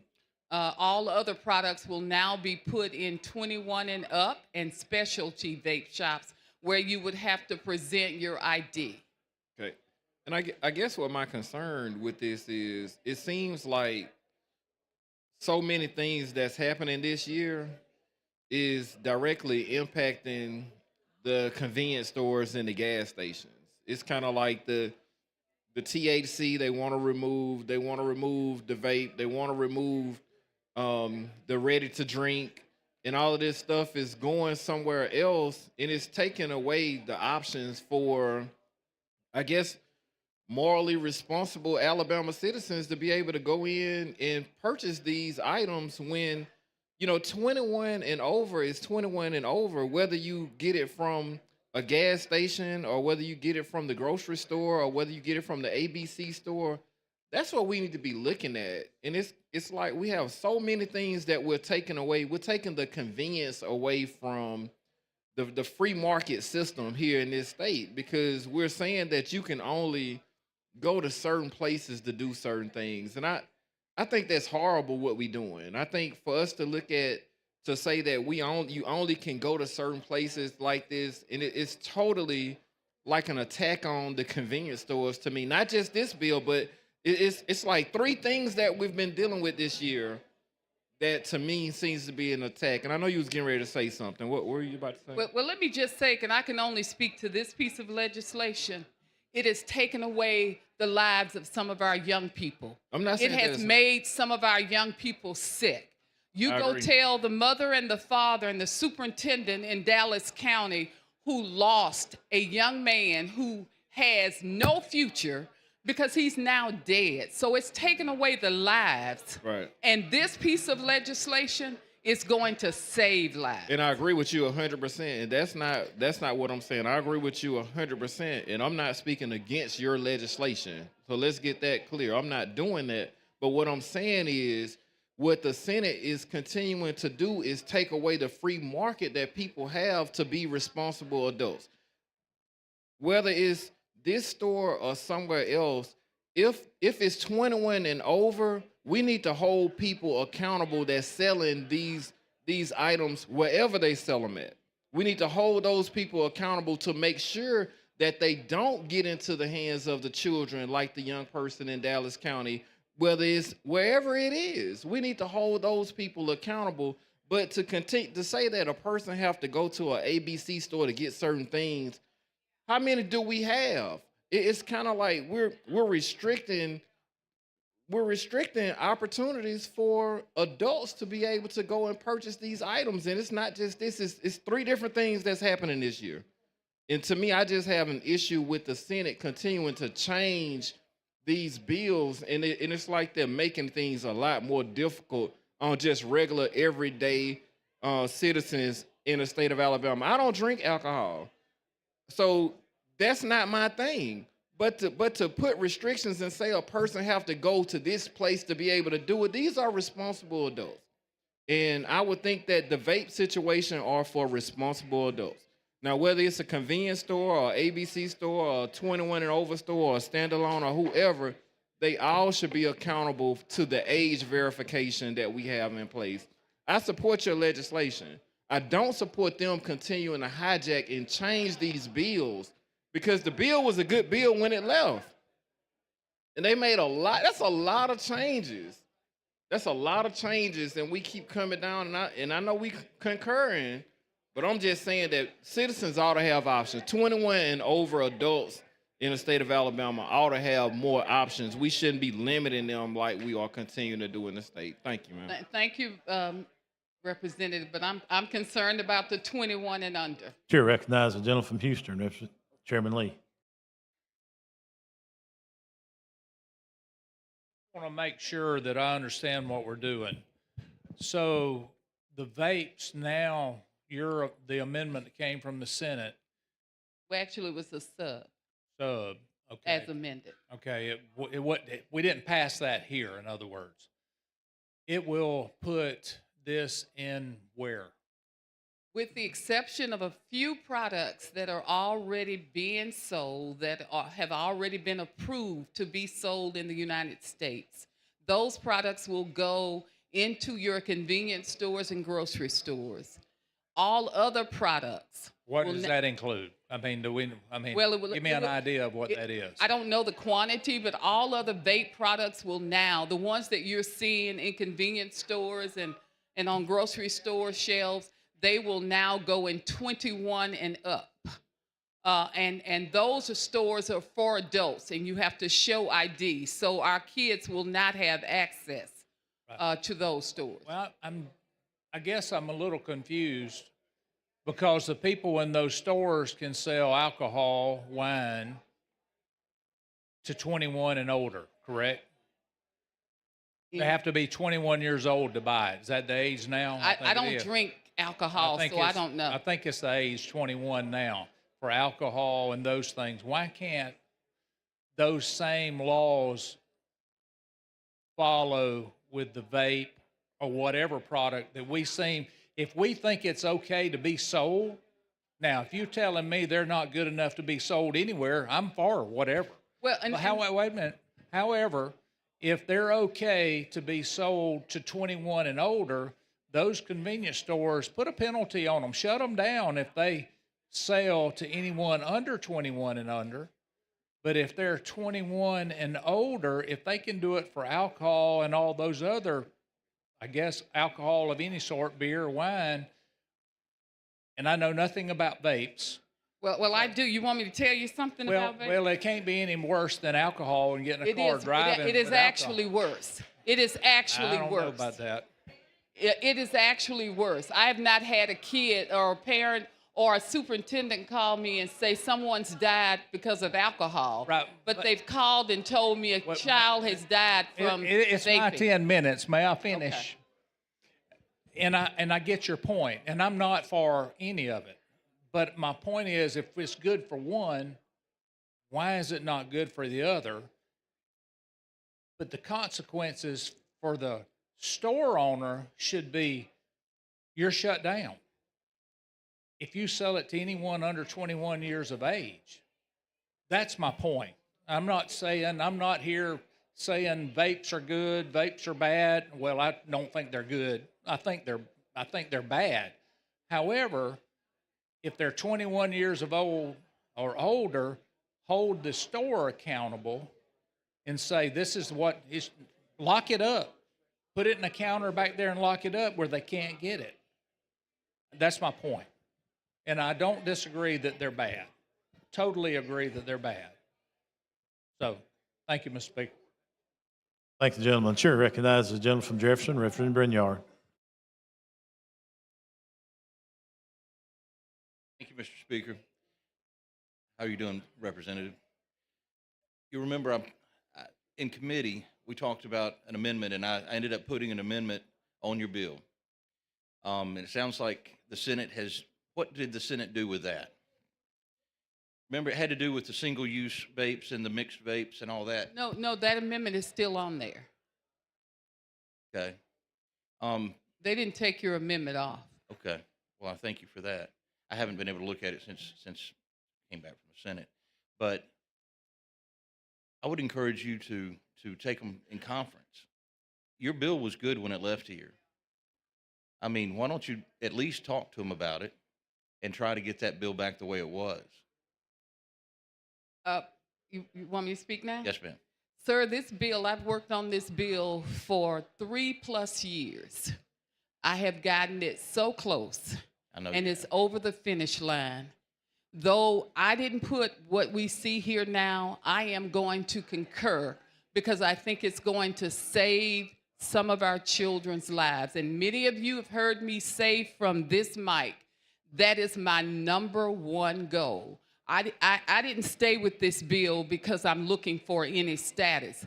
I stayed with it because I am looking at the children of Alabama. I appreciate that. I wish we could do away with the vapes altogether, to be quite honest with you. But, you know, I know that some of the entities that were working in the background on your bill, as I understand it.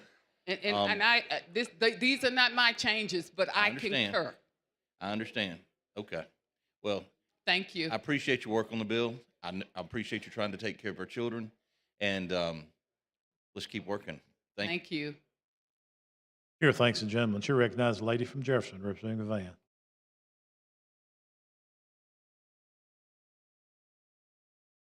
Now, you know I'm gonna stand with you, but I've got to say,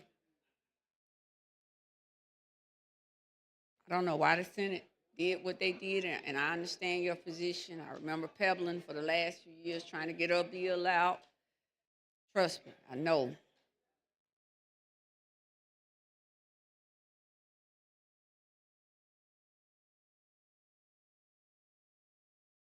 I just think that I don't know if they've told you, you know, I don't know what the discussion was. I get what you're saying about trying to save lives. I'm not sure if the bill, you know, you mentioned the young man that died. I don't know if the vape had something, you know, when people say somebody died or something, I don't know if he died from vaping or what may have been laced inside of the vaping. And so whenever somebody says to me somebody died of vaping or something, I always take a step back. But I do agree with both of my colleagues that have come here. And I know you got to do what you got to do. I know you want this bill out. But this bill has been dramatically altered from the initial intent of the bill. But I'm going to support you because, you know, in the past, I think I might have had one or two where you abstained. However, but I don't know the rationale on just trying to go ahead on and get it out. I wish that it were where you would have gone to conference on it, because the bill, you know, even with the age requirements, the restrictions, you know, being able to purchase it at an ABC store, you know, versus the convenience store, I don't see the logic behind all of that. Did they give you that clarity on that particular issue? You mean putting it in 21 and up, Yeah. and also specialty shops? Mm-hmm. They don't want young people to have access. It's all about access.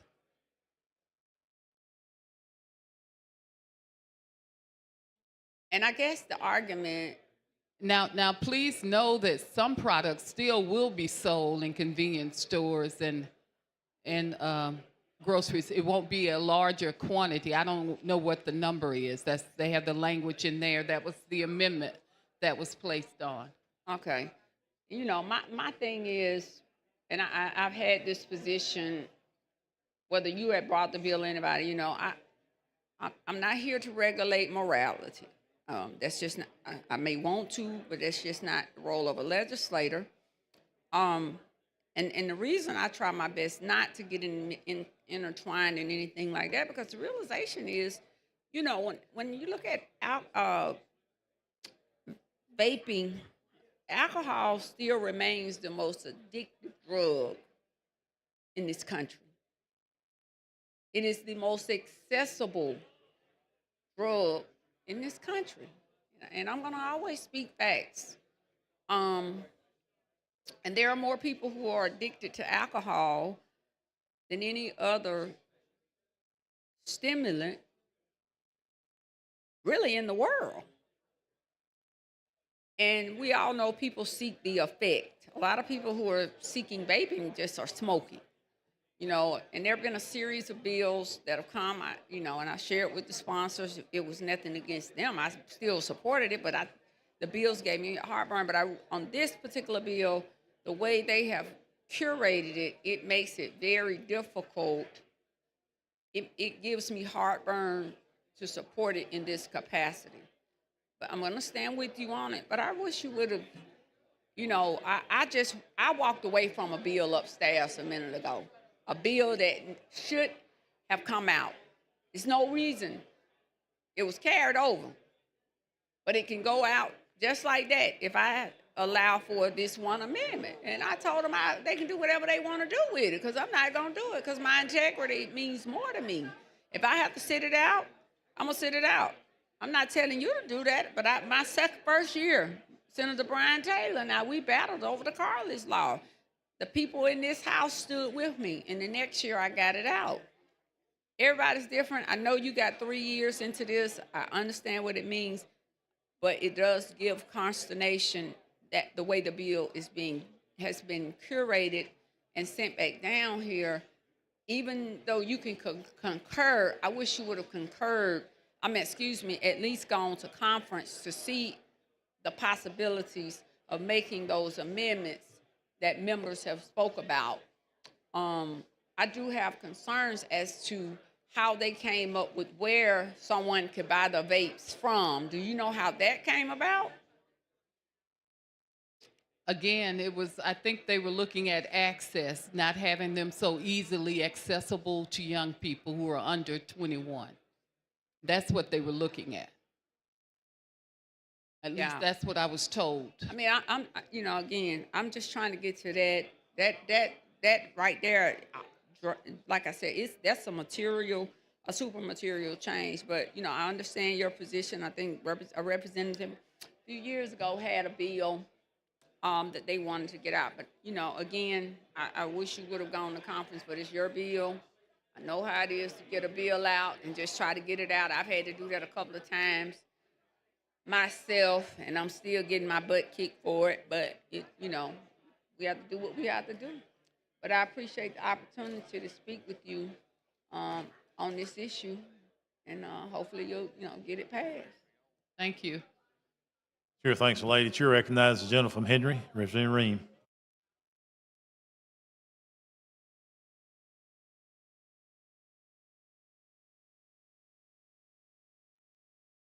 Thank you for the recognition, Mr. Speaker.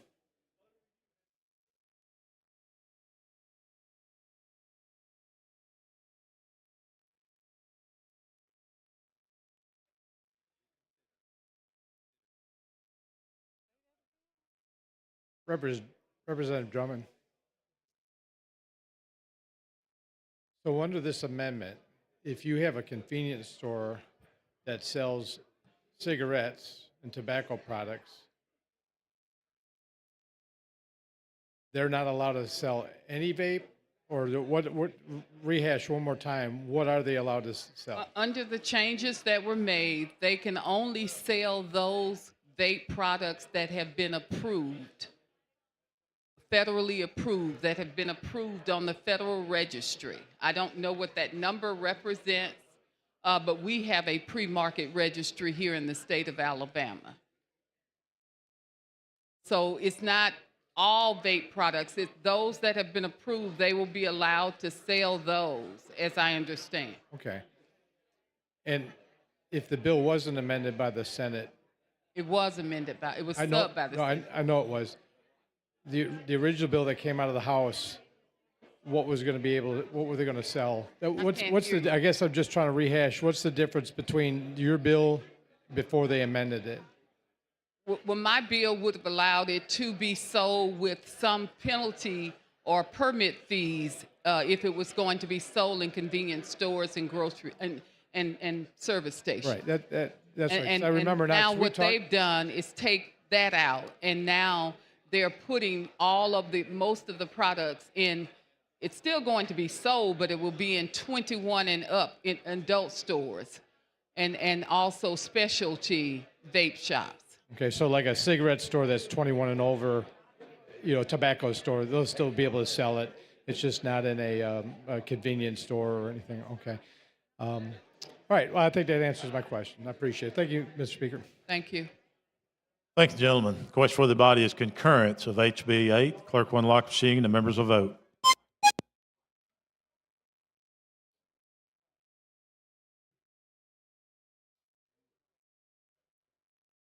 Clerk will lock the machine, record the votes. 52 ayes, 43 nays. HB 8 has been concurred.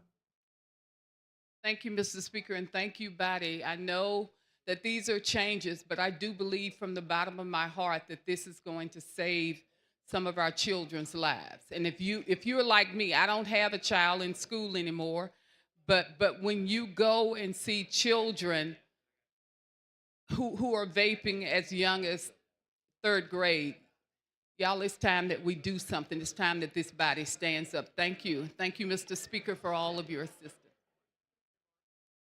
Chair thanks the lady. Chair recognizes Representative Pascal for a moment of personal privilege.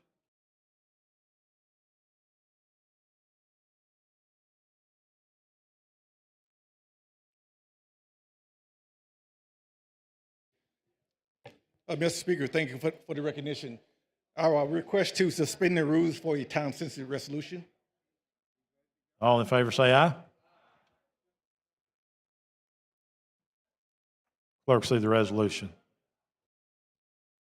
Resolution by Representative Pascal.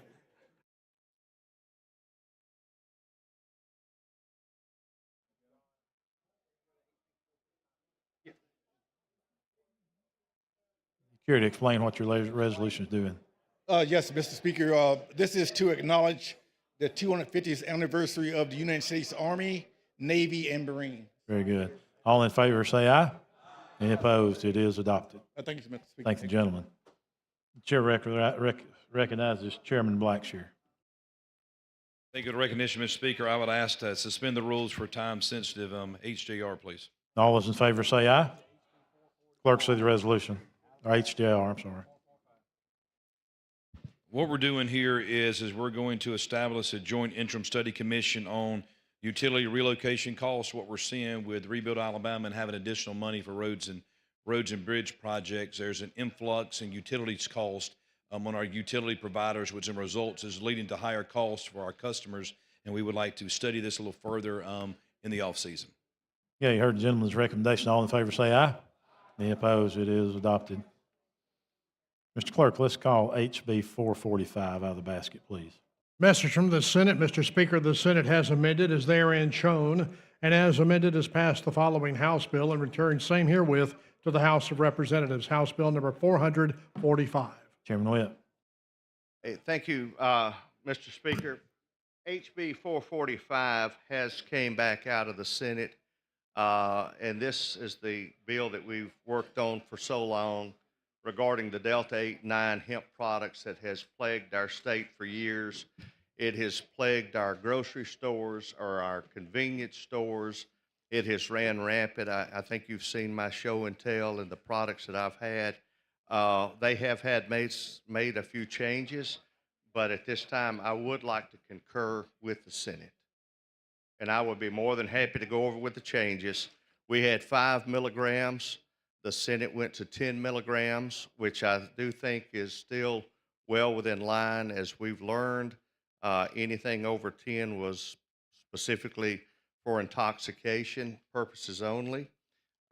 We had kept it out of the grocery stores. We have negotiated to grocery stores over the size of 14,000 square feet. It will basically be a store inside of a store. We'll have an individual person that is manning that area of the store that sells this product. Again, no more of the 100 milligrams that we've seen, anything of that nature. This is 10 milligrams, and it is back down again only in stores that sell 75% of food. So this is not some Dollar General or something of that nature. But again, those are the major changes that we've had within the bill. Chair recognizes the gentleman from Mobile, Representative Bracey.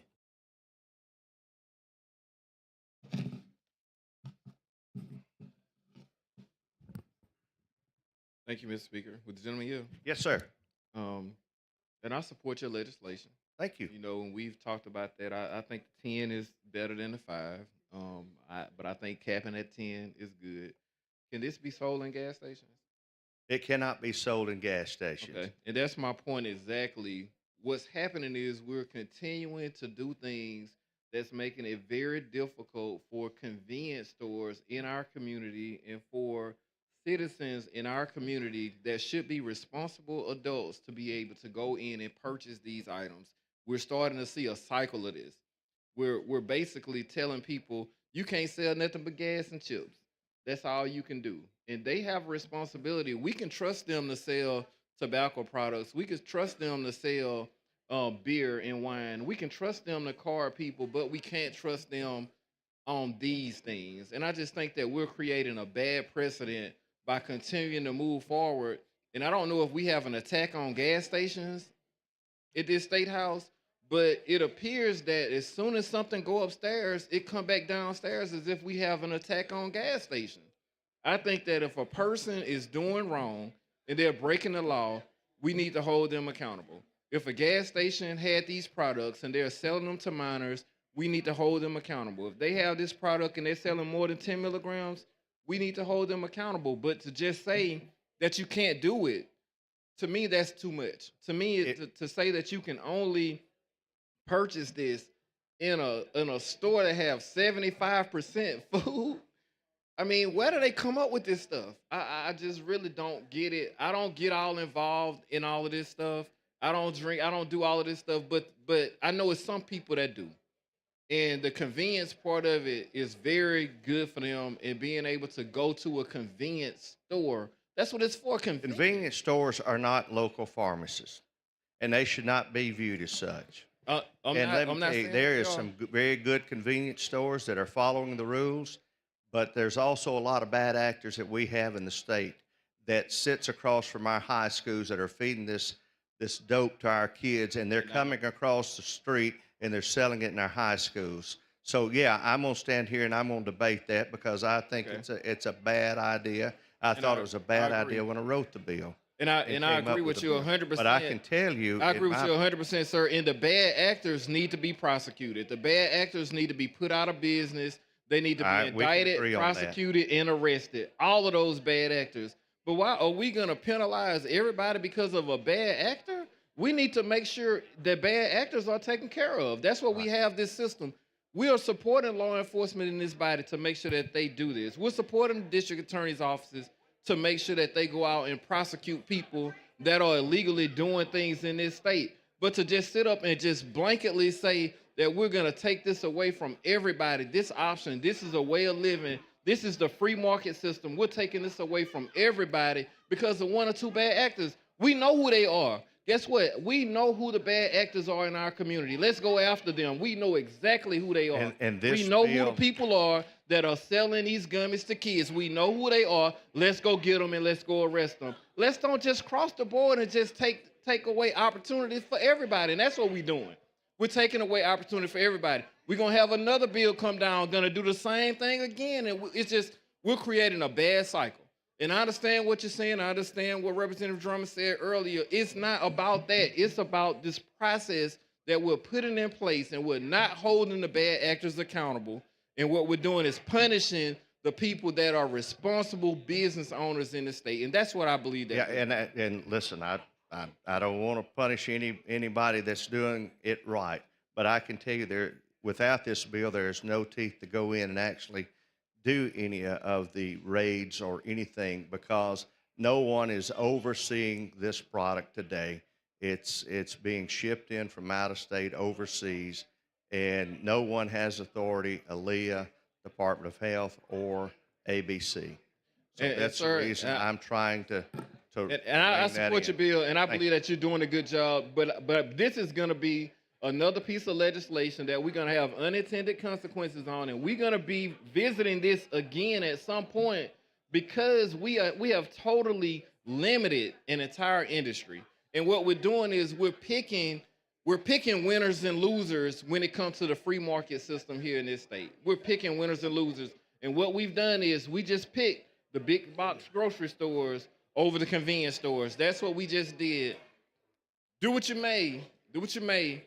But I just think that us continuing to just concur just based off of the changes that they made, I think it's setting a bad precedent. And we're going to see it again in other legislation this year. Before we leave in the last few winding days, we're going to see again they make these changes and they're picking winners and losers in the state of Alabama. And we're supposed to be business friendly in this state. And what we're doing is we're telling people what they can and cannot do in their own establishments. Thank you, sir. Thank you. Thank you, Representative Brace. Chair recognizes the gentleman from Lee, Chairman Blackshear. Thank you, Mr. Speaker. Question. Yeah. So I know you have another piece of legislation too regarding ready to drink. Where are we with that piece of legislation? Because the way I look at it is I agree with what we're doing, but this ready to drinks would give these stores an opportunity to make some additional revenue to offset the costs and the products they're losing in these last two pieces of legislation. Just curious where we are on that. We passed a bill out of here today, which I did, that pulled RTDs out, and it is not passed in the House or the Senate. Okay, because I've gotten a couple of texts back from my stores. They're they're really I'm concerned. certain you have.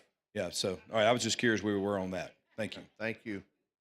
Chair recognizes the lady from Madison, Representative Hall. Question for the body now is concurrence on HB 445. Clerk will unlock machine and the members will vote. Yeah,